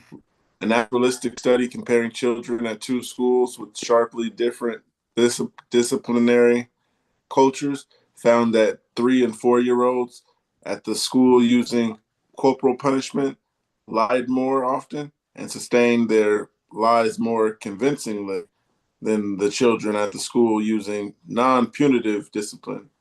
Why this question was worth studying? Research on children's lying has focused mainly on the cognitive side of the questions. When children begin to lie and how that ability develops with age, far less attention had been paid to whether the social environment, specifically how adults respond to misbehavior, shapes how much children lie and how well they do it. Wow. Two two competing ideas exist in the literature. One holds that strict punishment deters transgression, including dishonesty. The other, which researchers had not previously tested directly, is that the fear of severe punishment may motivate children to become more dishonest. The ethical impossibility of randomly assigning children to punitive versus non-punitive environments makes direct experimental testing infeasible. The existence of two comparable schools with marketably different disciplinary policies provided a rare opportunity to examine the question under naturalistic conditions. What was already known, the children's ability to tell convincing lies develops gradually through early and middle childhood. Children from age 3 to 4 will often peak at a forbidden objective when left alone and then deny it, but they tend to when asked give themselves away when asked follow-up questions, naming the objective they claim to not have seen. The ability to maintain a consistent deceptive across follow-up questions called semantic leakage control typically becomes reliable around ages 6 to 7. Prior research had linked this skill to improvements in executive functioning, particular working working memory and inhibitor control, and to theory of mind, the understanding that another person may hold beliefs different from others' own, different than one another's own. Research had also established that authoritarian authoritarian parenting characterized by high control, low warmth, and punitive discipline is associated with delays in executive functioning and theory of mind. The same cognitive capacity that normally underpin effective lying. No study prior to this one had examined whether a punitive disciplinary environment specifically affects lying behavior. How the study was conducted, Victoria Tawar of McGill University and Kang Lee of the University of Toronto recruited 84 children aged 3 and 4 from two private schools in the same West African neighborhood. The schools were selected because they represented opposite ends of disciplinary spectrum while drawing from the same local population, which controlled for socio socioeconomic background. That's a very interesting word. Um, the punitive school used a traditional authoritarian discipline model, corporal punishment, including striking children with a stick, slapping, and pinching, was administered publicly and routinely for offenses ranging from forgetting a pencil to classroom disruption. Non punitive school used timeouts and verbal reprimand to for minor infractions. More serious offenses resulted in a visit to the principal's office. Physical punishment was not used. Each child was brought individually to test room and seated facing the researcher. A toy was placed on the table behind the child, out of direct out of direct sight. The researcher told the child not to pick a toy and then left the room for 60 seconds. A hidden camera recorded whether the child peeked. Upon returning, the researcher asked three questions in the sequence: whether the child had peeked, what the child thought the toy was, a probe, a probe for semantic leakage. If the child named the toy, they revealed having looked, and a final consistency probe. This procedure, called the temptation resistance paradigm, is a validated method for studying lying in young children. It creates a naturalistic situation in which children are motivated to lie or conceal transgression without any instruction to do so. Responses were coded whether the child peeked, whether the child lied about peeking, and whether the child successfully concealed knowledge of the toy's identity in the follow up responses. What the results showed: peaking rates did not differ significantly between the two schools. Both groups were comparably tempted among children who peaked. Those at the punitive school were significantly more likely to deny having done so. Approximately 82% of peakers at the punitive school lied about it, compared with 36% at the non-punitive school. On the follow-up questions, children at the punitive school were significantly better at maintaining their lie, either naming the incorrect toy or foreign ignorance of the toy's identity. Children at the non-punitive school were more likely to reveal knowledge of the toy inadvertently, which is consistent with the typical pattern of their age. The researchers note that 3 and 4 year old lie tellers at the punitive school showed semantic leakage control at a level comparable to what prior research has found in 6 and 7 year olds from non-punitive settings, a finding that describe a surprising given that punitive environments are generally associated with delays, not advances, in the executive functioning that normally supports the skill. Okay, I'm stop real quick. What surprises me is that these little kids, 3 and 4 year olds, are trying to be more deceptive than other children. That is interesting. Uh, yeah, I'm trying not to get in trouble, so it's very Right. interesting They're though just for trying not children. to get in trouble. And the Yeah, more for severe the the punishment, children. the better they get at lying. Right. I'm trying not to get punished. So yeah, become a good liar. That's the only way to win this one. Um, yeah, Just wait till they're teenagers. right. On to the rest of It's it. not really Says, a commentary on the form of punishment as it is on the application of that punishment. It sounds like they're looking at a school that is teaching liars, not necessarily that corporal punishment inherently teaches liars. If the school is administering corporal punishment for a child forgetting a pencil, then I would argue that there is excessive punishment going on. If a kid forgets a pencil, they need a writing implement for the, so get the borrow a pencil, something. I don't know. Why would you punish somebody for not having a school supply?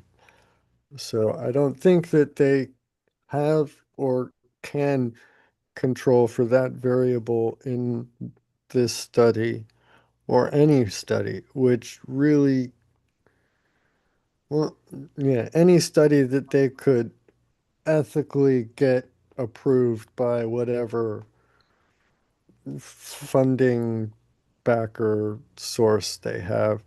Um, yeah, um, I don't think that it's the form of punishment. I think it's the pattern of administering it. The school has trained liars, not the form of punishment the school uses trains liars.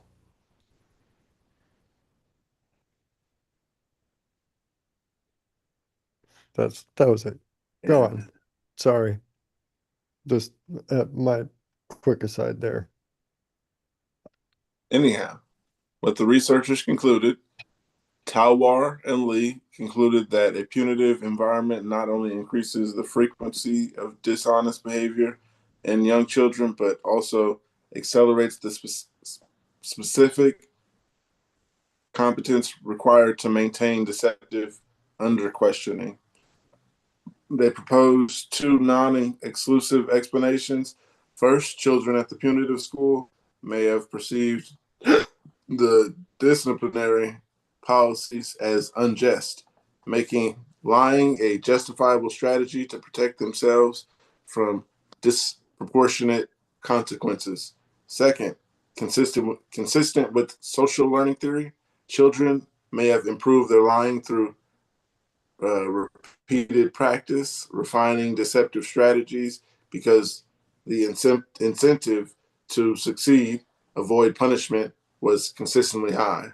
As the author writes, the present evidence thus suggests that punitive environment not only fosters dishonesty, but also children's ability to lie and conceal their transgressions. They note that this finding sits in apparent tension with the standard cognitive developmental developmental account, which ties deceptive skill to executive function and theory of mind capacities that punitive environments tend to suppress rather than accelerate. Their interpretation is that social motivation pressures under sufficient intensity can drive the development of specific deceptive uh, compet- competencies, competencies, Competencies? competencies. Yeah, there we go. Of general cognitive advancement. This is a naturalistic comparison, not a randomized experiment. Children were not randomly assigned to schools, although both schools drew from the same neighborhood and socioeconomic population. The researchers could not rule out pre existing differences between families who chose each school, including differences in parenting attitudes and child temperament that might partially account for the observed differences in lying behavior. The study involved 84 children from a single West African country, where findings generalized to other cultural contexts, to parenting settings outside of school or older children is not tested. The study measured lying in single controlled scenario. Whether this reflects children's lying behavior across everyday contexts is the open question. The punitive non punitive distinction concerns that school environment, home parenting practices were not measured.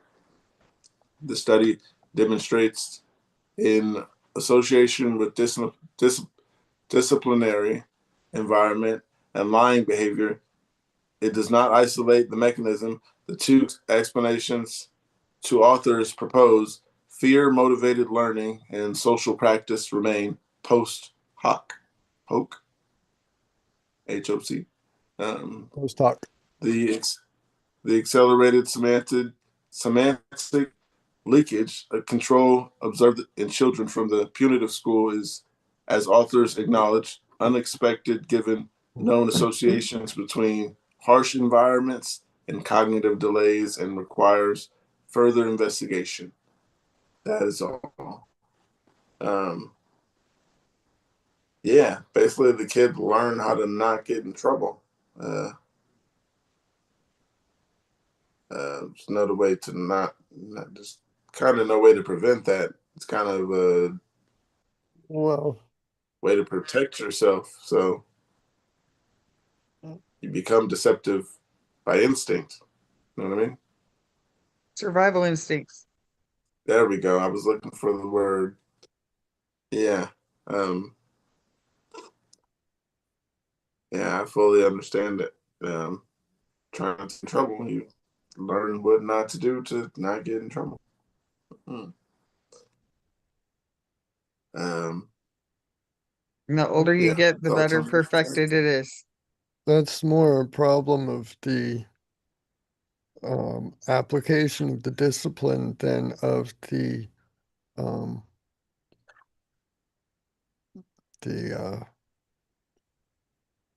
rules / laws, whatever, and the behavior itself. You know, it's not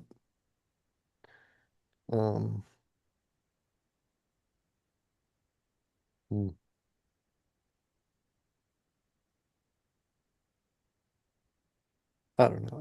I need a minute to gather my thoughts. Trying to figure out how to put it. Oh, my screen got dark. I got another article while waiting on Mark. I don't exactly know what it means. I mean, know what it is, but yeah, we can go ahead. I think I brought it up last week. I brought it up last week, and Mark said it was interesting. Another one? It says trauma. Huh? Another one? Yeah, I see a lot of articles sometimes when we're not live, and then there's a lot of interesting things in this world, I guess. Yeah. Yeah. So got something here. Oh wow. And I'm not gonna read it all. It says I only read one of the Rocket News articles. So yeah, we can circle back to that if there's. Go ahead. Well, I thought you had Rocket News. Everybody watching, press that thumbs up button. We're gonna go into Rocket News and gonna give Mark a moment. I'm gonna go get some cold water because it is 8 o'clock and it's 94 degrees. So yeah, it's 95 here. I win. Well, it's gonna be 104 here today. I wish you won. Tell me you won that one. I did not. No. I think I might actually even get some rain. I was gonna say it's 90 right now here, and we're supposed to get thunderstorms and chance of tornadoes tonight. So, yay! Yeah, it's gonna be loads of fun. 96 here actually, and it'll be 104 today. As of right now, it's 96, and it is 12:41 a.m. I mean p.m. So, is it a dry heat though? I can check it out. I try to avoid it, so I couldn't exactly tell you. No, but, where is that on this app? Trying to find the dew point or the 27% humidity. Yeah. 27% humidity. 27? That's not bad. 54% humidity here. Heat index is 102. Yeah. Um, You step outside and the yeah, sweat doesn't evaporate. It starts speeding up immediately, almost. You like step out and start feeling sticky. Well, Yeah, it's that's the heat index is 41% very here. high here. the heat index is what? Yeah, heat index is at a 10. Yeah. But what does it say like feels like? Does that give you a number? Or is that Uh, all of these? Of course, everybody watching us on YouTube is all so interested in the weather at each of our locations, I'm sure. I do have that article open though, so if you want to go get your ice water, I'm ready. um, I was just gonna say it feels like 96, and that's what it is. It says it Oh, feels like 96, and it's 96. So it is well, Because hot, you and got low I humidity. guess, yeah, in that regard, I definitely win here. It is 90. Wait, oh, wait, no. Now it says it's 93, not 95. 93, and it feels like 103. What was your humidity? wow. 54. No. I'm right in between the two of you. 90 feels like 93 and 41% humidity. Nice. Okay. We've got heavy Uh, thunderstorms coming in tonight, so woohoo. Cool. Well, yeah, you guys got a fire warning? send them What? past you and over here. I'd be happy to if Yeah. I had that kind of control. Mm. I'm not that Do you powerful guys though. have? Are you guys under a fire advisory? No, Yeah, no, we we've got a had enough. wildfire problem here. So yeah, and then it's almost the 4th of July, so they've been saying all Yeah, that. that's the Uh, thing. We got to get enough rain coming through everywhere in order to dampen things down so everybody can blow the hell out of the sky on July 4th this year. Everything's going to be extra they just made big. fireworks illegal, so Oh, you sure. can't Yeah. have Yeah. yeah you can't have anything that goes off of the ground. I believe they said. Yeah. Everybody will obey that, I'm sure. No, nobody Totally. does. Yeah. My They mom's always dog is they going always crazy at ban those nighttime. like mortars and stuff. You just go to the nearest Indian reservation and or was that politically incorrect to call it Indian reservation? The nearest Um, res, is that better? I would. I don't know. Because There they're might be a not, reservation here. Um, yeah. they got one named the Tachi Palace Casino Resort. Hell yeah. Uh, Casino. yeah. Fleece them white boys. Anyhow, They got the Seminole Hard Rock Casino just down here and between Tampa and Orlando. There's basically nothing except the casino and Lakeland, I guess. Yeah, but all right. You yeah. got that article, Mark? I've had that article. Yeah, we've just been talking. Okay, so breathable oxygen has now been produced on the surface of Mars, generated between 2021 and 2023 by a NASA experiment about the size of a toaster, riding inside the Perseverance rover. And the first time humans have ever made air on another planet, opening the door to bringing astronauts safely home one day.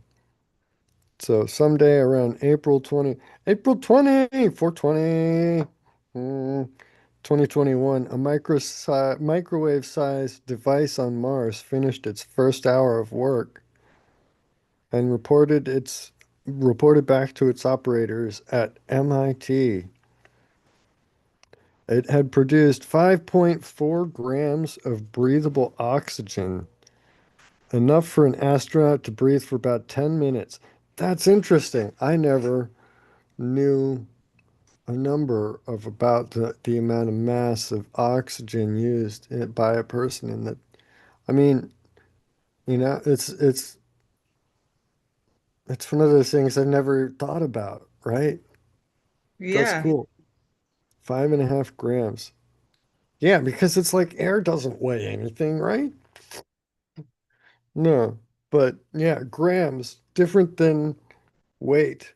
So yeah, that's grams is a unit of mass, not of weight or force. Weight is, yeah, is basically force directed towards the center of the earth.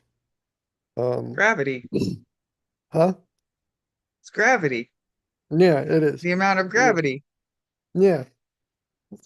But there's a unit um in the imperial measurement system um called pounds for um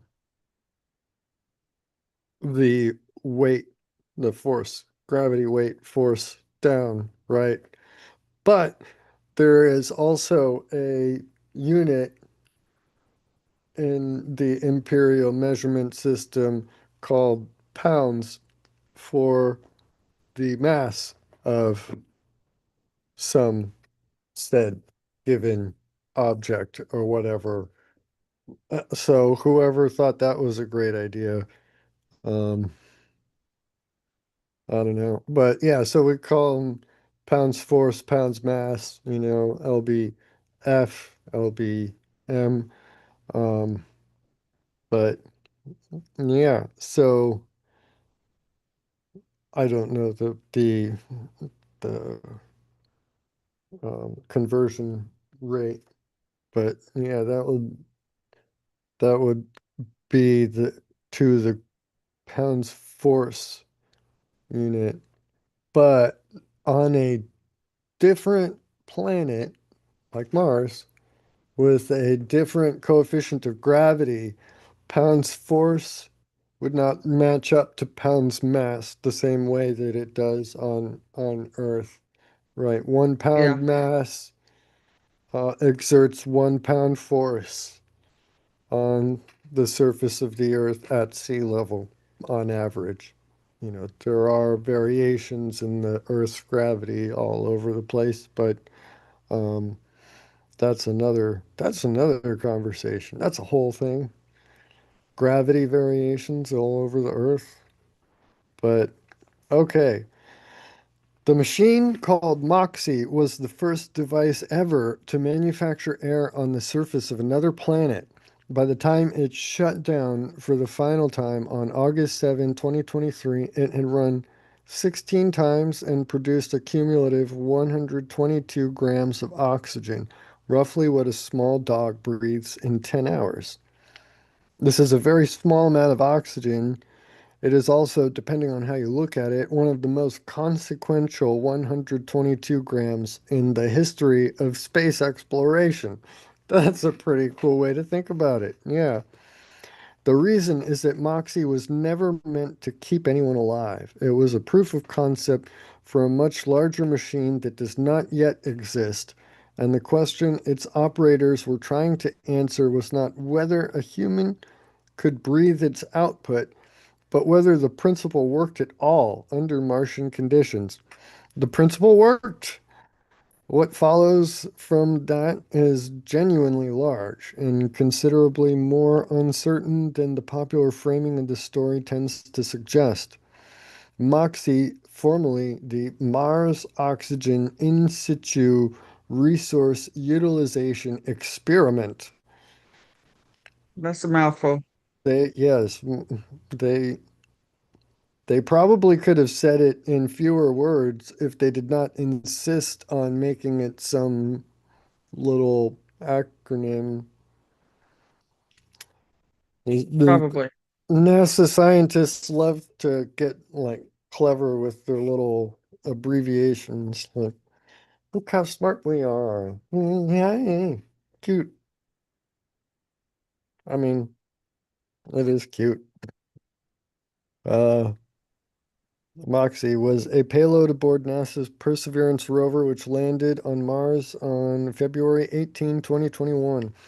built by a team led by Michael Hecht at MIT's Haystack Observatory with Jeffrey Hoffman of MIT's Department of Aeronautics and Astronomics as deputy principal investigator, in partnership with NASA's Jet Propulsion Laboratory.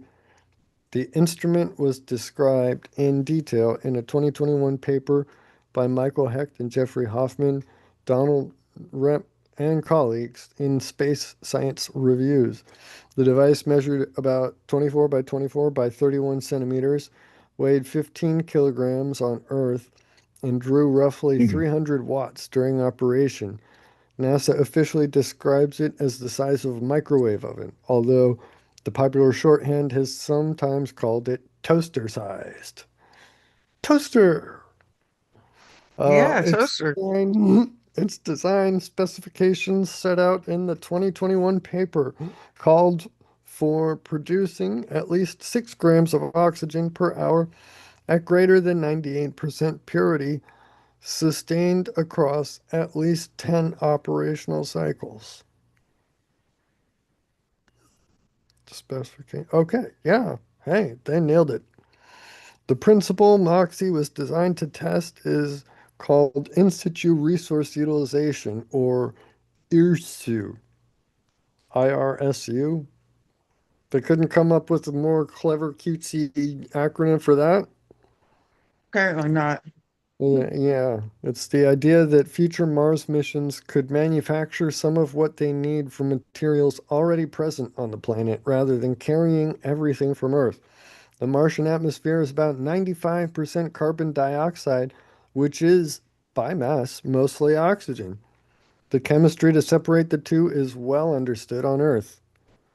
What had never been demonstrated was whether the process would work reliably on the surface of Mars at the relevant atmospheric pressures and temperatures, with the kind of equipment that could survive launch, landing, and the operational environment of a rover. Yeah, that's a lot.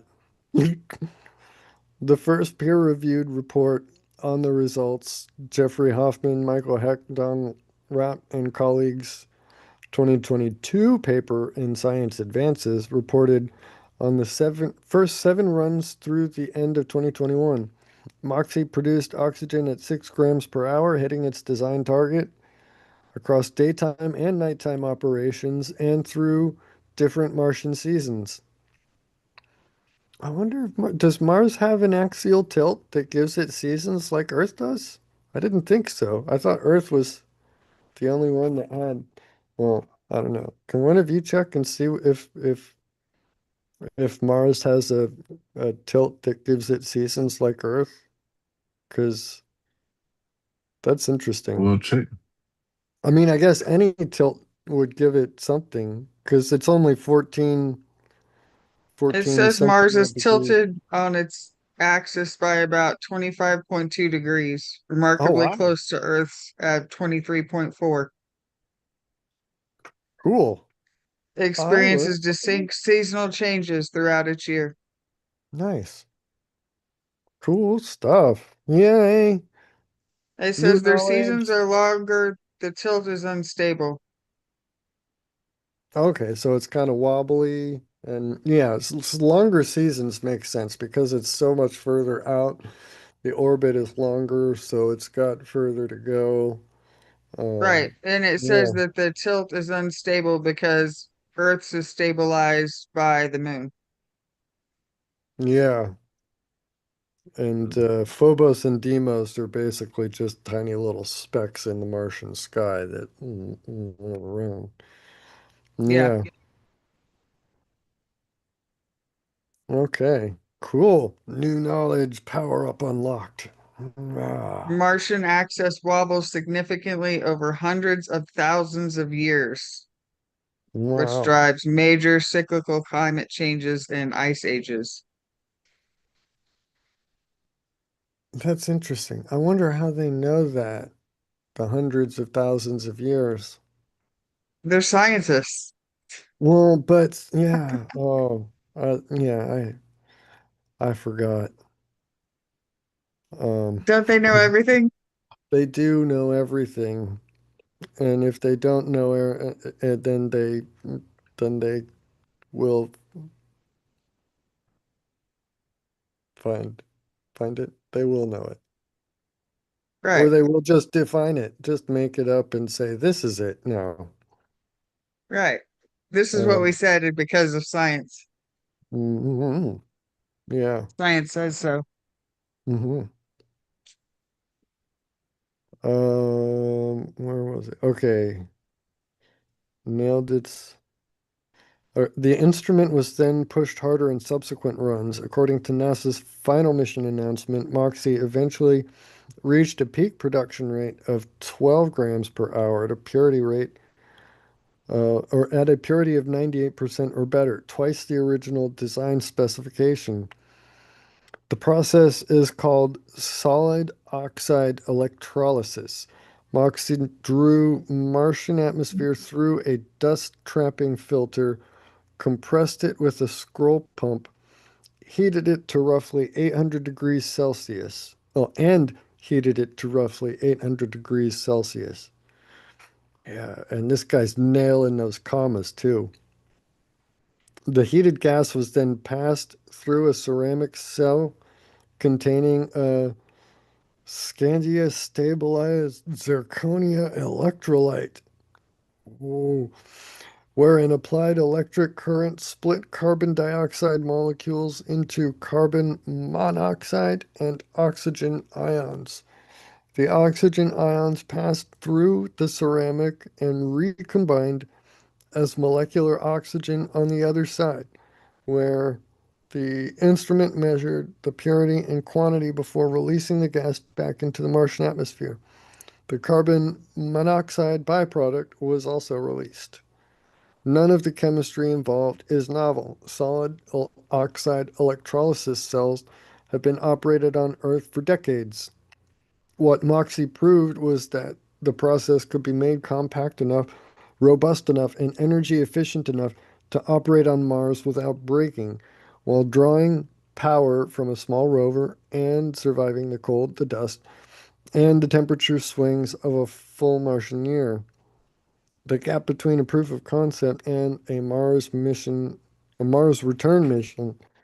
Yeah, the popular framing of Moxie's success often skips lightly over the scale of what would be required for the technology to actually bring astronauts home from Mars.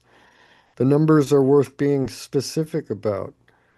Hecht, in interviews around the time of the first run in 2021, gave the following figures.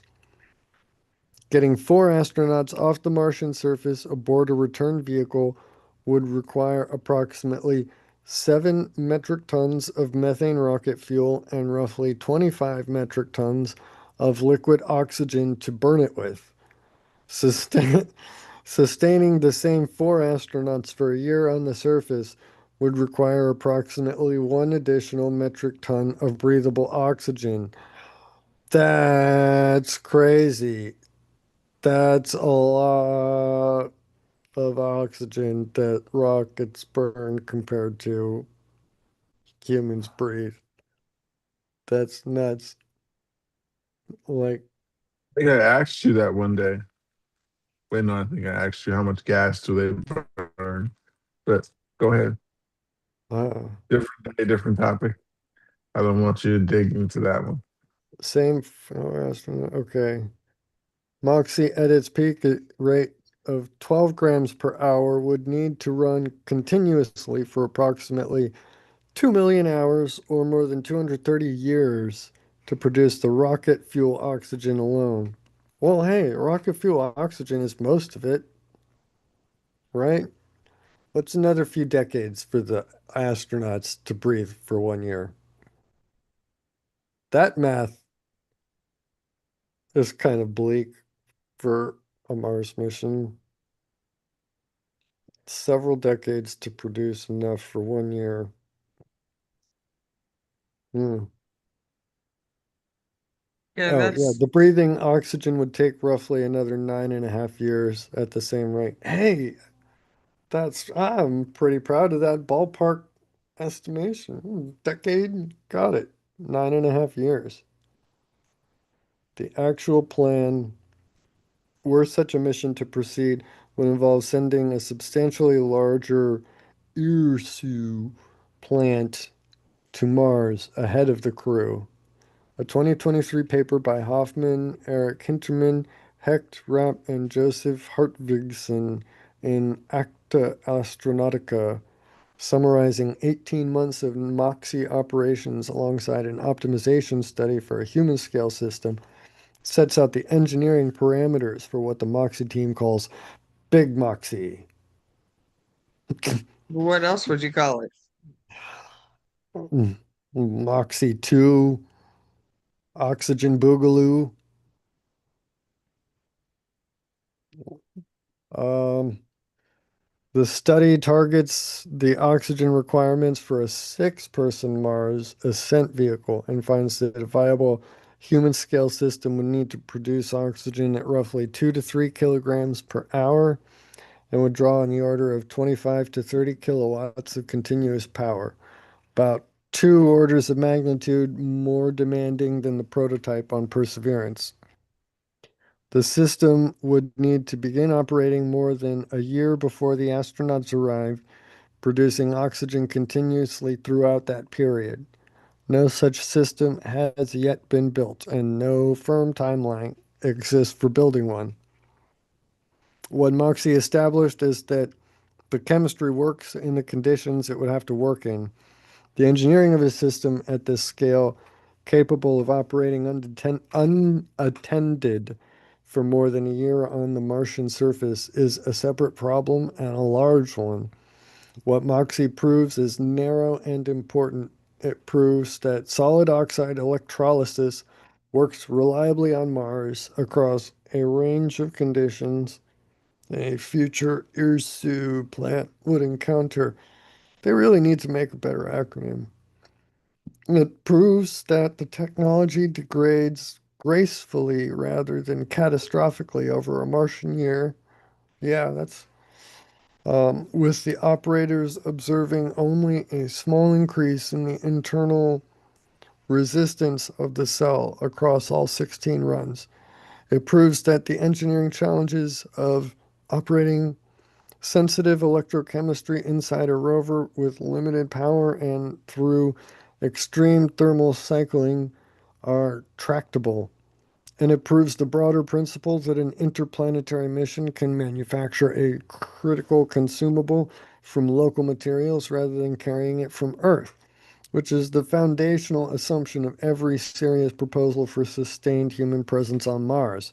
It does not prove that astronauts will reach Mars or return from it.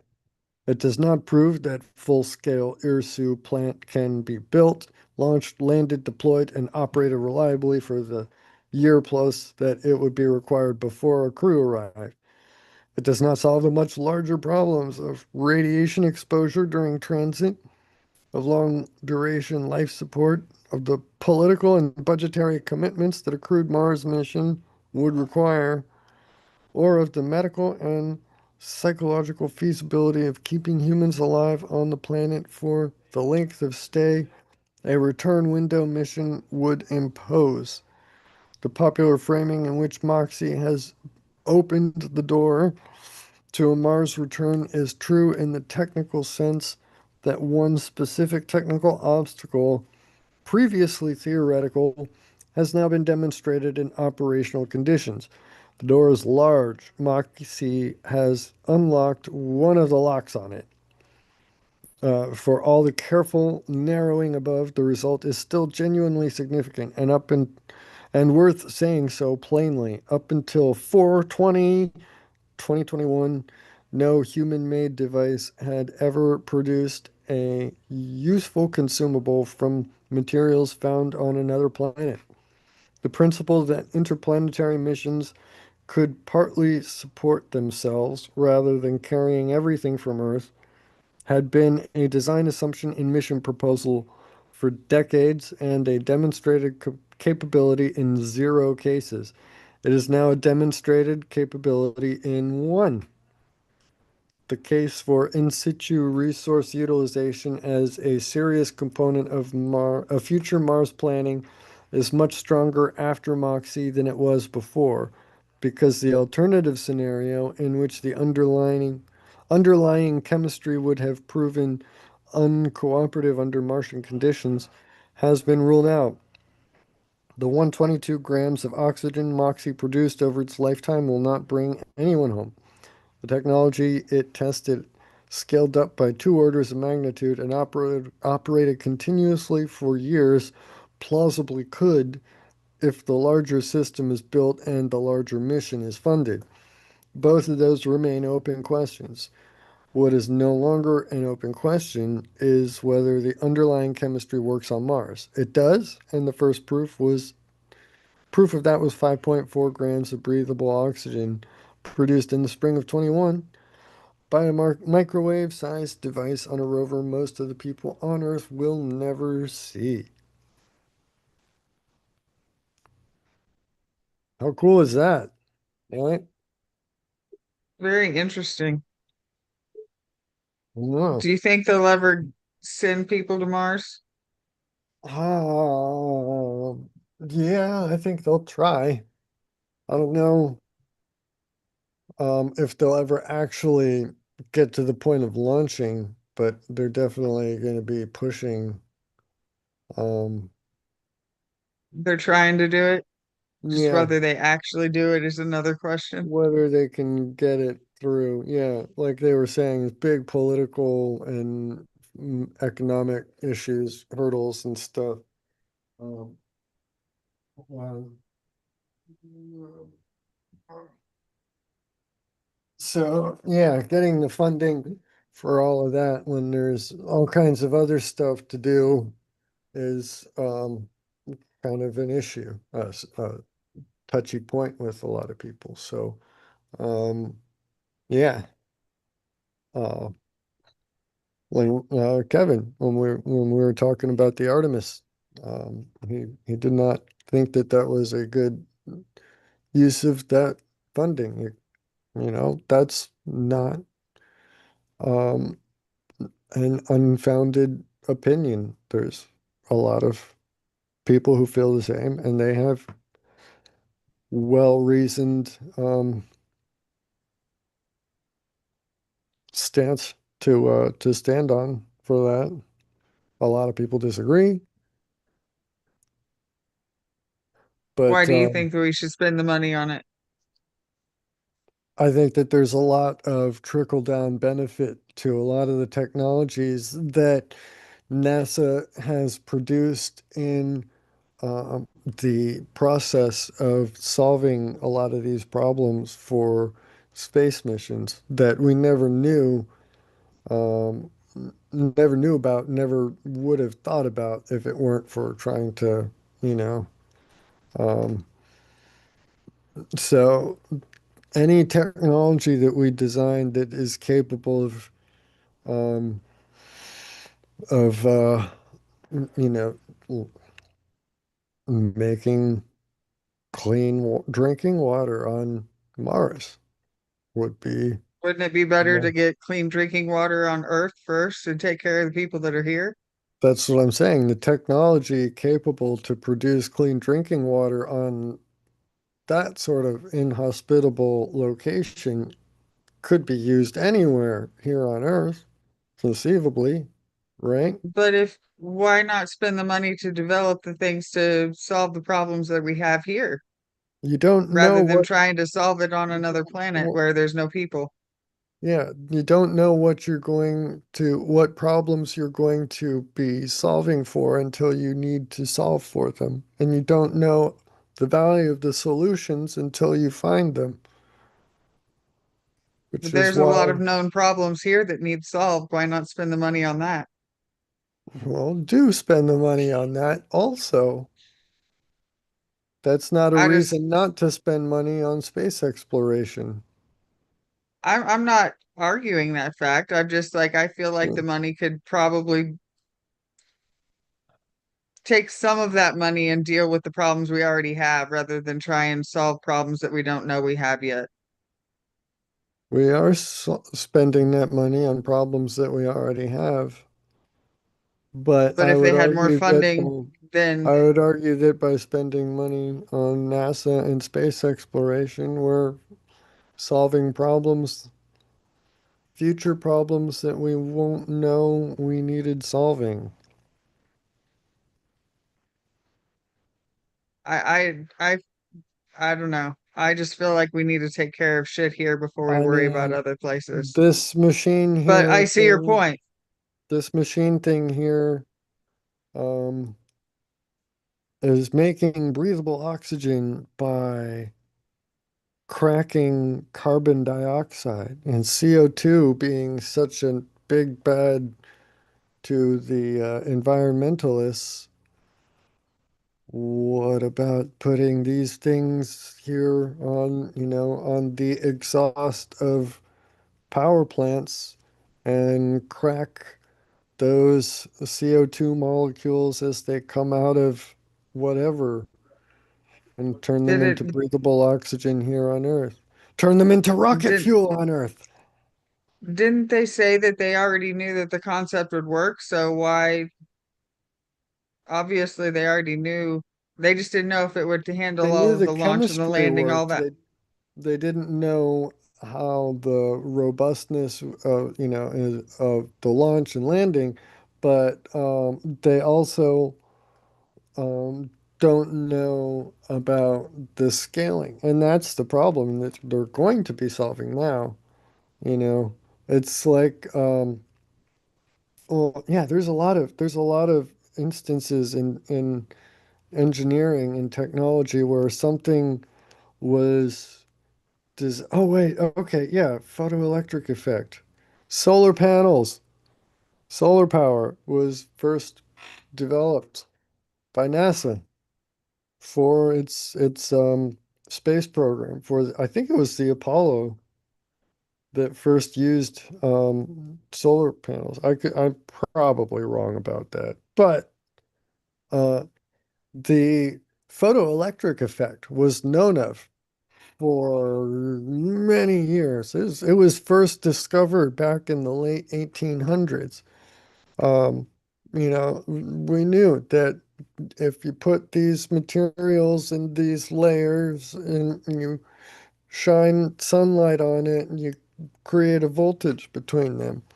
And it was an interesting novelty um, until NASA needed to solve a problem of how do you generate how do you generate power in space when you don't have the ability to lift the weight it would take to carry batteries with you for the power demands that you have, right? Yeah. Hmm. That's the first time that it was ever even proven that the photoelectric effect could produce usable electricity at a scale that was required for something like that. And now I we're mean, sticking them on roofs all over and sending that into the power grid and stuff. None of that would have happened. Nobody would have thought of that until NASA had invented it for their space modules. And now it's seen as a major potential solution in the environmental problems that we're dealing with. So, that's why I'm saying we don't know what problems we're going to be solving for while we're solving them until we have solved them. We don't know what we're going to come up against until we hit those barriers and need to punch through them somehow.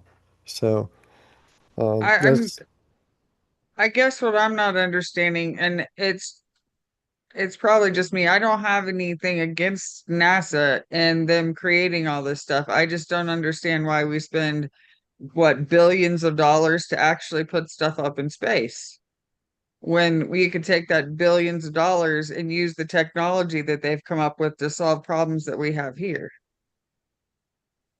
Does that make sense? Well, I mean, private space industry at this point has proven that there's so much market demand for it that it's not even a question of what like uh, what they're doing, what they need to launch all this for. It's kind of, Yeah, they got to I launch their mean, spy satellites, but what else? Well, not just the spy set. I mean, I said civilian, private space demand market. There's um, Starlink, you know, internet connections. There's cell phone connections. There's the GPS. There's um, yeah. this. There's that. Only a small slice of what's being spent on space right now is NASA research and science and stuff. So, um,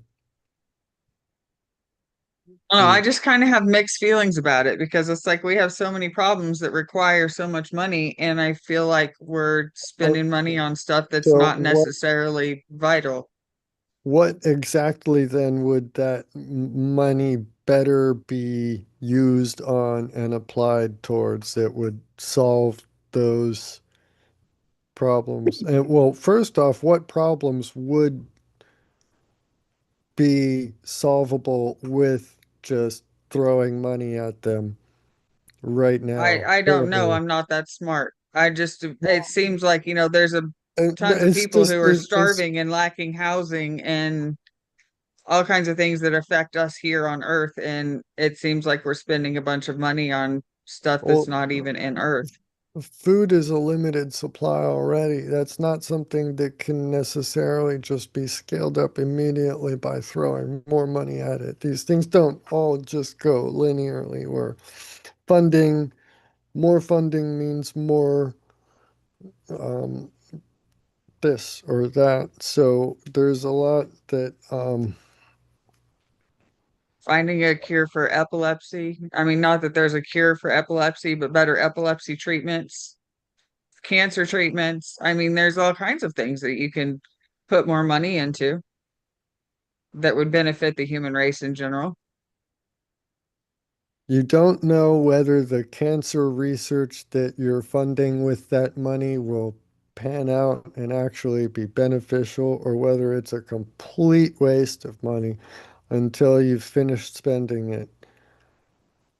So I don't know if I would consider that a better use of money, taxpayer money, than um, spending it towards things that could potentially benefit the entirety of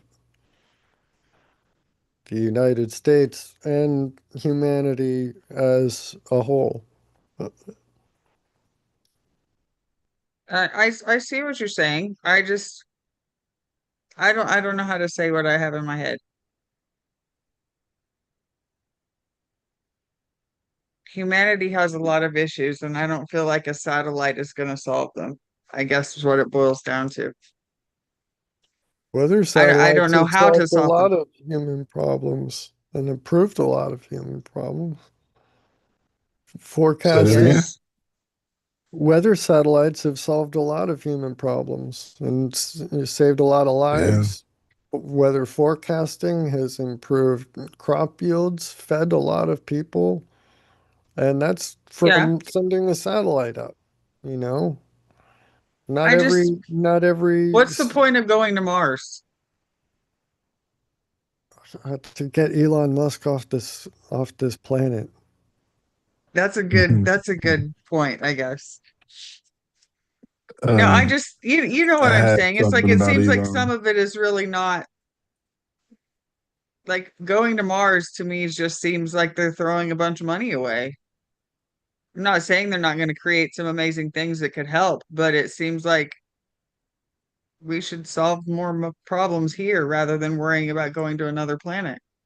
Oh, overpopulation is an imminent issue here on Earth too. So But that's going to remember, be the younger generations are having a lot less sex these days, so that might no, get better. only Americans. Um, mm, It might be Yeah. happening elsewhere. no, You never not know. really. Birth rates are not declining Um, in the Muslim world. And come again? You said in the Muslim I'm not world it's not touching In the that. declining? Muslim world, yeah, it's religiously mandated to expand the population. You will have a hard time finding any Muslim family with less than 3 children to any given set of parents. Oh, Um, interesting. yes, it is. Um, well, I've been homophobic enough for today. I think we can discuss that another day. But yes, big Uh, families. That's so why are it, Yeah. Catholic families. that's why Islam is growing. When they say it's the world's fastest growing religion, it's not because people are converting, recognizing some innate, wonderful spiritual truth. It's because they're having more babies than anybody else, because their religious books tell them to have more babies than, well, as many babies as they feasibly can. And Isn't that what Catholics do too? Because they don't believe well, in birth control. Last I I knew I anyway. do not I do not speak for Catholics. Catholicism. It's not my I'm not bag. either. I don't It's just know. like I got something here based There's on Catholics. I was waiting for you guys. there's I got some Catholics who are less prolific. traditional. Yeah. I mean, yeah. But it's interestingly enough, there's a lot of a high rate of apostasy among um, Muslim children. They're leaving the religion. Yeah. Um, yeah, one in four children born to Muslim parents will leave, and they will deserve the death penalty for it. Oh, that's nice. wow. That's Yes, nice of them to say that. that is the only acceptable um, response to a That is messed up. one of your children leaving the religion. You're Yeah, just supposed to go kill them. yeah, that's Sharia. That's Sharia Honor for you. killings. Um, honor killings are a different thing. Honor That's killings different. are honor killings are like when um well, I mean, the classic example is a young woman um gets raped, and according to Sharia, she must then marry him, or else, Marry for rapists. yes. And if she refuses, or I I mean, think well, I'd no, probably rather be dead. there was that we talked about that honor killing You definitely. here in the United States. The last week we Or discussed it I right in Texas. There was that girl who didn't want to go marry the man that her parents selected, and Yeah, I remember you talking yeah, about that. to preserve the family's honor, they were going to strangle her to death in front of the public school. Both In front parents. of the school. Yeah, Wow. both parents. I And it was remember filmed. pieces It of was this filmed on video. article. Yeah, Wow. there was no question. People saw it.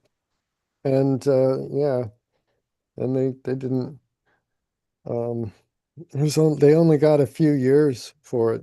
I mean, it felt like a slap on the wrist compared to what was actually happening.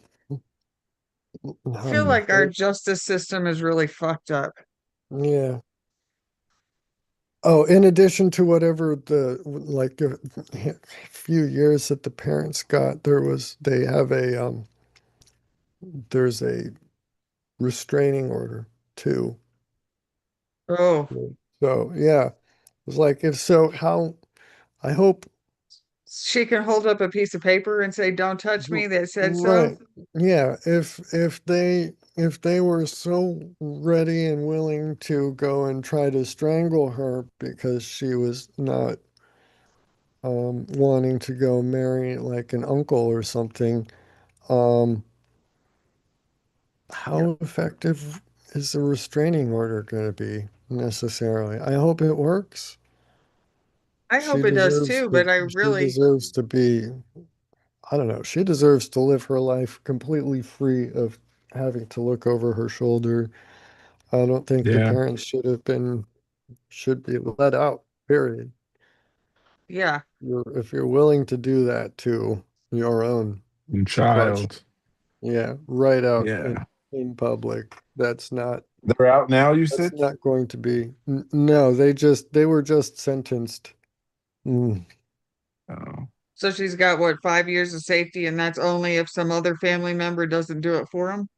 yeah, basically. Yeah. That's mm, Yes, you're seriously saying. fucked. Mm. yeah. Um, Wait, no, Yasser Said. There's another one from oh, 20. speaking of Elon Musk, What you uh, got, Pookie? it says 80 residents sue SpaceX, saying Elon Musk's constant rocket launches are literally destroying their homes.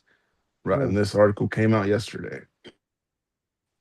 22,000 some employees of Elon Musk SpaceX enjoy their very own company town, complete with subsidized housing, corporate medical clinic, and even an employee-only gastropub, while the developmental is Yeah. apparently successful at courting eager SpaceX staffers. Locals living just outside the billionaire-funded Garden of Eden are considerably less starstruck, according to reporting. According to reporting by Reuters, SpaceX is now facing a class action lawsuit filed by 80 residents of neighboring towns as the company constant barrage of rocket launches, specifically the earth-shattering rumbles they produce physically, eats away at their houses. One plaintiff who chose to remain anonymous showed Reuters her home in Port Isabel, Texas, less than 6 miles away from the starbase as the crow flies. Mm. Per the news publication, it was in a clear state of deterioration.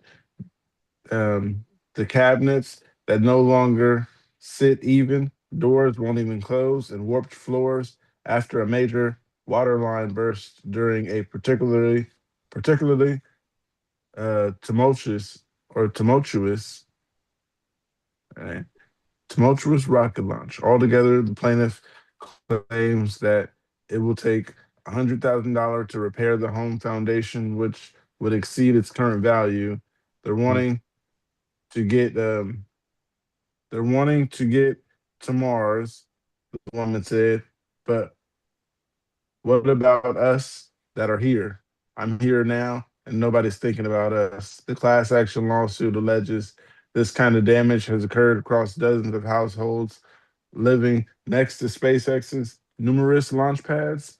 Together, 80 plaintiffs accusing the company of uh, negligence, gross negligence, and trespass based on Commercial Space Launch Act of 1984, which grants the Secretary of Transportation power to terminate or suspend commercial rocket launches, end quote, if it is determined that such operations are detrimental to public health and safety of the United States citizens. On top of physical damage to homes and property, poor and working class residents have suffered as the influx of SpaceX cash has drastically inflated the cost of housing for both homeowners and renters alike. According to review by MoneyWise, the price of an average house in Cameron County, where Starbase is located, has skyrocketed from 131,000 in 2014 to 281,000 in 2026. Even for those who can pay the higher cost of living, Starbase is threatening to the quality of life. For example, by hoovering up land, I think that mine would say hovering. Hoovering. By No, hoovering that's up land hoovering. previous. Yeah. Okay. By hoovering up land previously used by the county's residents for recreation, as resident Renee Madrano told ABC in 2025 interview. Starbase has now all but ruined Boca Chica Beach, a public access area once beloved by locals. It was called the poor man's beach because you didn't have to pay anything to go to the beach other than just to get in your car, get in your truck, round up the neighbors, round up the cousins, round up the aunts and uncles, and let's go have fun, Madrano said. And to see now the way it is, it's just disheartening, is what it is. Mm. Um, so when they sue, could they have that rockets stop being launched? Because I think that sounds like the option if they're messing up the foundation to homes. I mean, you think about it, all of the rumbling is probably like constant earthquakes. Yeah, they do register on the Richter scale. And The um, yeah, I know that they mentioned the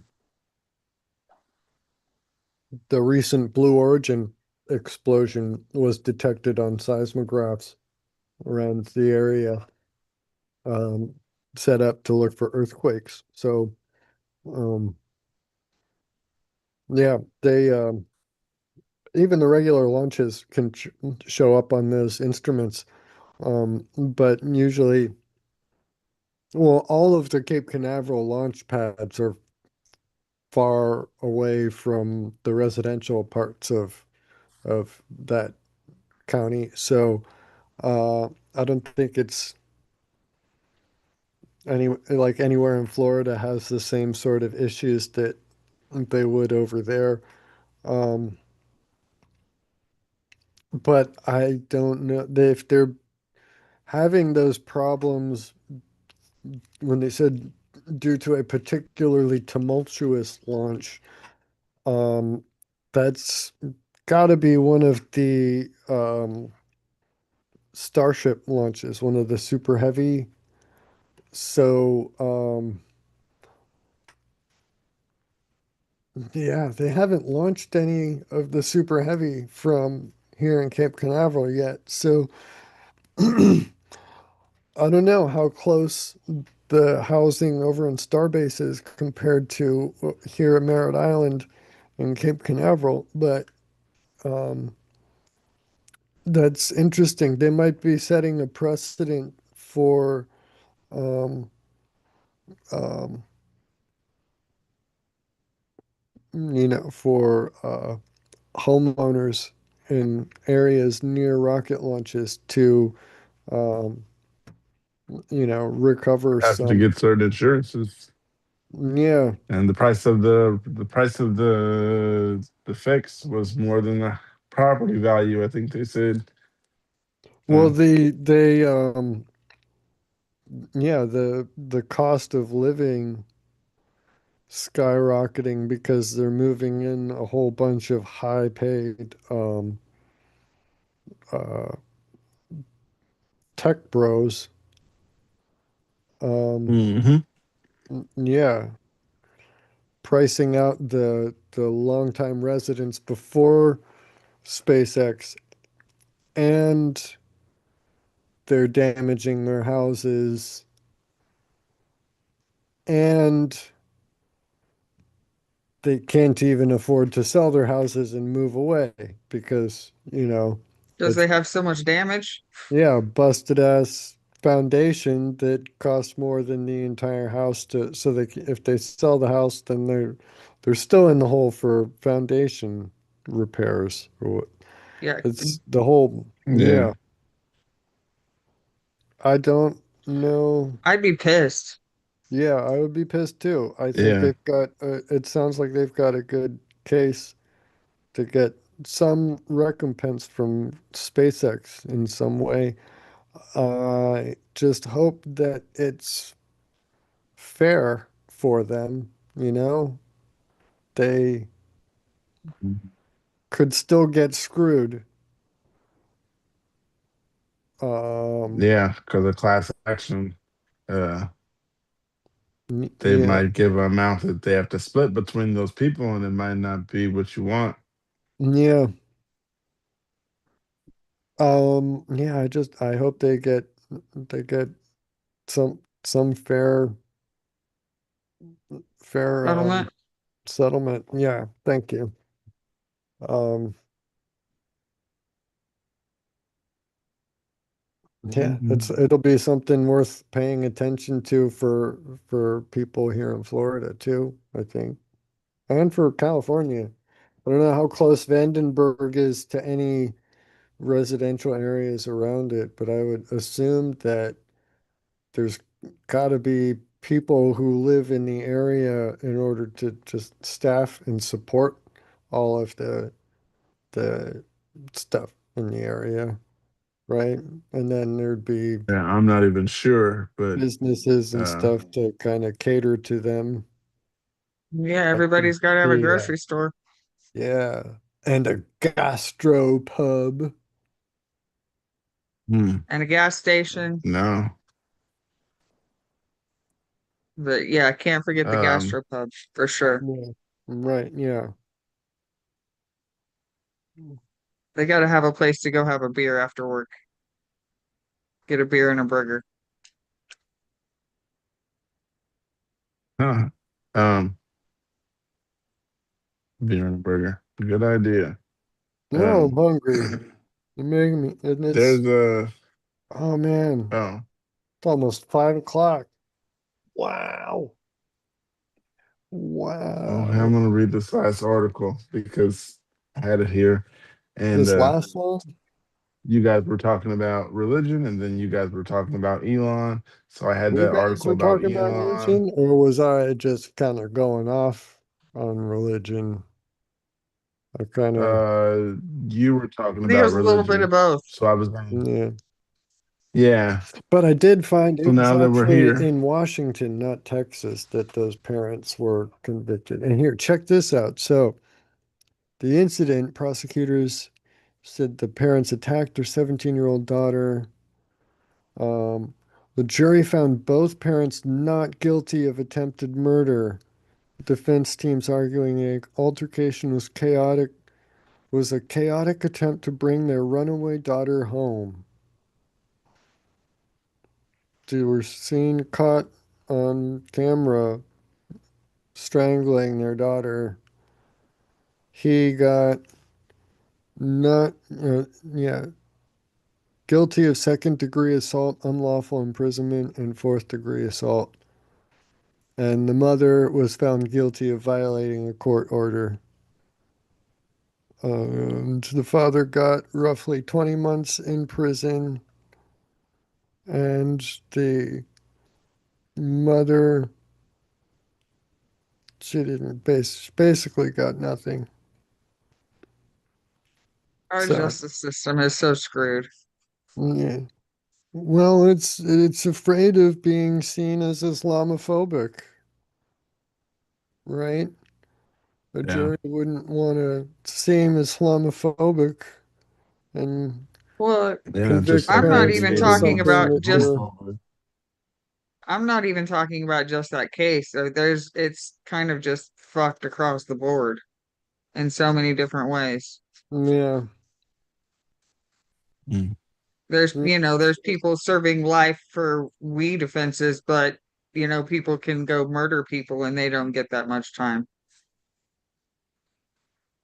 Right. Just makes no sense to me. But Yeah. Good It was lawyer never gets you meant a to lot make less sense time. though, so don't worry. It's not, yeah. We should call it the legal system and not the justice system here, I think. that's What do true. you think? Can we agree on the podcast Okay. to call it the legal system, not the justice system? Because there's not much justice going around. I'll try to remember that. Okay. Yeah. We can all correct each other I, whenever any of us remembers or slips up or whatever. um. All right. I got something here that I had to get out of the way. Um. It was either religion or Elon, so we went Elon first. But here it says the Catholic Church fired an in-house exorcist for saying UFOs are actually demons. I can explain. A Catholic priest got fired from his job as an exorcist last week because he claimed that UFOs are in fact demons. That that news reads like a bit of a genre mashed Mad Libs, so we'll slow it down a bit. Monsignori Stefan Monsignor. Rossetti, Monsignor. Monsignor. Monsignor, okay, Monsignor Stefan Rossetti has been working in the Washington Archdiocese. Oh my goodness. Archdiocese. Yeah. Oh man, I would have never said that word right. Watch Washington Archdiocese for the past 15 years as an exorcist. For those who know of exorcisms primarily from horror movies, the news of a professional exorcist in the nation's capital causing drama may have been a bit confounding, but exorcists are an established part of Catholicism. Um, while some more skeptical-minded clergy do not enjoy discussing demonic possession, each diocese, did I say that right? Diocese. Each Um, diocese. Diocese. Yeah. each diocese is supposed to have a designated exorcist. It's a real role in the church, and while it's not exactly like Hollywood portrayals, it's not entirely dissimilar from the movies either. If a person in the diocese comes to fear that they or their loved one has been bodily possessed by a demon, the diocese launches an investigation involving medical, psychological, and psychiatric testing. In the rare cases, when the investigation concludes the person indeed affected by the devil, the designated priest or bishop who has received special training and apprenticeship steps in to perform the rite of major exorcism at the chapel or other discreet location for exorcism. The priest sprinkles the possessed with holy water, lays their hands on them, breathes in their face, recites, end quote, exorcist prayers over them, holds the crucifix up to them, and makes the sign of the cross over them. Rossetti, a licensed psychologist and unusually prolific exorcist, has been, quote, led hundreds of exorcism and deliverance sessions. According to the website of his exorcism focused nonprofit organization, he also trains other priests to be exorcists. Recently, however, Rossetti's remit had remit has included statements of UFO, end quote, as an exorcist. I wanted to raise that danger, and that is that demons like to hide. Rossetti said in a May 29th video posted on Facebook, it's my personal belief that probably many, if not of these UFO sightings, are in fact demons. UFO may seem to be squarely outside the lane of exorcists, but they're in they're in the news of they're in the news of late, thanks to the government last month releasing the ostentatious and Trumpian fashion, in quote, UFO files. The Rossetti isn't alone in seeing a spiritual nexus of a topic that, at least in secular circles, is more commonly discussed in the context of aliens. In March, Vice President J.D. Vance said that he believed UFOs were demons, but Rossetti comments ran afoul of his boss, the Catholic Archbishop of the Washington, D.C., who announced Wednesday he had, in quote, removed Rossetti from the position as an exorcist. Rossetti gets to keep his job as a priest. In his statement, the archdiocese from Rossetti's UFO takes, in quote, gravely undermine the church's very precise teaching on the devil, demons, and exorcism. To the uninitiated, it's a bit confusing that religious official whose job description includes warding off demons could get in so much trouble for speculating that there could be a demonic link to what are they? By definition, unexplained aerial aerial phenomena. Is there some grand conspiracy here? Does Rossetti know too much? Scandalous as that sounds, these actually there's actually something less supernatural and more terrestrial playing out there. A power struggle between the Catholic Church and influencer priests who have successfully harnessed the internet's algorithms, because it wasn't just statements on UFOs that got Rossetti canned. It was the statement, his, in quote, recent use of social media that also Ooh, undermines whoa. the church's teachings. And a look at Rossetti's social media presence also helps explain why.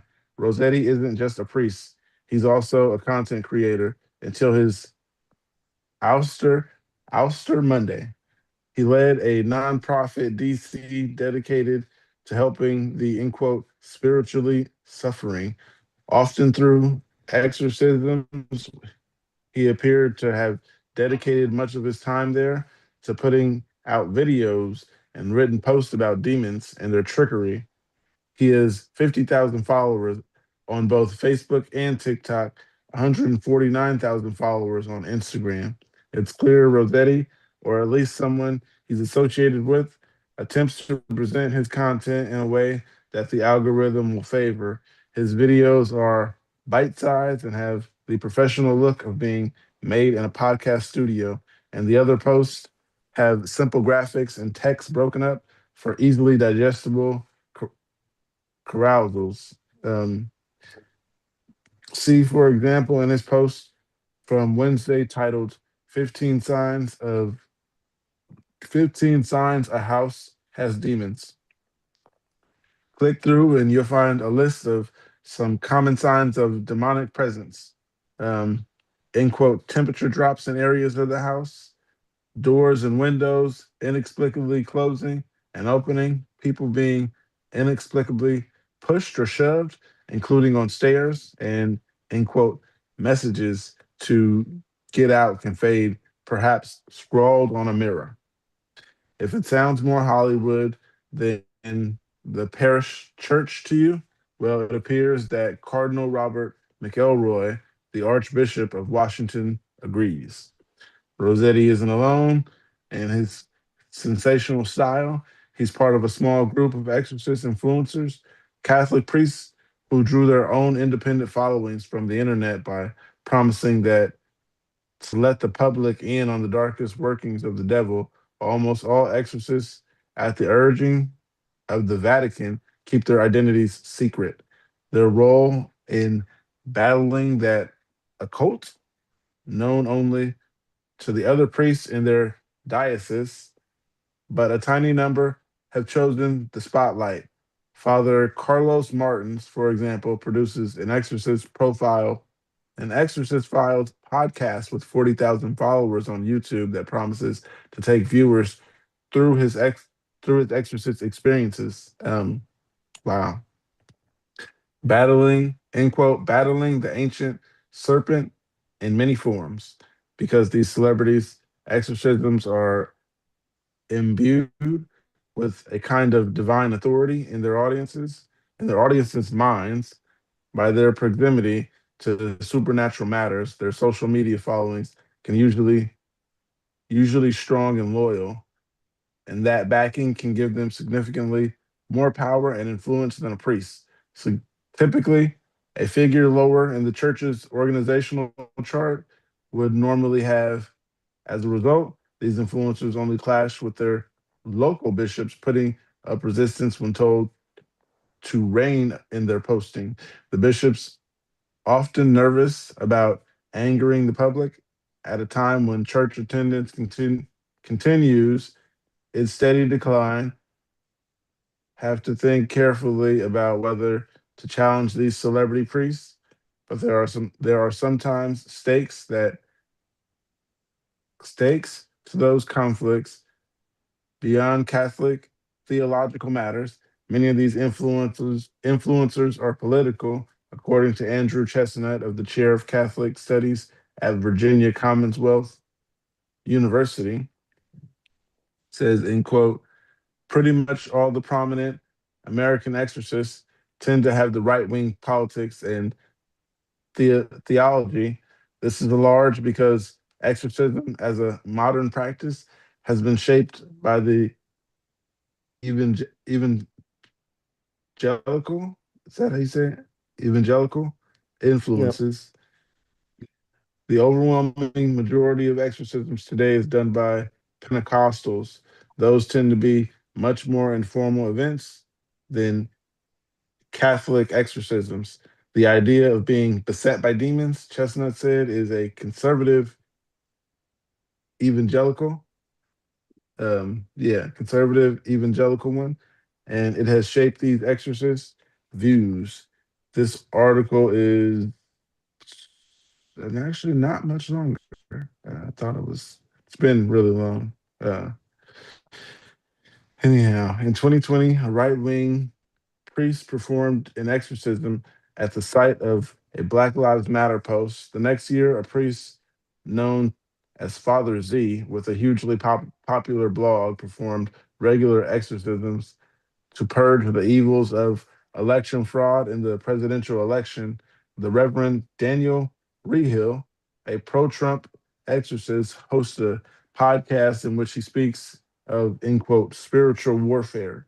Another popular exorcist, Chad Ripperger, frequently ties politics he doesn't like to demonic possession.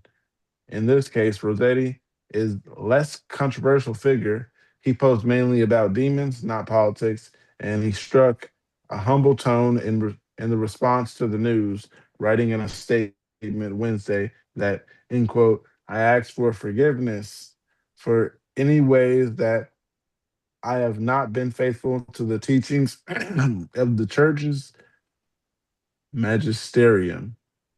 Magisterium, particularly in the cited video on aliens and demonic.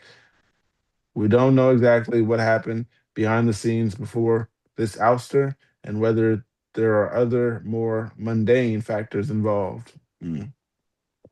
But we do know that Rossetti's firing shows just how challenging it is for a millennial old institution to keep control of its message in the age of influencer.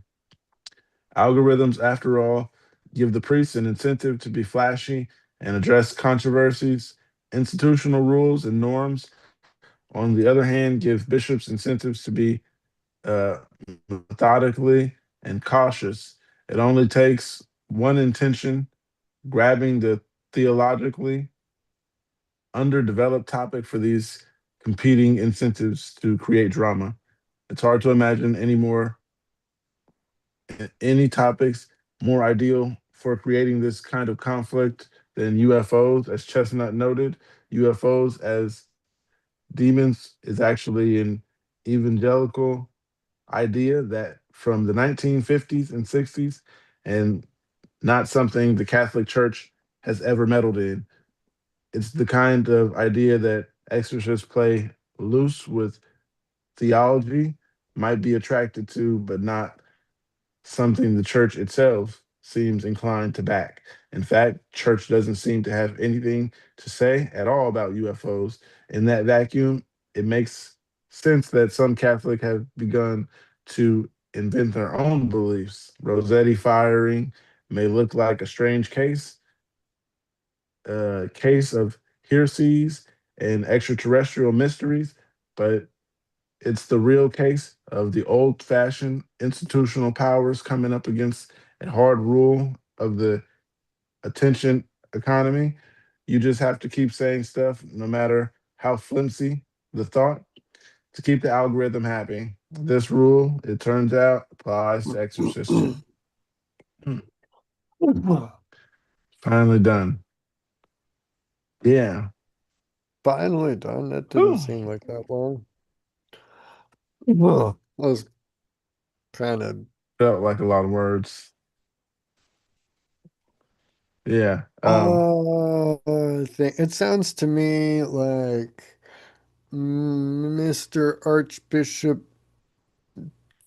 is kind of butthurt that his subordinate is winning the popularity contest on the internet and just wants to smack him down a little bit. Um, Bring it, him down a notch. Humble right. him. When they go and explicitly say that the Catholic Church has no stated opinion on aliens or extraterrestrial life, then how are they using that as the reason to remove him from his position? If he was just giving his own opinion on something that the Catholic Church has no stated opinion or position on, he can't be wrong about it if they don't have a correct, a right. Uh, I don't know. Right. I think the whole thing is just kind of whatever.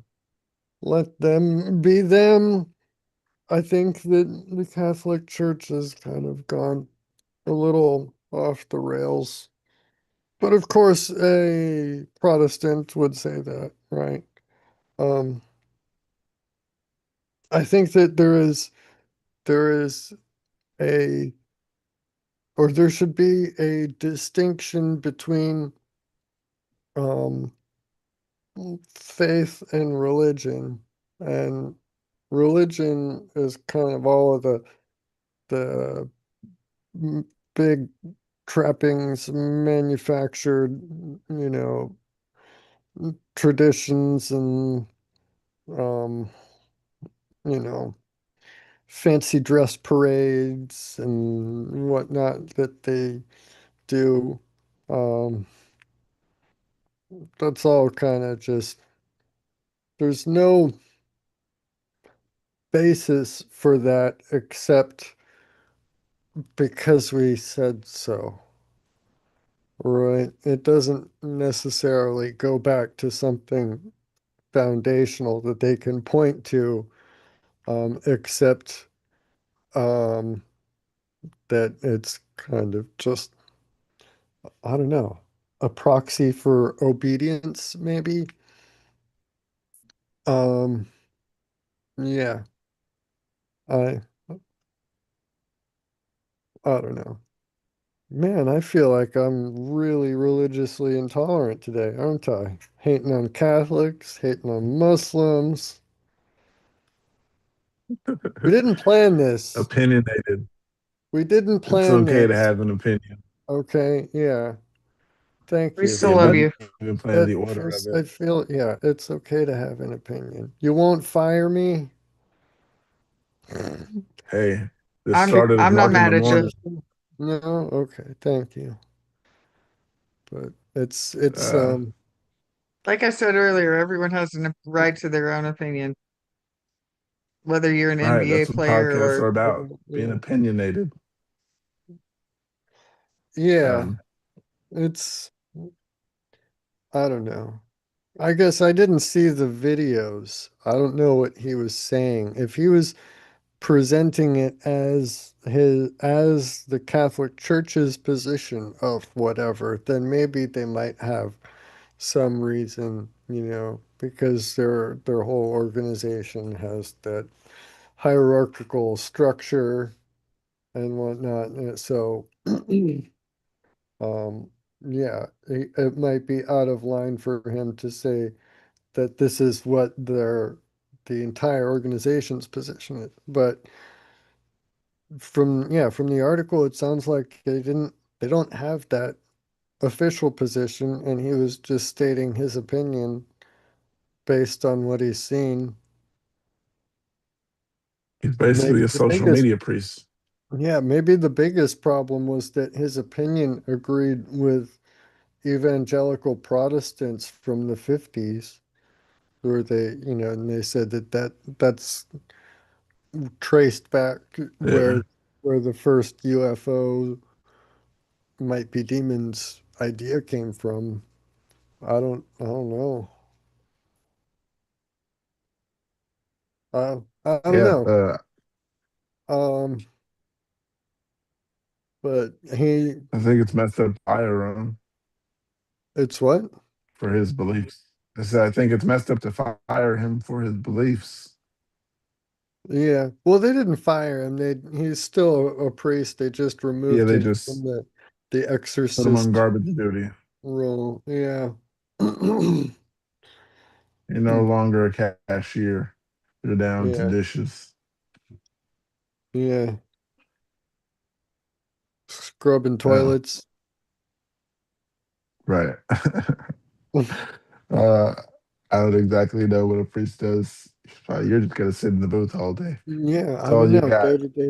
Day-to-day You get to life. come out and interact. It from television shows, it looks like they basically live in In the the booth. Catholic churches. Yeah. So like, yeah, they live in the confessional booths and they just kind of come out and walk around sometimes and talk. And sometimes they're, you know, doing their whole like They just incense swingy thing. I don't know what they call that. And going down the giving mass with all of that. But you know if they're just sitting in that's, there on their phone, I don't just know. like in there I've playing never gone to a Candy Catholic Crush. I've never gone to a Catholic Me church, so I couldn't either. say I've ever seen a priest on his phone, I'd but I like would to. have never been in a position to see a priest on his phone. So that doesn't mean that they don't like just kind of scroll around, Yeah, I'm trying to imagine what are they doing there. What were they doing before there were people on phones? uh, Um, reading their waiting Bible. what do for you think they're doing confessions. in the booth? Yeah, Oh yeah, the sitting there juicy reading the ones, Bible. waiting for the Um, juicy details. Um, hmm. yeah, it's Do they do different people so you don't know exactly who you're talking to, or is there one person that goes in there and you're like, Pastor, you said that last week? we gotta talk to a Catholic for that. I'm not sure. I Yeah. would assume Um, that even though, um, well, the priest would not be anonymous in the confession, right? The screen is there so that, like, at least ostensibly, the person confessing is not um, identified or whatever, is anonymous. But I mean, in any given congregation, if anybody, unless they're just like sit in the very last row and leave immediately, never talk at all, never, participate in everything, I would assume the priest probably recognizes people's voices, you know? It can't be that hard. Probably, especially in a small congregation. Yeah, yeah. Mm. Mm, I All don't right. know. It's I'm getting hungry, I guys. like aliens yeah, and I like priests. Well, I don't know anything about any priests. I don't have any problem with aliens or priests. So, yeah, yeah, neither do I. and I Nor do I can't be necessarily fired. have a So, problem with the idea of demon, like UAP aliens being demons or whatever, right? I mean, technically, yeah, I did hear that too. I was gonna say, how do you feel about that part? it's like, well, yeah, I mean, can't rule it out. Uh, That's why they're especially, unidentified, because we don't yeah, know. well, yeah, but I mean, especially within my own religious framework, it can't be ruled out necessarily. Um, so yeah, no reason it couldn't be. Um, Mm. I don't know. It's right. If there is such a thing as a supernatural um demon, right? Fallen angel being not of this material world, right? It seems like it would be kind of trivial to make a little light float around.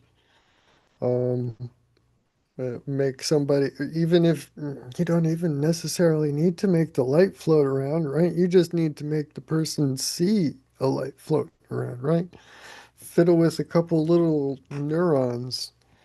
Um, that doesn't seem that hard. If you're, you know, an angel, demon, same thing, depending on which side you took. Um, the, I mean, there's recordings and stuff. Yeah, why couldn't you just make it show up on a camera, right? Just fiddle with a couple electrons going through a little silicon chip, and suddenly, military hardware sees this little rotating, the what did they call the, not the tic tac, but the tic tac too, right? But the gimbal, right? The gimbal thing that just goes and turns, right? Yeah. So I Mm. don't I don't necessarily, once I accept the um notion of a non-materialist universe, or not strictly materialist universe, then yeah, it's not at all like incompatible with anything that I see in Christianity, right? The Bible's not a science book. It was never meant to be, and vice versa, right? So, um, Right. yeah, I don't know. Everybody's got some Um, interesting perspectives in that story. So, I I got one thing to say before we go. oh, I slept really good last night. Like amazing. nice, RSO doing the job. Uh, good, good stuff. It's so nice peaceful. to hear you say you slept well. Yeah, Man, I took some of the RSO with a piece of cake around 11ish, and I was asleep by 12, I bet. 12:30 Yeah, at the latest one, and slept peacefully through the night. Mm, Good yeah, deal. It's nice. great. Yeah, yeah. I'm jealous. I did not did not sleep well, but I stayed up too late, yeah, I usually I'll stay up make but up till for it. 11ish, 12, Yeah, and then I try to go to bed around 1. Google which Health lasts till said like that 3. for last night, the lowest sleep rating I've had in like a month. Whatever. I can sleep in tomorrow. Yeah. But it was nice, you guys. Shout out to Nature Made. Anybody out there watching? Oh, Have a good real day. quick, Press the thumbs up before button. just something for you guys to look up if you're interested. Another instance of violence. Check out the Belfast beheading incident that just recently happened. Um, yeah, over in Ireland. So Um, several articles about it. If you're interested, you can go check them out. Don't need to carry this on much longer, but I haven't seen much about it over here, and I think that that's kind of a shame. We should be aware, but it's all over my YouTube feed. So Google All knows right. that I yeah. so um yeah. So much to look up for next time. And yeah.